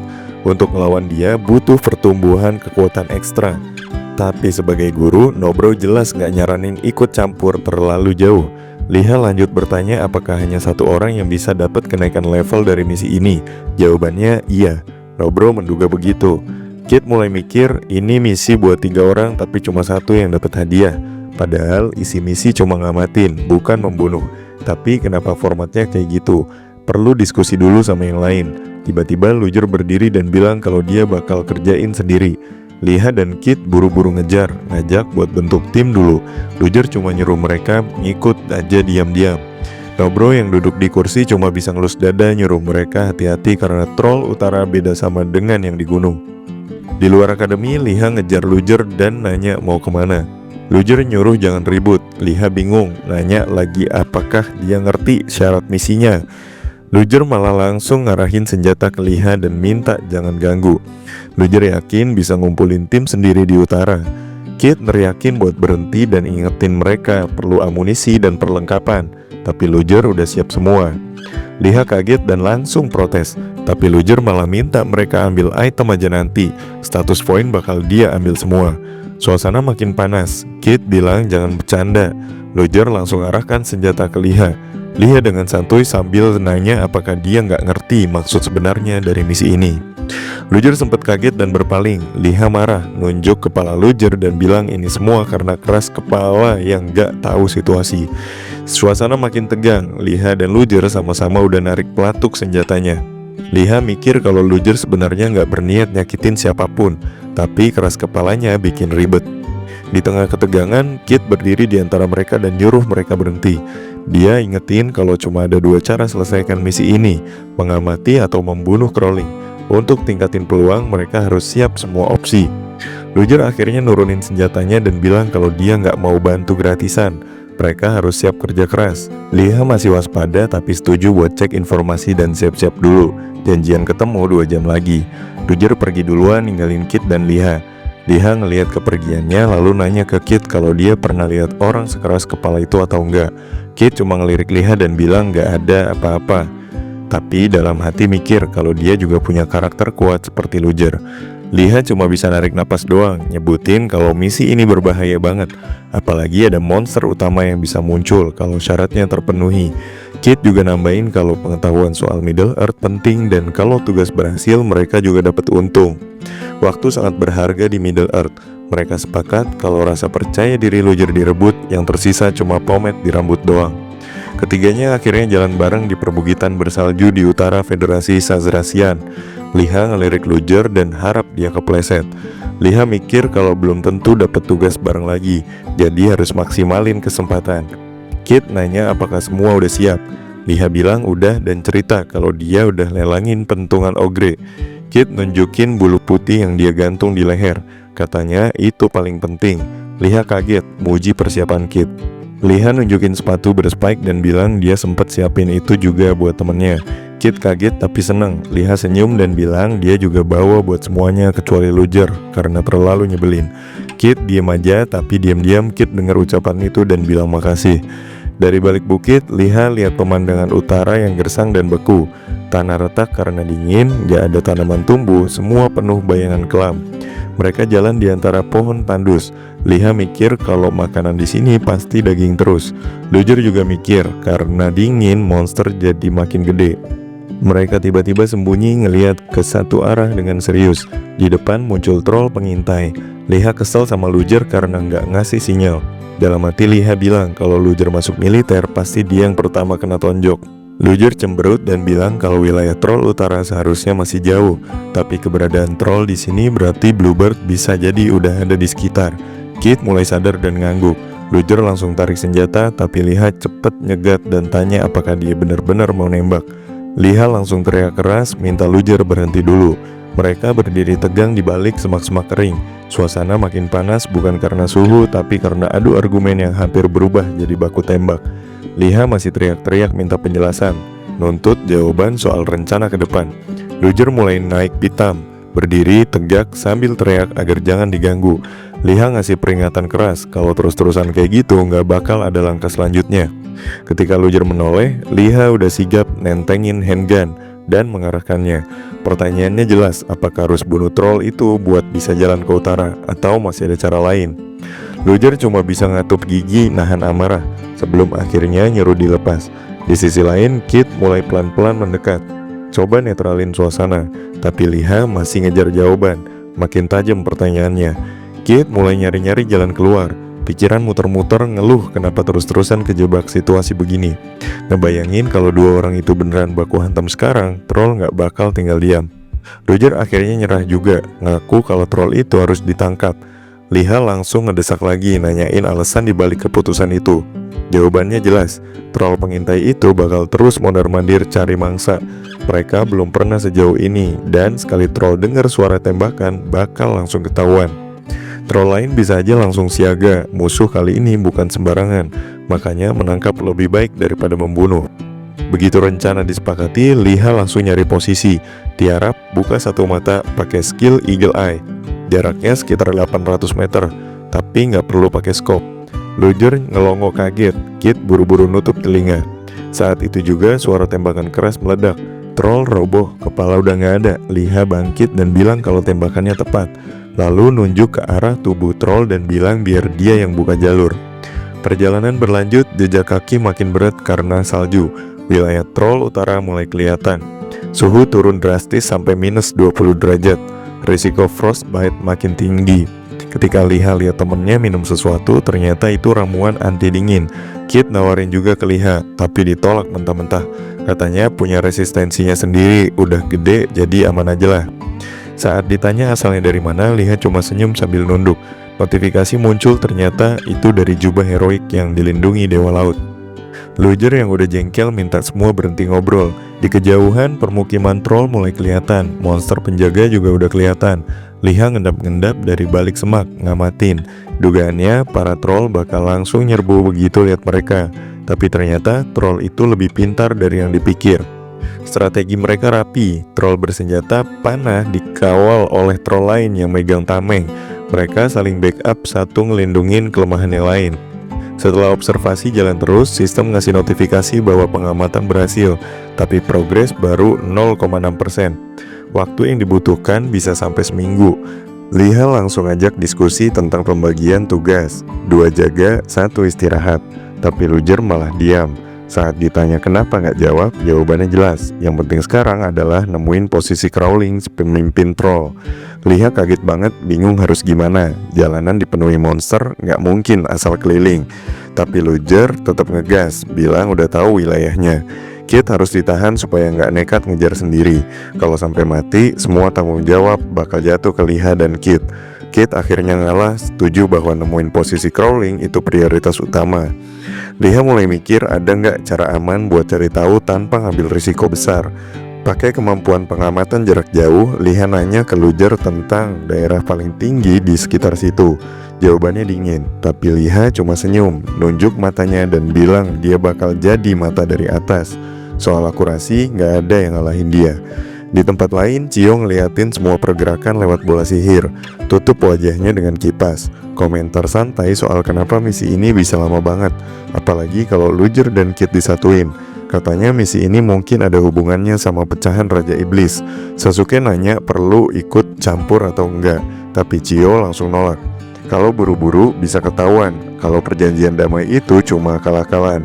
Tambah lagi Liha bisa sadar kalau dia ditanam alat pengintai. Jadi rencananya sekarang adalah manfaatin lokasi mereka di wilayah utara. Cerita makin panas, strategi makin kompleks, dan situasi makin dingin. Tapi buat 3 orang di tengah salju itu, semua keputusan harus tepat. Karena satu langkah salah bisa jadi tiket menuju isekai sudah pasti didapatkan. Sasuke berdiri dengan ekspresi penuh tekanan sambil menekan dadanya, merasakan beban tanggung jawab yang makin berat. Setelah diminta untuk segera memberi informasi soal lokasi Liha dan mengumpulkan data berguna sebagai kompensasi atas kegagalan sebelumnya. Ancaman soal pemutusan kontrak benar-benar bikin situasi tambah genting. Sasuke langsung bilang bakal mulai sekarang juga. Di sisi lain, Chiyo terus memandangi bola pengintai dengan penuh minat, menanti hasil kerja Sasuke. Sementara itu, Liha lagi ngepron di salju, berusaha tetap low profile sambil mikirin perintah sebelumnya. Strateginya simple, yaitu cari titik tertinggi buat bisa lihat situasi dari atas, biar bisa nilai keadaan lebih jelas. Selagi yang lain ngumpulin informasi di luar, Liha siap nerima laporan lewat intercom. Setelah itu dia berdiri, nyeret tas ke pundaknya dan ngasih instruksi buat balik kalau udah nemu crawling. Dia yakin waktu itu recharge teleporter udah kelar, jadi rencananya bakal jalan begitu semua info udah terkumpul. Liha sempat ngangkat 3 jari, kode penting bahwa kalau terjadi hal darurat harus langsung pakai teleporter. Dia juga ngingetin kalau sampai ada yang mati, misi langsung gagal. Kid ngasih peringatan tentang kekuatan para troll utara yang emang bukan main. Luger menanggapinya dengan ketus sambil siapin senjata. Katanya peluru-pelurunya mungkin cuma bakal bikin luka kecil, tapi Kid bilang itu udah cukup. Liha mulai isi claymore sambil mikir bahwa pas teman-temannya masih nyari posisi, Liha udah naik lebih tinggi buat pasang perangkap demi jaga-jaga. Liha ngintip dari optical scope, tenang tapi tajam ngamatin situasi. Dalam bidikannya, bangunan tertinggi di pemukiman langsung jadi target pengamatan. Dia lihat Kid dan langsung ngirim pesan, yaitu arah jam 1, jarak 150 meter dari pagar. Ada 2 troll. Kid langsung ambil posisi lebih rendah. Luger juga lihat ke menara pengawas, dan waktu dikasih info soal arah jam 11, jarak 300 meter, dia bilang udah tahu. Sudah 1,5 jam Liha mantau tapi misi belum juga jalan. Dia mulai mikir mungkin ada batas jarak dalam sistem. AWP-nya diangkat lagi sambil mikir bahwa temannya harus udah sampai pinggiran camp sekitar 30 menit lalu. Dia prediksi dalam sejam ke depan progres harusnya meningkat, tapi lokasi crawling belum bisa dipastikan dan gak ada troll lain yang muncul. Kid ngintip dari balik tembok ngasih info bahwa cuma ada troll biasa, gak ada tanda-tanda target. Luger tampak kesal dan bilang bakal kasih kabar kalau nemu sesuatu. Liha mulai gerah, kesal sama Luger yang kayaknya susah banget kerjasama. Dia keinget saat marah-marah ke Naga, terus sadar bahwa mungkin alasan si Balefus gak peduli karena emang percuma nanggepin orang kayak gitu. Liha nyimpulin masalah utama mereka itu si pemimpin troll. Tanpa alasan kuat, si pemimpin gak bakal muncul. Tapi ada notifikasi soal pengamatan pasukan troll utara, padahal misi gak nyebut soal ini. Liha sadar bahwa indikator pengamatan mulai naik 1,2% setelah 1 jam. Berarti sistem bakal kasih nilai lebih kalau ada 2 masketir deket camp. Jadi begitu nemu crawling harus segera atur jadwal jaga.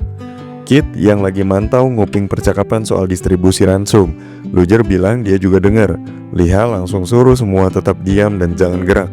Di arah jam 7 sejauh 40 meter ada 7 troll dan 13 lainnya di arah jam 11, jaraknya 70 meter. Luger geser ke balik tembok karena kerumunan troll makin dekat. Arah jam 1, 100 meter dari posisi ada 15 troll, dengan 8 lainnya di belakang. Jumlah yang makin banyak bikin Liha makin khawatir. Crawling belum kelihatan dari atas. Kid dan Luger juga ngasih info bahwa pemimpin gak kelihatan, dan para troll yang udah dapet ransum gak pergi. Liha bilang bakal lebih gampang mantau pas malam. Rencana patroli pun mulai dirancang, tapi mendadak ledakan keras ngeganggu semuanya. Kid kaget dan nanya apa yang terjadi. Luger lihat asap di bukit, langsung panik dan nanya apa yang dilakukan Liha. Liha lompat panik dan bilang itu dari jebakan yang udah dia pasang. Beberapa titik mulai terbakar. Dia pasang bahan peledak dalam radius 300 meter dan yakin daerah itu kosong. Tapi ada ledakan dari 2 sisi, berarti ada yang datang. AWP langsung dipegang lagi. Kid juga panik dan langsung menoleh ke arah Liha. Para troll mulai melihat ke arah asap. Luger sebel dan maki Liha, nanya kenapa ngasih sinyal terang-terangan begitu. Troll-troll bermata menyala mulai mendekat. Notifikasi muncul yaitu minat troll meningkat, alarm naik ke 50%. Tiba-tiba Igor muncul dari dalam asap sambil tertawa lepas. Liha kaget setengah mati, kenal betul siluet itu. Pria berambut putih itu nyengir lebar dan langsung bilang bahwa dia bakal balas dendam. dan ambil kembali semua pencapaian. Liha yang masih pegang AWP bingung kenapa Igor bisa muncul di situ. Tiba-tiba ledakan lain ngehambur salju kemana-mana. Kit sadar itu bahaya besar dan langsung minta Liha jawab. Luger geram maki Kit sambil nanya apa yang udah dilakukan. Para troll mulai gelisah, sebagian tetap lanjut distribusi makanan. Tapi dari balik cabang salju, Kit lihat notifikasi yang makin mengkhawatirkan. Dia langsung minta Luger buat pakai chain teleporter. Tapi jawabannya bikin ngeri, yaitu teleporternya aktif tapi nggak bisa dipakai. Troll yang makin waspada akhirnya nyebar cari mangsa. Salah satu troll pakai skill dan level kewaspadaan langsung naik drastis sampai 90%. Kit panik lari sambil minta Liha siap teleport kalau posisi udah ketahuan. Nggak lama kemudian tingkat kewaspadaan naik ke 100%. Seorang penunggang kuda muncul, kudanya nginjak tanah dengan keras. Si pemimpin menarik tali kekang dan ngomel, merasa diganggu dari tidurnya. Kit ngintip dari balik sudut dan dapat notifikasi tentang kemunculan pasukan tambahan. Dia sadar kewaspadaan 100% ternyata jadi pemicu kemunculan crawling. Dan kayaknya crawling gak ada di luar camp. Lampu menyala di belakang, Liha muncul dengan napas ngos-ngosan. Langsung dia pegang pundak temannya dan teriak bahwa mereka harus panggil Luger sekarang juga. Tangkap raja, terus langsung keluar. Saat temannya mau jawab, Liha potong dan bilang mereka nggak punya waktu.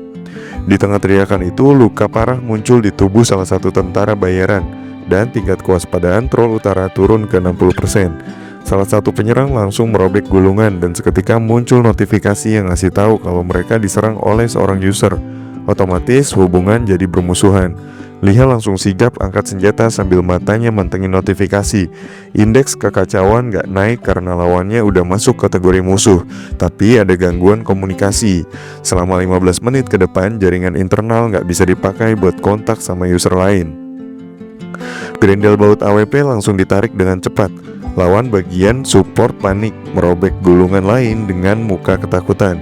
Tapi belum sempat berbuat banyak, kepalanya langsung meledak jadi potongan. Level kewaspadaan saat itu udah nyentuh 70%. Liha langsung nyipitin mata, mikir kayaknya masih ada sekitar 30 musuh di sekitar. Posisi dia sekarang ada di dekat tebing, dikepung sama orang-orang berjubah putih. Dalam situasi itu sempat muncul ide buat loncat ke bawah. Sambil nyari celah, otak jalan terus. Teleportasi rantai lagi nggak bisa dipakai.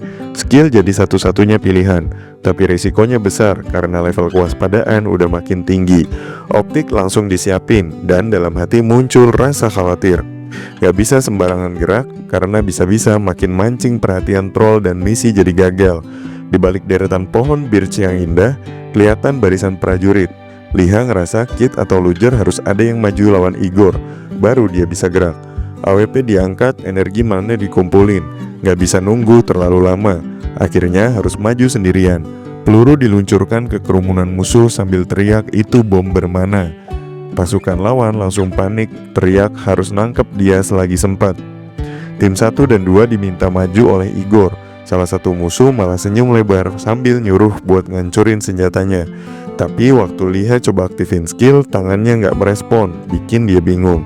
Beberapa musuh langsung rontok tanpa kepala. Pemimpin mereka teriak jangan terlalu ngandelin skill, balik ke cara lama. Seorang pendekar loncat ke arah Liha teriak-teriak, tapi kepalanya langsung ditembak pakai pistol. Liha ngelirik tajam, laras senjatanya masih panas. Peluru lain melesat, serpian logam terbang ke segala arah, tapi Igor berhasil menghindar.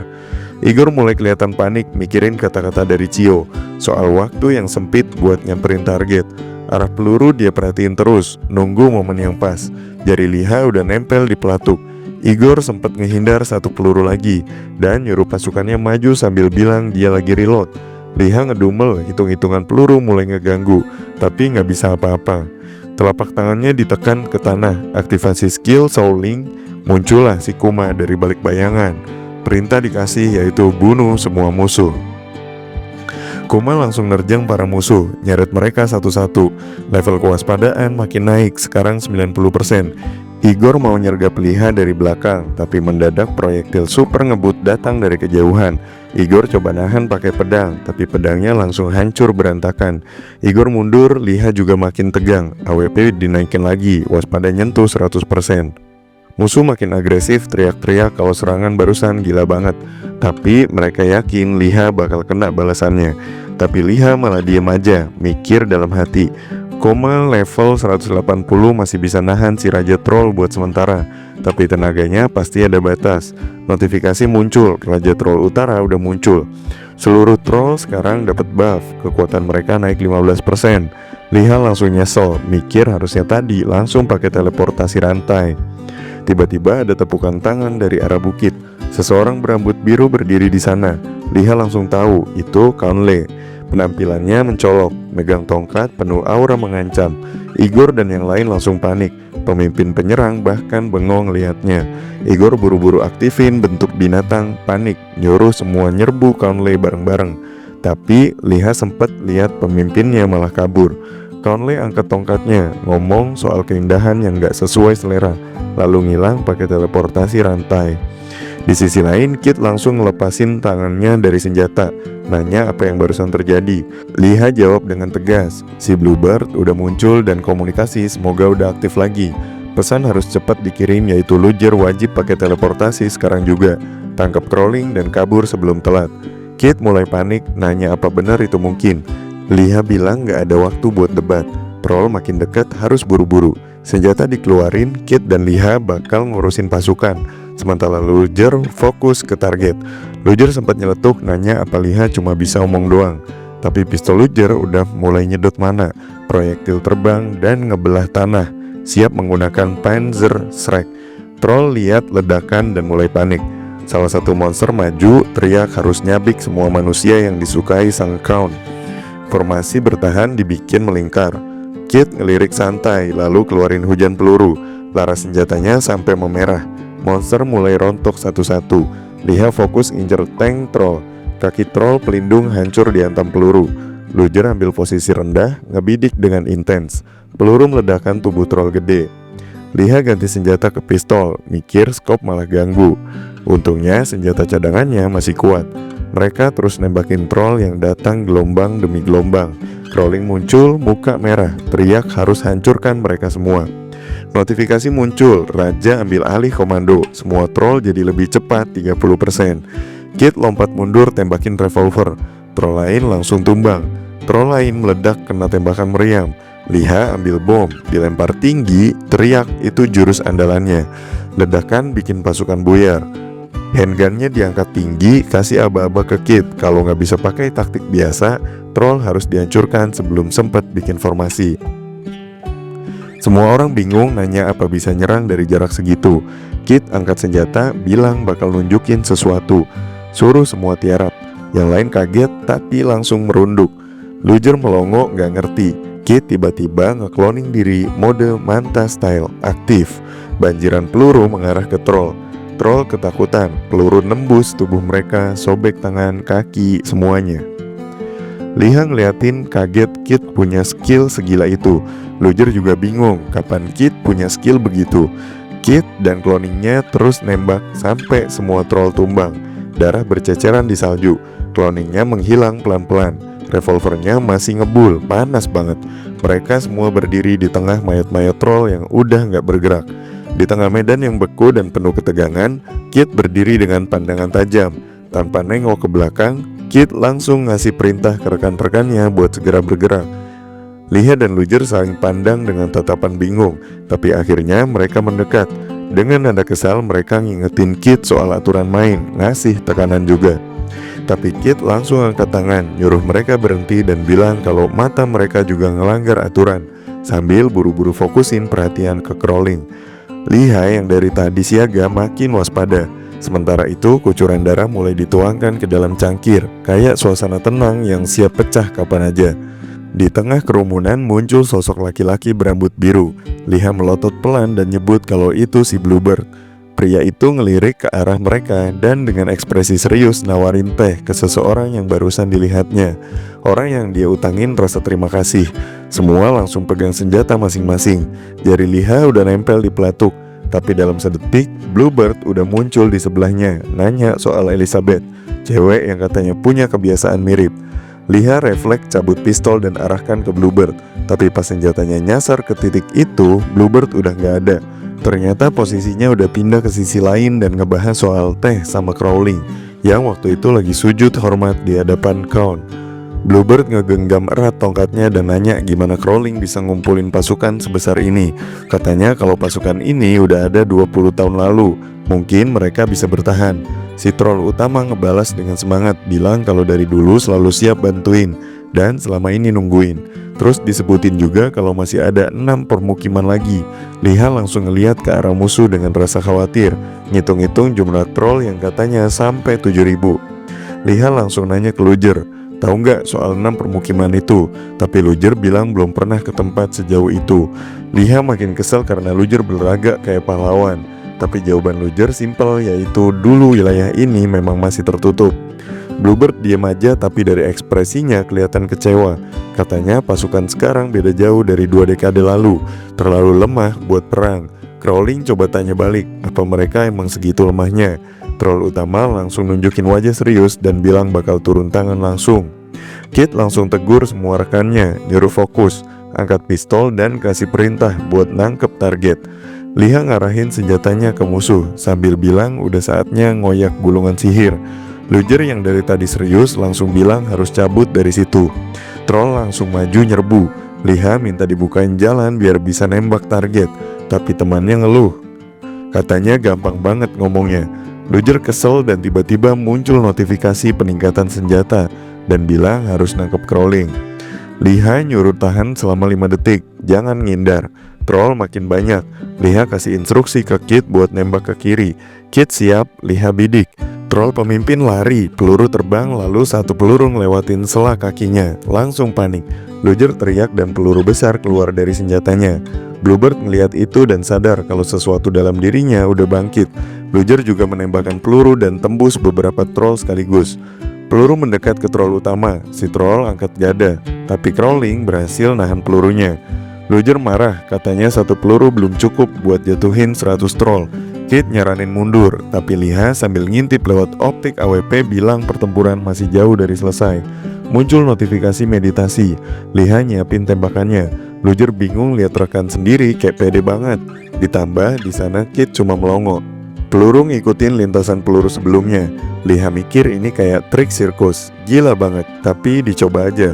Peluru nerobos kerumunan troll, nyobek badan mereka, nembus ke dada target dan tembus ke belakang. Gak berhenti.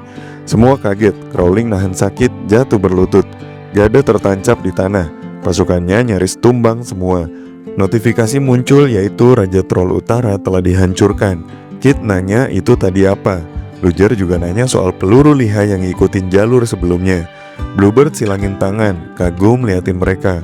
Lalu nanya beneran Liha yang ngelakuin itu semua. Bluebird akhirnya bilang kalau dia tarik omongannya dan ngaku mereka setara dengan para pahlawan zaman dulu. Teriakan soal gulungan muncul. Kit nutupin senjatanya pakai jubah, waspada. Luger robek gulungan. Si biru coba cegah dan bilang dia belum selesai, tapi langsung hening.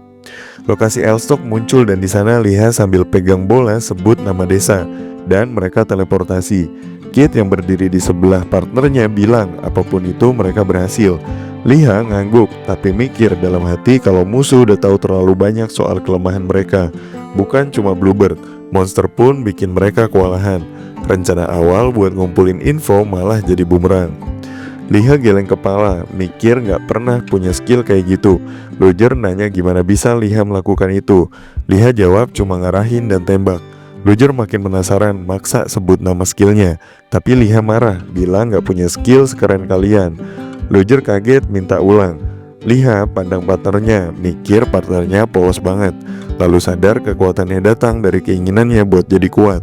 Mungkin itu alasan kenapa Alexander dan Lee Ji-won gak nganggep Luger ini serius. Langit biru terbentang, matahari nyorot tipis. Liha ngaku bakal seneng banget kalau punya skill kayak Luger. Kit nanya apa akurasinya tipu-tipu.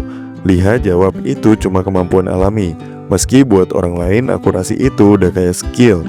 Luger kesel minta jawaban lagi. Kit menengahi ocehan itu dengan nyenggol partnernya, nyuruh tenang dan fokus nyelesain tugas. Di sisi lain, Bluebird yang berdiri di padang es bareng kudanya mikir kalau dia sendiri yang lawan troll. Hasilnya bisa lebih bagus dari 3 orang itu. Troll-troll saling pandang. Bluebird ngelihat mereka dan ngerasa setelah kehilangan pemimpin, mereka kayak kehilangan otak. Tongkatnya diketukin ke tanah, berdiri di sebelah tubuh beku Crawling. Bluebird ngomong kalau cuma bareng raja mereka, incompetence itu bisa berguna. Bluebird perintahkan troll tetap di camp, katanya dia bakal balikin raja mereka. Naik kuda, mikir kalau masih butuh banyak hal buat ngidupin raja. Sambil duduk di atas pelana, mikir juga kalau belum tahu di mana tempat persembunyian mereka.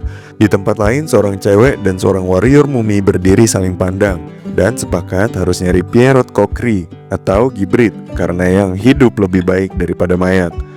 Dua orang penjaga lagi berdiri di sebuah ruangan. Salah satu dari mereka ngasih tahu makhluk di depan mereka bahwa mereka nggak bisa masuk. Di tengah ketegangan yang makin meningkat, Igor berdiri dengan sorot mata tajam sambil nyuruh yang lain mundur karena harus menghadapi makhluk itu sendiri. Dengan cakarnya, Igor langsung menebas penjaga yang mencoba menghalangi, mencabik punggung lawannya sebelum bergerak menuju gerbang. Saat pria yang diserangnya mengerang kesakitan, lalu Igor menendang pintu gerbang hingga roboh. Di dalam, Cio hanya duduk santai di sofa sambil memperhatikan situasi. Cio merasa tindakan si pria itu terlalu kasar, apalagi datang tanpa diundang. Tangan Igor menghantam tembok menggores pipi Cio, tapi Cio tetap tenang dan mengingatkan bahwa kalau memang ada urusan seharusnya bisa dibicarakan baik-baik, bukan dengan kekerasan.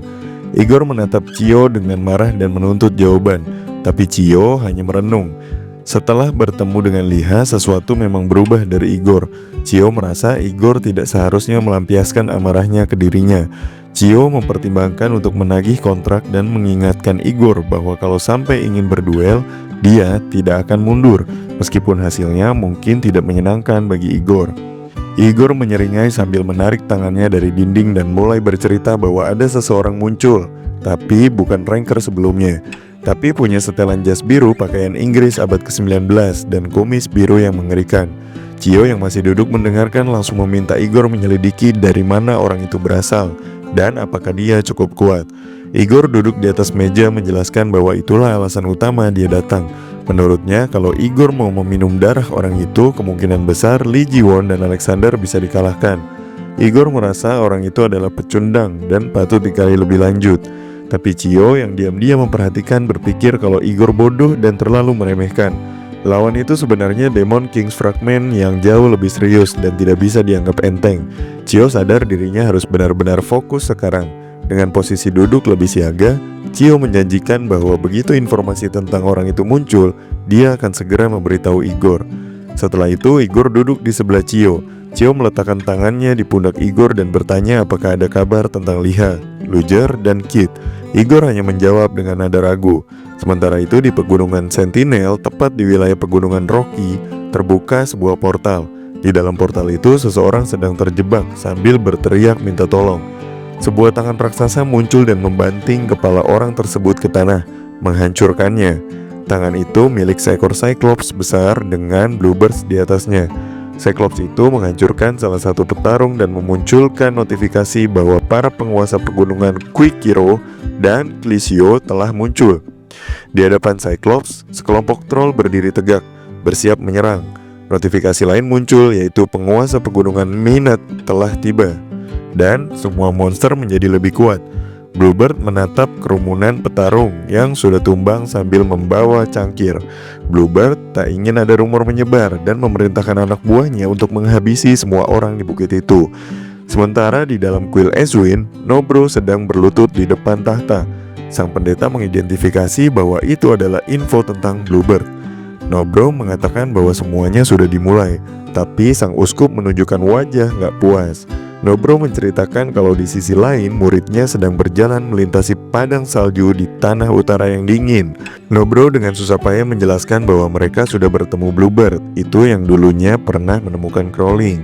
Sang uskup menyadari bahwa jika Bluebird itu benar-benar memanggil kembali para monster dan membangun ulang pasukannya, maka benua ini akan terseret dalam perang dunia ketiga antara manusia dan iblis. Ia pun menegaskan bahwa satu-satunya cara menyelamatkan umat manusia adalah dengan bertempur. Sang pendeta lalu bertanya apakah Crawling sudah dihancurkan. Karena itu memberi harapan. Nobro berdiri mengangguk menyebutkan bahwa muridnya sudah membereskannya. Di tengah pembicaraan, seorang pemuda masuk ke aula memperkenalkan diri sebagai Fernand dan mengakui bahwa ia mengenal murid-murid yang sedang dibicarakan. Fernand sadar bahwa dirinya sedang dalam proses naik daun dan kini dikenal oleh banyak orang. Sang uskup pun berkata bahwa jika Bluebird sudah mulai bergerak, maka mereka nggak punya banyak waktu lagi. Para monster harus dihalau sebelum mereka semakin kuat dengan sihir. Fernand mengangguk dan setuju, menyebut bahwa mencari fragmen Raja Iblis bukanlah hal mudah, bahkan bagi pengintai tingkat tinggi. Tapi sang pendeta langsung menimpali bahwa satu-satunya pengintai terbaik benua ini ada di ruangan tersebut, dan dia sendiri yang akan melacak jejak Bluebird. Fernand pun menerima tugas itu dengan semangat, menganggap mencari makhluk hidup lebih mudah daripada mencari harta karun kuno. Sang pendeta meminta Nobro itu meyakinkan raja agar Vybil dan Minit tidak memulai perang. Seorang pria mendadak masuk, berlutut dan minta izin menyampaikan kabar penting. Uskup yang sudah berdiri di tahta mempersilahkan dan pria itu melaporkan bahwa ada monster muncul di pegunungan yang diyakini sebagai fragmen Raja Iblis. Semua orang terkejut. Informasi dari Vybil menyebutkan bahwa monster raksasa mulai muncul dan kemungkinan Bluebird berada di sana. Nobro menanggapi dengan serius, menyadari bahwa keterlibatan Bluebird itu bisa memperburuk situasi.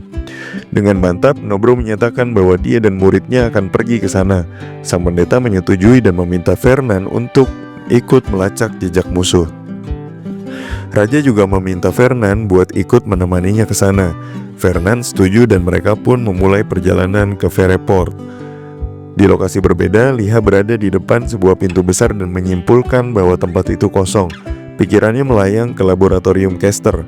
Liha menatap pepohonan gersang dan yakin bahwa kalau tempat ini penting, pasti sudah ditemukan rekan-rekannya.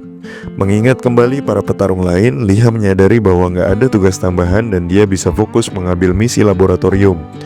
Sambil meregangkan tubuh, Liha berpikir bahwa meski hadiahnya biasa aja, dia dan timnya sebenarnya bukan hanya masketir, tapi juga pewaris para pahlawan. Liha yang berdiri agak jauh tampak kesal, menganggap gelar mereka hanyalah tipuan dan karena itu para pengguna tingkat tinggi selalu merahasiakan info pribadi. Liha membuka notifikasi dan langsung muncul dan tersenyum saat melihat bahwa dia mendapat 10 poin dari misi. Muncul notifikasi pencapaian atas penghancuran Raja Utara, serta peluang untuk mencatat 3 nama ke dalam Hall of Fame. Tapi saat melihat pencapaian itu, Liha merasa ada yang janggal. Notifikasi tentang serangan mematikan dengan 1 tembakan juga muncul. Meski nama bisa dicatat di Hall of Fame, Liha sadar bahwa Luger sebenarnya tidak memberikan satupun kerusakan pada Crawling.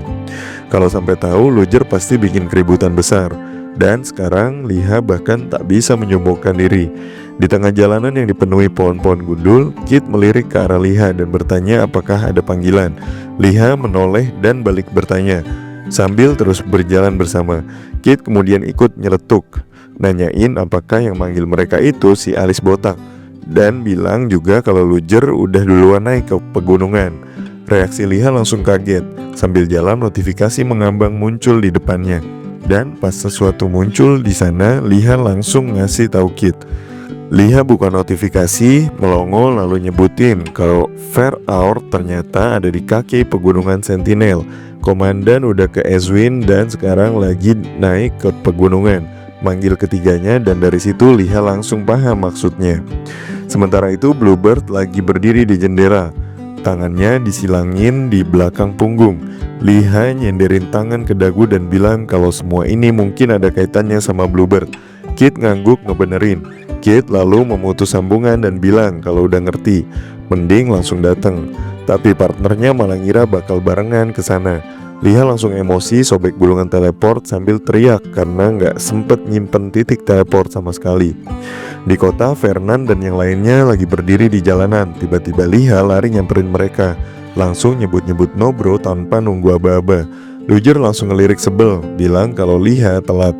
Dekat kerumunan, Liha lihat si pengintai dan kaget juga dia muncul di sana.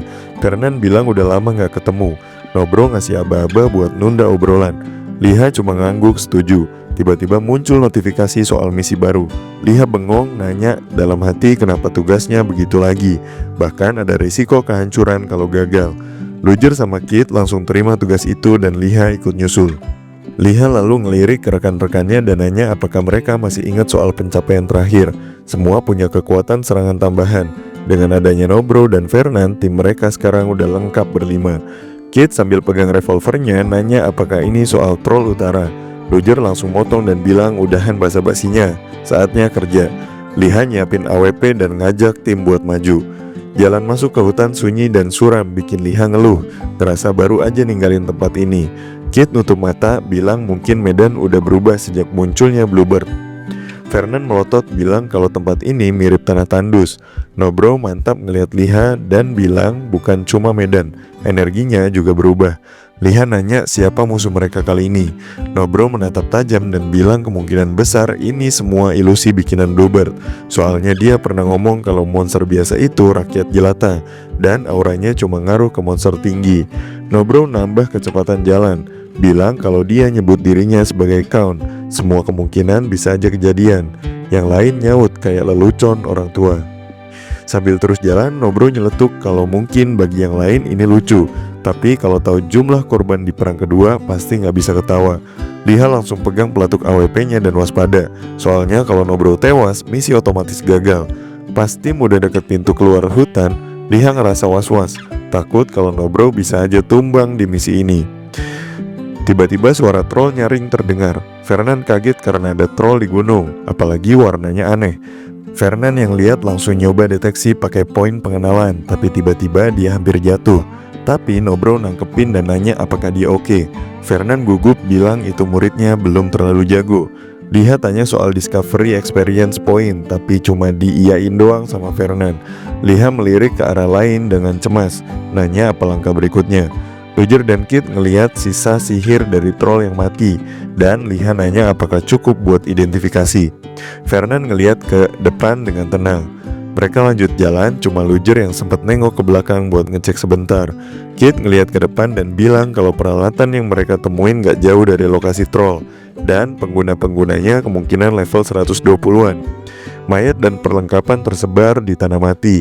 Luger bilang kalau mereka terlalu nekat melawan musuh tanpa tahu kekuatannya. Vernon ngelirik dan bilang kalau dilihat dari jumlah item, mereka dibantai brutal. Kemungkinan pas musuh berubah jadi demon. Dan dia yakin orang yang mereka cari pasti ada hubungannya, walau belum ada jejaknya. Masih lanjut jalan, Vernon yakin jejaknya pasti masih bisa ketemu lebih jauh ke depan. Pas mereka ngumpet di balik pohon, horde troll muncul di hadapan tim. Liha nanya ke Nobro apakah para makhluk itu demon. Nobro bilang kalau kayaknya emang suku demon dan nyuruh mereka buat kabur pelan-pelan. Liha nanya maksudnya gimana dan apakah mereka harus lawan pasukan itu. Luger angkat senjata, bilang biar dia yang urus. Liha cemas ngelihat Luger dan manggil dengan panik. Horde itu mulai nyerang, tapi Luger malah teriak itu bagian dari rencana. Luger langsung ngeluarin Panzer Shrek dan boom, awan asap naik. Peluru nembus beberapa troll dan motong tubuh mereka. Luger balik ke tim, bilang kalau mereka demon. Level mereka nggak lebih tinggi dari troll utara. Kalau takut mending main petak umpet aja. Liha siaga, ngajak masuk pertempuran. Ngelirik ke Kit. Kit udah siap. Vernon ngerasa kaget, nggak nyangka kekuatan mereka segitu gilanya. Ngelihat ke Luger, dia akhirnya percaya kalau dulu sempet lawan Alexander. Peluru nyasar di tubuh troll, sobek daging sana-sini. Vernon ngelihat ke Kit dan mikir kekuatannya bisa saingin Nara, bahkan mungkin lebih. Tapi rapier milik Nara nggak secepat ini. Liha berdiri di balik pohon siap nembak. Luger dan Kit terus tembakin troll. Vernon ngelihat ke Liha dan ngebatin akurasi kayak naga Bone Drake, tapi 2 kali lebih akurat. Tiba-tiba muncul Ogre dari balik pepohonan. Vernon ngeliat dan nyadar kalau Ogre juga udah berubah jadi demon. Dia ngerasa ngeri, mikir kalau ini bukan pertarungan mudah. Kayaknya tugas ini sebenarnya buat nemuin jejak Bluebird dan kabur secepatnya. Ogre berdiri di depan para Tri Musketeer dan suasana jadi hening. Luger nyeletuk Ogre itu makhluk gede dan bodoh. Kit sambil ngacungin pistol bilang kalau ini malah lucu. Liha ngeliat lewat scope dan mikir kalau ukurannya segede itu malah makin gampang ditembak. Apalagi jumlah mereka gak terlalu banyak. Seketika kepala Ogre bolong, tubuhnya ambruk. Vernon tarik napas panjang, lega ngerasa tugas ini bisa dikerjain. Cukup temuin jejak dan selesai. Nobro nyamperin Liha dan nanya apakah ada yang kabur. Liha jawab gak ada yang lewat. Nobro seneng denger itu. Ngelihat jauh ke depan, dia mikir kalau ada yang sampai far out, situasi bakal runyam.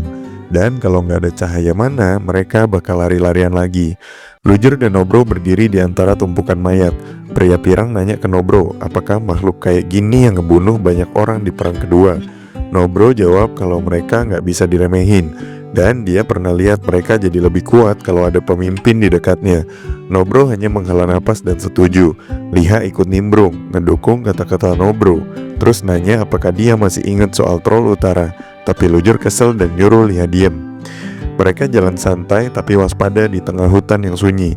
Si Liha langsung nyolot, bilang kalau bukan karena dirinya mereka semua udah tamat dan misi pasti gagal total.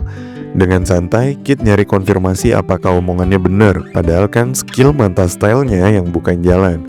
Vernon jalan paling belakang, diem aja. Tapi dari tatapannya udah kelihatan banyak yang dipikirin. Sementara itu Liha malah mulai cerita panjang lebar soal gimana misi bisa berhasil cuma karena skillnya yang luar biasa. Vernon dalam hati cuma mikir gaya mereka emang selalu kayak gitu. Aneh juga, tapi kenyataannya misi tetap kelar. Nobro tiba-tiba angkat tangan minta semua orang diem. Wajahnya serius terus bilang kalau mereka udah sampai di puncak. Lalu langit berubah jadi warna-warni terang oranye. Tiba-tiba muncul notifikasi yang bilang kalau pemilik pegunungan Sentinel, Quick Hero, sama Clicho udah bangkit. Seketika semua monster jadi 20% lebih kuat. Semua anggota tim termasuk Vernon langsung menatap ke arah dua bos besar yang berdiri megah. Vernon nanya, kok bisa dua bos muncul sekaligus? Kit langsung natap ke arah dua sosok itu yakin banget, terus bilang aura mereka beda. Dan ternyata mereka juga demon. Luger cuma pasang wajah percaya diri, bilang bakal netralin mereka. Tapi tim ngingetin kalau jangan rakus, soalnya sekarang ada dua bos. Lihat kelihatan mulai mikir dalam. Dari ukuran tubuh bos itu kelihatan kalau mereka udah punya kekuatan Bluebird, jauh lebih kuat dari sebelumnya. Dulu satu tembakan bisa beresin, tapi sekarang kalau nggak kena organ vital nggak bakal cukup. Liha sempat ngecek tanduk di kepala mereka, nanya dalam hati apakah dulu warnanya juga udah hitam.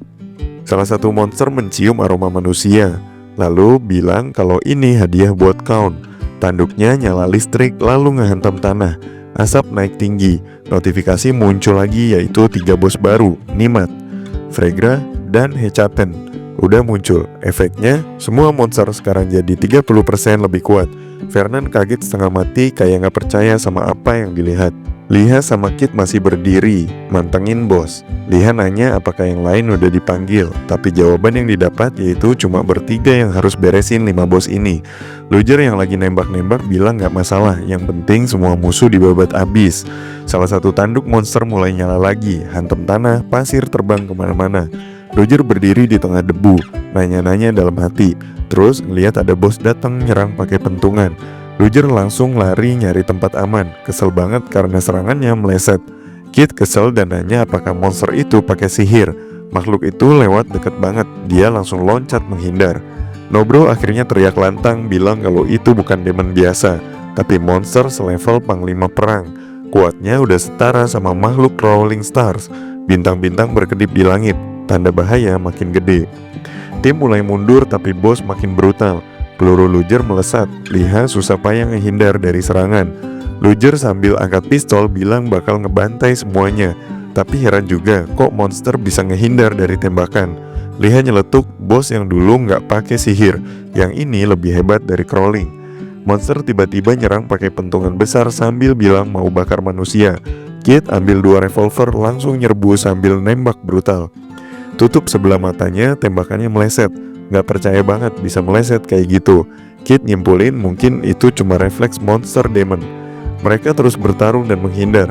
Salah satu bos nyerang pakai sihir lewat tanduk lagi.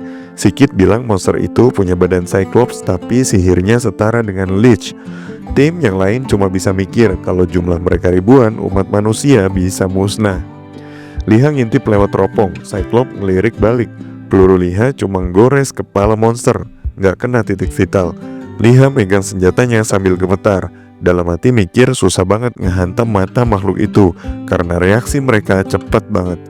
Kit mulai sadar monster-monster ini bahkan bukan Bluebird, tapi cuma pengikutnya. Luger juga ngedumel kalau aja tembakannya tepat, mungkin semuanya bisa diberesin lebih cepat. Tapi nyatanya level mereka belum cukup. Mungkin si Nobro pernah ketemu demon pas perang kedua, tapi yang jelas tindakannya cepat dan taktis. Liha mulai mikir lagi adakah titik lemah lain selain mata. tapi susah buat ngincer karena tanduknya selalu ganggu. Fernand tiba-tiba berdiri teriak lantang, bilang kalau tanduk itu sumber sihir. Begitu diserang mata, tanduk langsung aktif. Jadi mereka harus pisahin tanduk biar sihirnya nggak ganggu. Liha langsung sigap, pegang AWP posisi nunduk. Fernand ngingetin, ini bukan Cyclops biasa. Statusnya udah naik, jadi target utama sekarang bukan mata tapi tanduk. Luger langsung kesel bilang informasi itu harusnya disampaikan dari awal, tapi Liha malah bilang makasih. Nobro buka jam tangan, bilang mereka terlalu lama buat nemuin titik lemahnya. Dia deketin tim, bilang kalau berkat bantuan si tracker mereka masih bisa belajar lebih banyak. Liha nanya lagi tapi langsung disuruh simpan tenaga. Nobro ngambil revolver dari tangan Kit, pinjam dulu katanya. Nobro melangkah maju, bilang ini bakal jadi pelajaran pertama dan terakhir dari dirinya. Dia deketin monster, suruh yang lain liatin dan belajar. Gerak cepat ke samping, dia nembak. Peluru langsung kena tanduk dan hancurin. Cyclops luka parah dan tatap Nobro dengan amarah. Teriak, tanduk itu hadiah dari Bluebird. Si Nobro cuma nengok balik, bilang harusnya udah curiga pas ngeliat tanduknya nyala-nyala. Tanduk itu sumber sihir, bukan ornamen biasa. Harusnya dari awal udah ditebak kalau itu monster baru. Sambil megang revolver, dia ngomong, tiap ngelawan monster wajib cari tahu dulu sumber sihir, cara kerja, interval, dan radiusnya. Liha ngeliatin, si Nobro lanjut ngomong, harusnya tahu dulu jenis sihirnya yaitu kilat atau ilusi, baru bisa bikin strategi. Luger nembak lagi, tapi si Nobro langsung negur bilang kalau gaya main Luger masih jauh dari kata pro. Sikap kayak gitu cuma bisa bikin kepala putus duluan di tangan Bluebird. Nobro sambil ngindar dari pentungan ngingetin biar lebih fokus. Dia lari deket banget ke arah bos. Nobro lompat tinggi berdiri di atas mayat monster dan siap nembak tanduknya. Liha bengong lihat 5 Cyclops dimatiin Nobro dalam waktu kurang dari 4 menit. Kalau mereka dari awal fokus ke tanduk mungkin bisa juga kayak gitu. Tapi jelas level mereka belum cukup. Mungkin si Nobro emang udah akrab sama Demon dari perang kedua. Nobro balik ke anak-anak bilang Cyclops itu masih punya sistem saraf kayak manusia. Jadi mata tetap titik vital. Tapi karena serangan mereka salah sasaran, damage-nya nggak maksimal. Tanduk baru aktif kalau nyawa mereka terancam. Setelah lemparin revolver ke Kit, dia bilang kalau mereka dari awal analisis kapan sihir dipakai pasti udah tahu solusinya. Kit ambil lagi senjatanya, cek satu persatu, semua diem. Nobro bilang tanpa Fernand misi udah gagal. Berdasarkan capaian hari ini kayaknya harus dipikir ulang lagi siapa yang pantas jadi kunci tim. Liha mengepalkan tangan, dalam hati sadar kalau semua rekan tempurnya bertarung jarak jauh, gak ada support. Kalau target meleset, bahkan serangan terkuat pun gak ada gunanya. Liha buka matanya lebar, malu banget karena gagal kena sasaran. Nobro teriak ke anak-anak buat cek area sekitar. Mereka jawab dengan ragu. Matahari tenggelam di balik pegunungan batu. Perintah baru yaitu cek bagian gunung. Liha jalan di tengah hutan, udah sejam nyari monster. Tiba-tiba Liha dan Kit ngeliat troll terakhir. Cuma butuh satu momen, satu tembakan. Notifikasi muncul yaitu misi selesai. Ketika 3 orang muncul, Nobro nanya apakah semua udah kembali. Jawabannya semua kembali. Liha jalan paling belakang mikir dalam hati, 2 temennya kelihatan murung. Sementara itu, Nobro terlihat terlalu kuat dan ngilangin tangan di dada. Ngomong kalau sedikit kecewa, tapi secara keseluruhan semua oke. Dia ngasih ucapan terima kasih lalu nanya ke Fernand soal jejak Bluebird. Jadi awalnya Fernand lagi berdiri sambil mikir keras. Fernand bilang dia udah coba lacak jejak Bluebird pakai mana, tapi malah nemuin sesuatu yang aneh. Jejak-jejak itu muncul di arah barat daya timur laut dan bahkan di dekat tanah tandus di ujung barat. Energinya juga kebagi rata di 3 titik itu.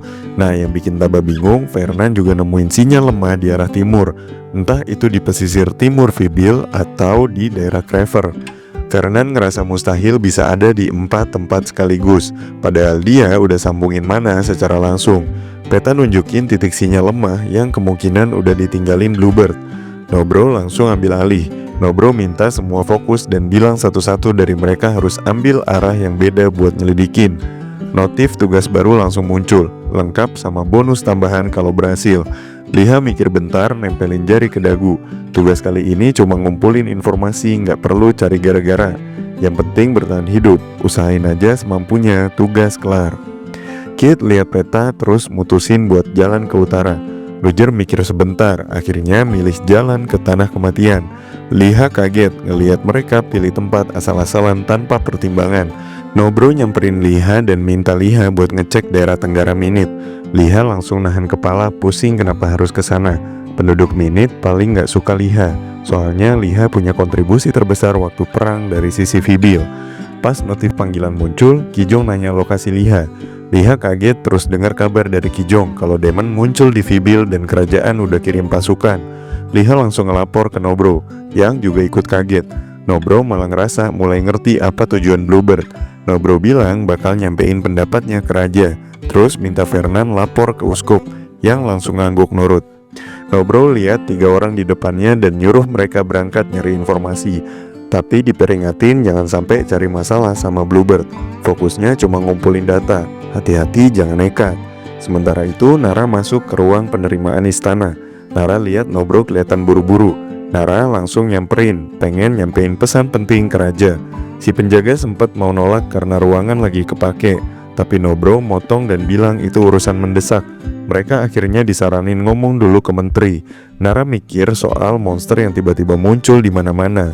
Ada rapat darurat dan lagi-lagi muncul pesan yang ada kaitan sama Liha. Nara curiga ini ada hubungannya sama fragmen Raja Iblis. Nara maju ke Nobro dan bilang kalau dia bawa pesan darurat dari Secret Order. Nara kaget dan bilang itu informasi rahasia yang berkaitan sama keamanan ibu kota. Permintaan audiensi pun dikirim, penjaga langsung lari nyampein ke raja. Nobro berhadapan langsung sama Nara. Terus Nara nyapa dan bilang mungkin ini ada hubungannya sama kemunculan para bos. Dia setuju dan bilang makasih. Mereka akhirnya diantar masuk. Raja berdiri dengan dahi mengernyit. Nobro langsung hormat dan lepas topi. Nobro bilang dia dapat misi dari uskup pergi ke Gunung Sentinel dan nemuin satu fragmen Raja Iblis, Bluebird. Raja kaget, orang-orang di aula langsung panik nyebut nama musuh itu. Raja cuma diem. Nara merhatiin wajah panglimanya, ngerasa ada sedikit penyesalan. Di sisi lain juga mikir hal yang sama. Raja cuma bengong liatin mereka. Raja akhirnya buka suara nanya harus ngapain. Gimana kalau Bluebird dan pasukannya langsung nyerang ibu kota? Nobro jawab mereka udah lama ngelacak Bluebird. Info dari pelacak terbaik bilang Bluebird lagi keliling ke berbagai tempat di benua. Awalnya mereka pikir Bluebird bangkitin pasukan Demon buat bantuin. Tapi setelah dengar soal pemberontakan, mereka punya teori baru. Semakin banyak Demon ngumpul, makin kuat kekuatannya. Tapi pasukan sekarang dikit dan tercerai-berai. Jadi pemberontakan itu cuma pengalihan. Tujuannya sebenarnya nyari fragmen Raja Iblis lainnya. Bluebird cuma lagi nyari waktu sampai semua fragmen ketemu. Mereka harus buru-buru sebelum terlambat. Rojak mulai angkat tangan. Curiga kenapa pasukan iblis nyebrang laut terus ngilang. Kenapa nyari fragmen di benua ini? Ternyata Bluebird dulu pernah disegel dalam kristal merah di dungeon Maw of the Abyss. Semua cerita soal dia nyebrang laut cuma ilusi. Rojak nanya gimana caranya muridnya bisa ketemu Bluebird dan selamat. Semua orang merhatiin Nobro. Mereka curiga masa ia bisa ketemu Bluebird dan masih hidup. Si Rojak ini angkat tangan dan bilang masih masuk akal kalau Bluebird muncul karena perintah uskup. Tapi kaitan sama fragmen Raja Iblis gak ada buktinya. Dia protes keras, mana bisa diminta damai sama Minit cuma berdasar omongan ngambang kayak gitu. Orang-orang pada teriak dukung dia. Rojak tambah ngamuk, bilang mereka udah rugi gede di perang ini tanpa ada permintaan ganti rugi atau permintaan maaf resmi. Gak bisa ada perjanjian damai. Mereka ngerasa raja dan negara diremehkan. Semua makin panas dan Nara yang ada di pinggir cuma bisa nutup mata sambil ngedumel. NPC susah banget diajak kerjasama. Kalau terus gini bisa-bisa perang sama Minit nyala lagi.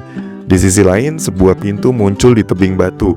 Liha senyum-senyum sambil ngetuk-ngetuk, nungguin yang punya rumah keluar. Tapi kayaknya beneran kosong. Liha garuk kepala mikir mungkin pura-pura gak ada. Terus teriak dari luar, bilang bukan datang buat nyiksa, cuma mau ngobrol. Dari belakang ada yang nanya, tahu nggak kalau Bottleneck diusir karena kelakuannya. Liha kaget, di halaman ada suara logam dipukul palu, Pandai Besi lagi kerja. Si Pandai Besi teriak, nanya siapa yang datang. Liha ngacung dan bilang bukan buat berantem. Tapi si pria berkumis langsung narik baju Liha dan nonjok dia. Katanya semua ini gara-gara Liha. Liha bingung, apaan coba maksudnya. Pandai Besi nyuruh masuk aja dulu. Mereka masuk, Liha diajak duduk dan ditanya apakah yakin dia penerus Elizabeth. Liha bingung, udah pernah ngomong soal ini, tapi terus ditanya lagi, apakah Liha ada kaitan sama fragmen Raja Iblis. Liha jawab pernah lihat Bluebird, tapi soal fragmen gak ngerti. Bottleneck makin serius dan bilang itu salah satu fragmennya. Terus nanya apakah Liha ada hubungan sama Gibrid dari sarang Chimera. Liha langsung kaget, jadi ada fragmen lain selain si Conley. Bottleneck marah dan bikin Liha makin sadar kenapa semua orang curiga. Liha akhirnya bersumpah kalau dia nggak ada sangkut paut sama Gibrid itu. Pandai Besi ngelirik dan bilang, oke, berarti Liha bukan pewaris Gibrid. Lewat jendela, dua kakak beradik ngeliatin marah. Liha ngebela diri, katanya dia cuma disuruh karena punya item penglihatan malam, bukan karena Chimera. Pandai Besi ngangguk bilang dia dan para tetua juga tahu item itu bukan dari Chimera. Tapi para tetua yang manggil Bottleneck emang udah nganggep dia gila. Mereka juga pernah diusir. Pandai Besi menghela napas, karena ternyata para tetua udah ngeliat tanda-tanda munculnya Gibrid dari jauh hari. Bottleneck bilang kalau Chimera sendiri udah cukup berbahaya. Bahkan terakhir kali beberapa dwarf melaporkan melihat Chimera di area Red Mountain. Info dari intelnya juga bilang sekarang karena Bluebird udah muncul, penampakan Gibrid juga pasti bentar lagi datang. Itulah alasan kenapa suku dwarf resah dan akhirnya mereka juga takut disalahkan seluruh dunia. Jadi mereka menggunakan alasan permintaan Liha atas pembuatan night vision itu jadi penyebabnya, dan sekaligus mengasingkan Bottleneck untuk menutupi itu semua. Liha di sana mikir, omong kosong macam apa itu semua, dengan mengkambing hitamkan Bottleneck. Di sisi lain, Bottleneck juga bilang kalau kepala sukunya emang bodoh karena mereka mencoba untuk menghubungkannya dengan Gibrid dan langsung mengusirnya. Liha yang dengar semua itu jadi ngerasa nggak enak. Padahal tujuan awalnya dia kesini adalah untuk membuat item baru. Tapi secara teknis dia juga mikir ini bukan kesalahannya dan mikir kalau situasi ini terlalu menyedihkan. Bottleneck nanya tujuan Liha kesini dan dijawab dengan ragu kalau dia kesini mau buat nambah stok peluru AWP. Tapi Bottleneck bilang kalau sekarang ini dia nggak bisa kerja maksimal karena peralatannya nggak memadai di sana dan harus kembali ke Hell and Feel. Tiba-tiba muncul notifikasi misi baru yaitu Settle the Matter Where It Began, di mana Liha harus membuktikan bahwa dia tidak berhubungan dengan Gibrid. Dia harus meyakinkan orang-orang bodoh itu tentang hal ini, dan tujuan dari misi ini adalah untuk mendapatkan paling tidak 3 kulit Chimera untuk menyelesaikannya. Bottleneck bilang kalau Chimera itu beneran ada, tapi dia nggak tahu apakah mereka ini punya Gibrid atau orang lain. Lagian kepala suku juga yakin kalau Chimera itu lagi ngumpet di suatu tempat. Liha sempat mikir percakapan sebelumnya yang bilang kalau Chimera sempat muncul di antara Red Mountain dekat wilayah Minit. Lokasi itu juga sekaligus tempat yang mau dituju Liha buat pembagian pelacakan jejak Bluebird.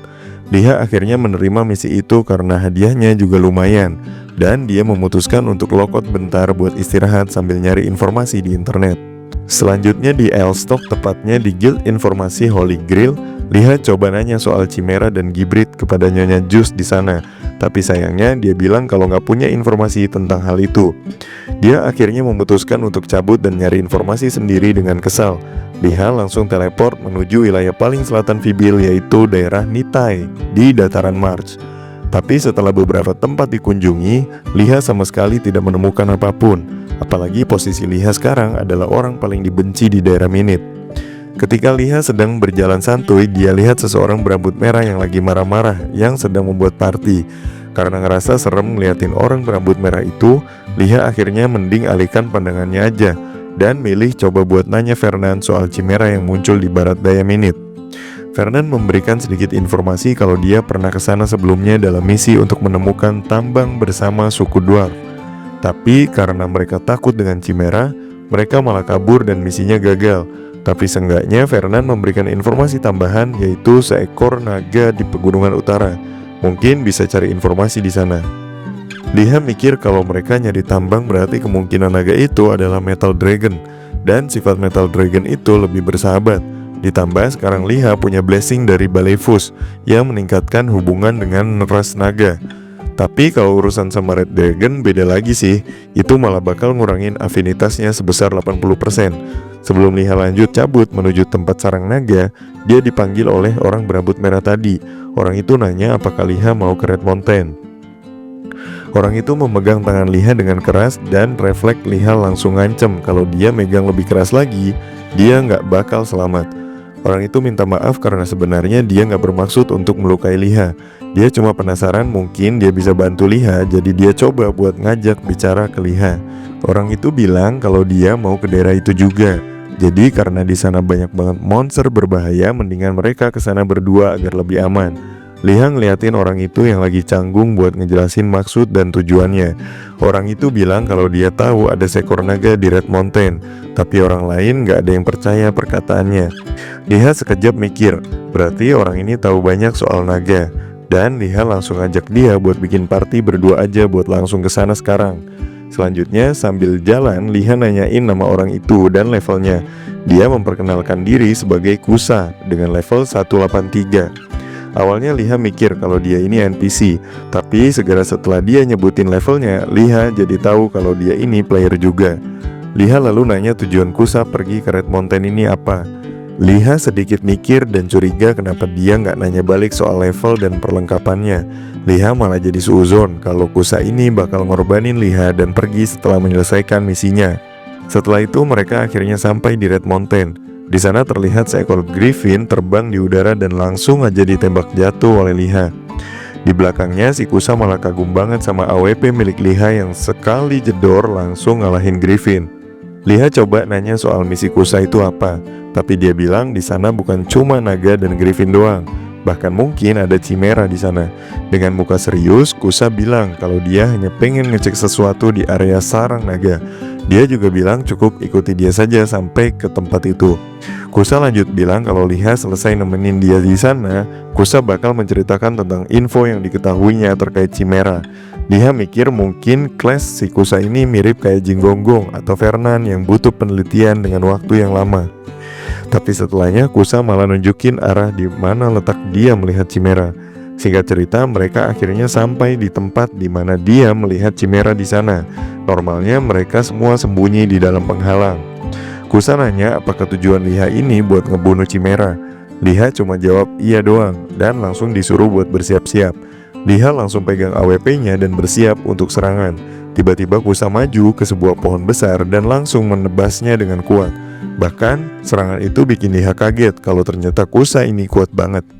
Di sisi lain Liha sudah siap menembak dan sedikit kaget karena jumlah musuhnya cukup banyak. Tapi ternyata chimera yang ada di bayangan Liha sama kenyataannya sekarang itu jauh beda. Liha langsung menyerang chimera itu satu persatu. Namun dia kaget ketika salah satu chimera itu menyemburkan cairan asam yang berbahaya. Untuk berjaga-jaga, Liha menggunakan skill Souling dan memanggil Kuma untuk membantu pertarungan kali ini.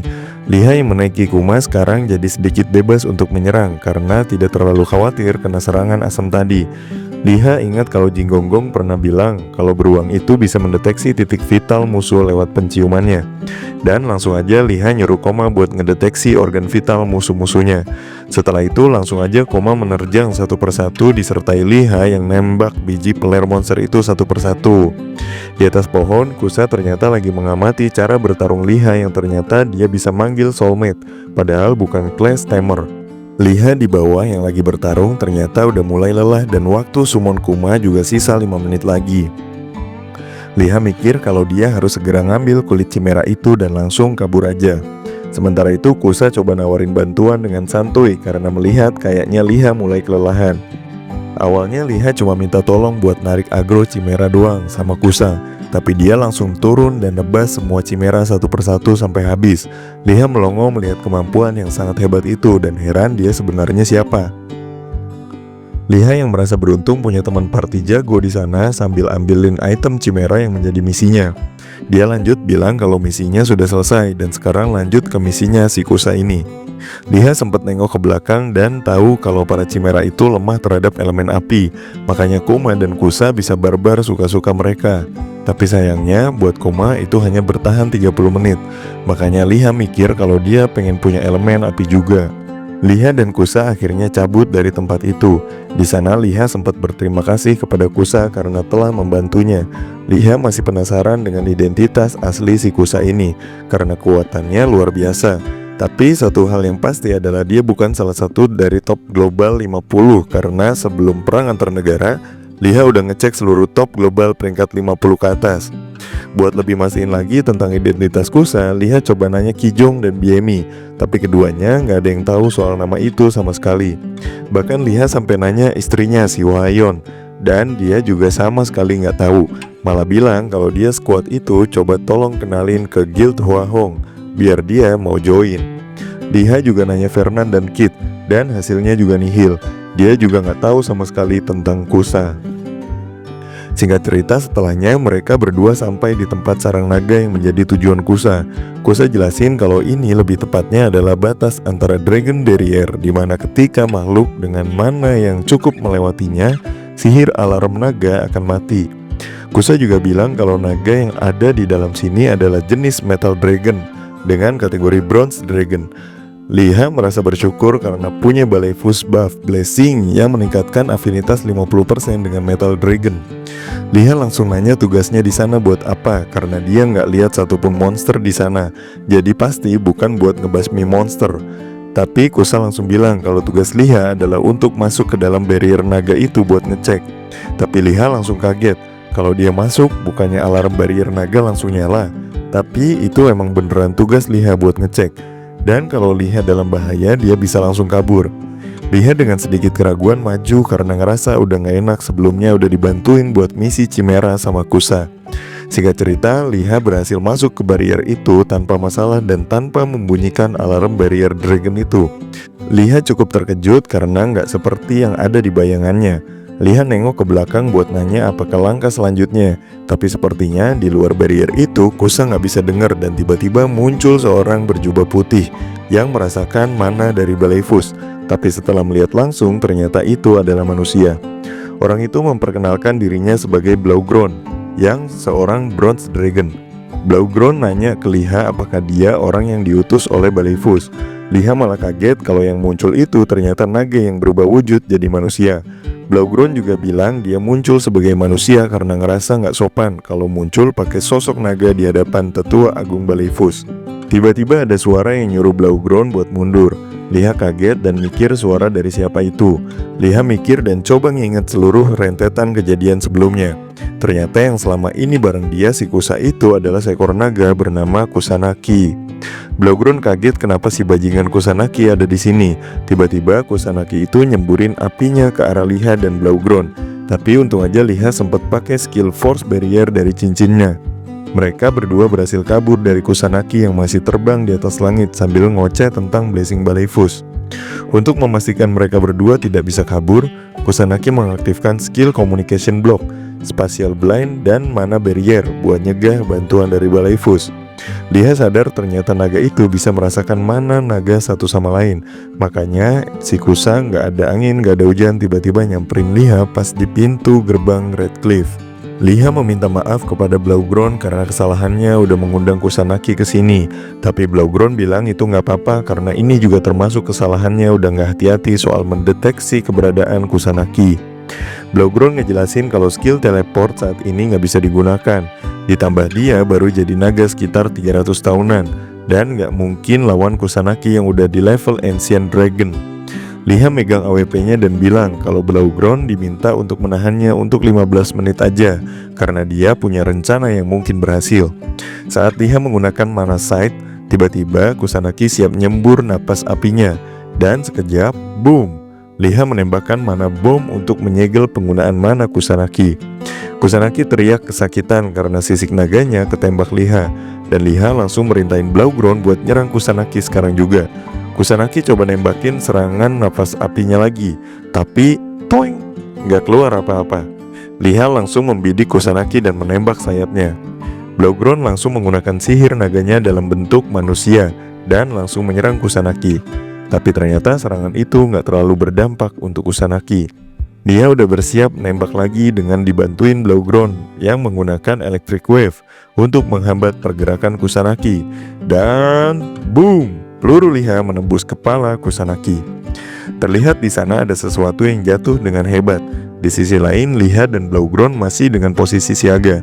Tiba-tiba Blaugrond mengkonfirmasi kalau dia nggak bisa merasakan mana Kusanagi lagi di sekitar sini. Blaugrond langsung berubah jadi wujud naga hijau dan langsung berlutut di hadapan Liha untuk berterima kasih. Dalam sistem yang tampil di layar, Liha juga memperlihatkan kalau Bronze Dragon Blaugrond membungkuk untuk berterima kasih kepada sang penyelamat. Liha di sana menerima rasa hormat itu dan bilang kalau semua ini juga ada campur tangan kesalahannya karena nggak tahu kalau rekan partinya adalah seorang Ancient Dragon Kusanagi. Tiba-tiba dari belakang muncul Kusanagi yang sedang berwujud manusia melompat ke atas dan siap untuk menebasnya ketika dia sedang memperlemah pertahanan karena lagi ngobrol sama Liha. Walaupun sempat bisa menghindar, Kusa sekarang langsung ngejar Blaugrond yang sedang terbang di dekat situ. Blaugrond mengeluarkan bola naga besar untuk menyerang sekaligus bertahan. Namun Kusa ternyata lebih cepat dan lebih hebat. Dia langsung pakai blink untuk berpindah tempat ke belakang Blaugrond lagi. Sedetik sebelum pedang Kusa mengenai leher Blaugrond, Pelor Liha bersilaturahmi di hadapannya dan langsung membuat Kusa terkejut karena serangan mendadak itu dan serangan lanjutan bola sihir naga besar dari Blaugrond. Ketika Kusa dianggap sudah tumbang, tiba-tiba dia langsung terobos maju ke arah leher Blaugrond dan langsung merobek lehernya sampai putus sambil bilang, kalau saja Blaugrond adalah Ancient Dragon sama sepertinya, mungkin serangan tadi akan mengalahkan Kusa. Tapi karena emang beda level ya boy, jadi serangan Blaugrond yang kelihatan keren tadi cuma kerasa kayak di hit minion doang. Setelah selesai dengan Blaugrond, Kusa langsung maju ke arah Liha dan ingin membunuh anjing utusan Belephus itu. Tapi keajaiban muncul di sana dengan kepala yang udah kepotong. Blaugrond masih bisa menggunakan skill Giga Thunder untuk menyerang Kusa dengan sisa kekuatannya. Selain itu, Blaugrond juga pakai skill Time Veil Signal untuk menghancurkan skill penghalang sinyal komunikasi yang tadi diaktifkan Kusanagi. Kini komunikasi dengan dunia luar sudah aktif kembali dan segera mungkin Liha memberitahu kalau Kusanagi telah ditemukan. Dengan cepat setelah kabar itu diketahui, Belephus Mode manusia langsung muncul dan menyerang Kusa dengan pedangnya. Tapi pertemuan itu nggak berlangsung lama karena Kusa langsung kabur setelah kedatangan Belephus ke sana.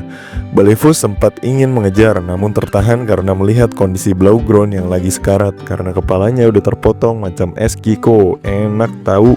Dengan sigap, Belephus langsung merapalkan skill Momentary Revival untuk menghidupkan Blaugrond lagi. Liha terkejut karena skill haram itu ternyata ada di dunia game ini.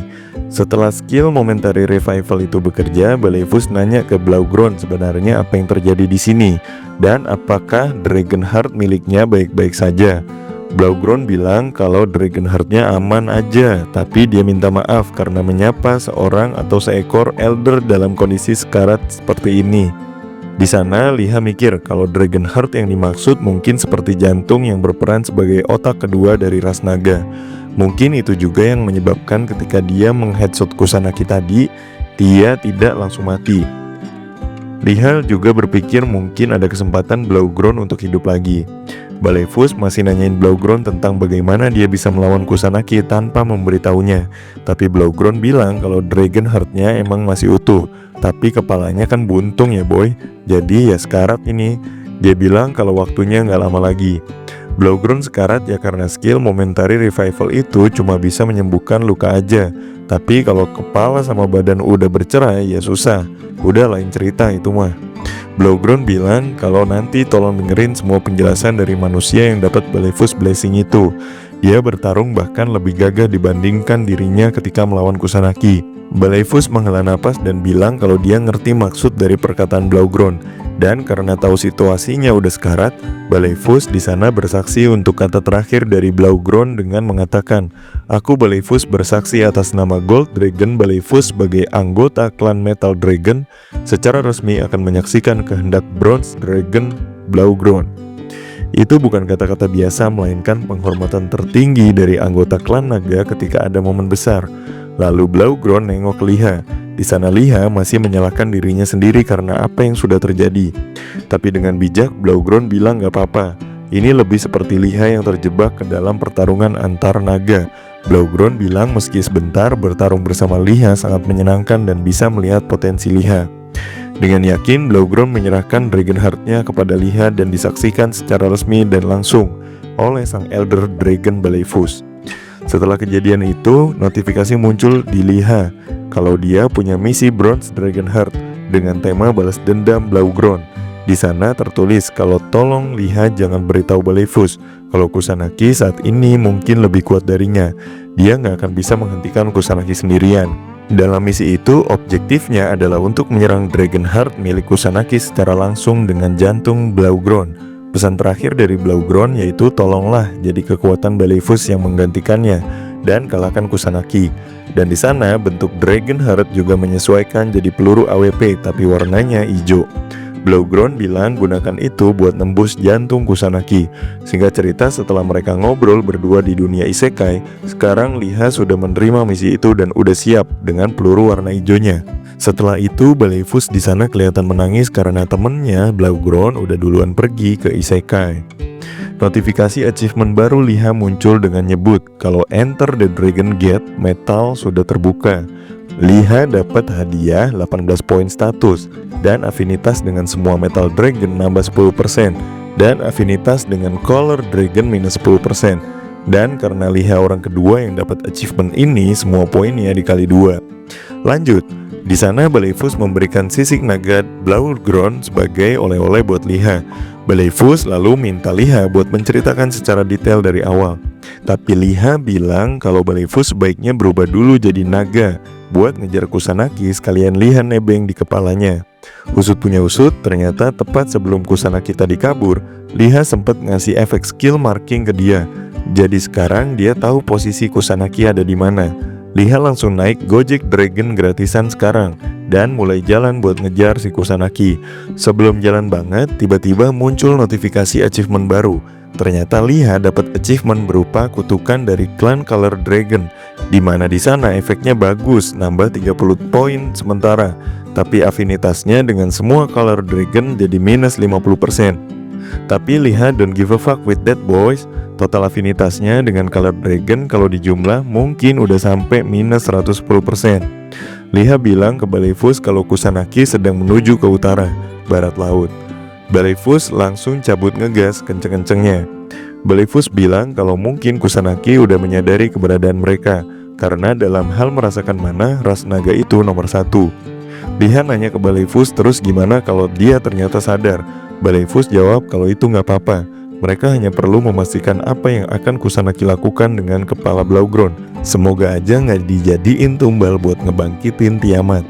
Tiba-tiba di tengah gurun, Baleifus berhenti dan bilang kalau mungkin saat ini lebih baik buat ngabarin seluruh klan Metal Dragon dulu, baru lanjut ngejar Kusanagi.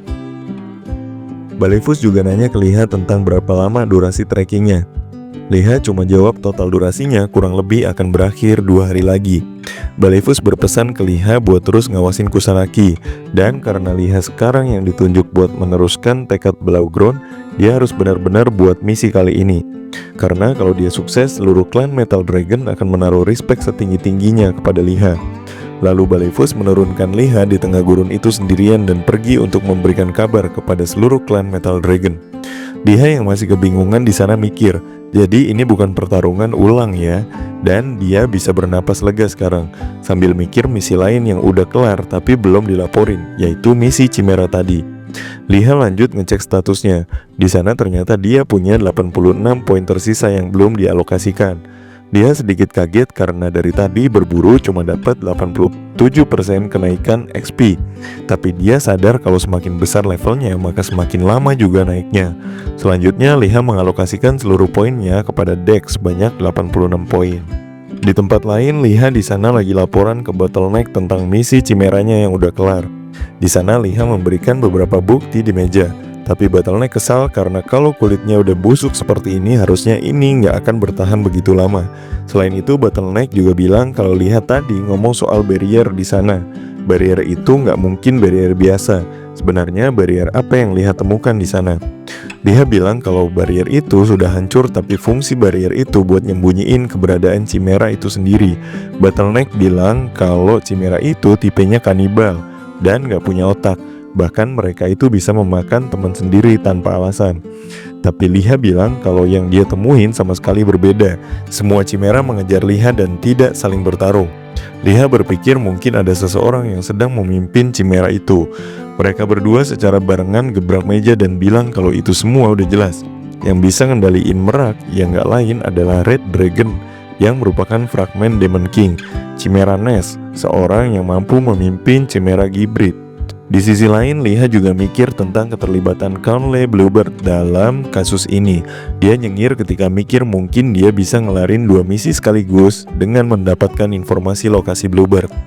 Liha mengkonfirmasi tentang kemunculan Gibrit ke Bottleneck, tapi dia cuma jawab kalau Gibrit yang datang gak mungkin pakai Chimera lama.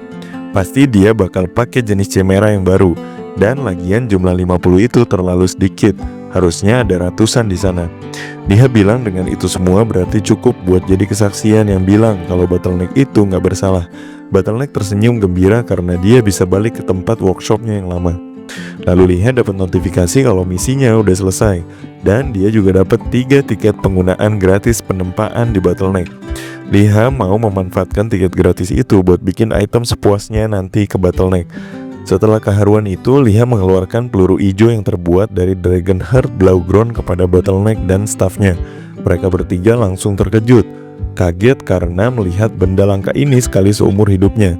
Katanya Liha ini emang beruntung banget bisa dengan santainya mengeluarkan dan menunjukkan Dragonheart itu kepadanya. Gak cuma peluru itu doang, tapi Liha ngeluarin lagi sisik naga yang berkilau hijau yang bikin mereka bertiga makin takjub. Liha bilang kalau dia dapat itu semua bukan dari membunuh Bronze Dragon, tapi dia beneran dikasih. Di sana, Bottleneck masih sulit untuk percaya dengan cerita yang Liha sampaikan sampai bikin kepalanya pusing. Sebelum sempat mikir, Liha meminta Bottleneck untuk memisahkan Dragonheart itu agar menjadi peluru dan potongan lainnya. Liha mendesak Bottleneck buat bikin apa yang barusan dia minta. Katanya, gak mungkin dong kalau dwarf terbaik gak bisa bikin gitu doang. Mendengar itu semua, Bottleneck berubah jadi Aulus dan bilang kalau dia sanggup buat ngerjain itu semua. Liha yang mendengar itu senang banget sampai megang tangan Bottleneck. Liha menjelaskan dikit tentang sisik naga itu yang mengandung energi napas naga. Jadi dia bilang apa yang ingin dia buat dengan sisik naga itu adalah sambil menggambar sebuah kertas, Liha menjelaskan apa yang ingin dibuatnya. Bottleneck yang melihat itu semua bilang kalau idenya emang liar banget dan menganggap sesuatu yang ingin dibuatnya itu sangat hebat, tapi bakal butuh sedikit eksperimen. Jadi bakal timbul biaya tambahan buat eksperimen buat pekerjaan kali ini. Tapi Liha bilang kalau dia punya tiket gratis.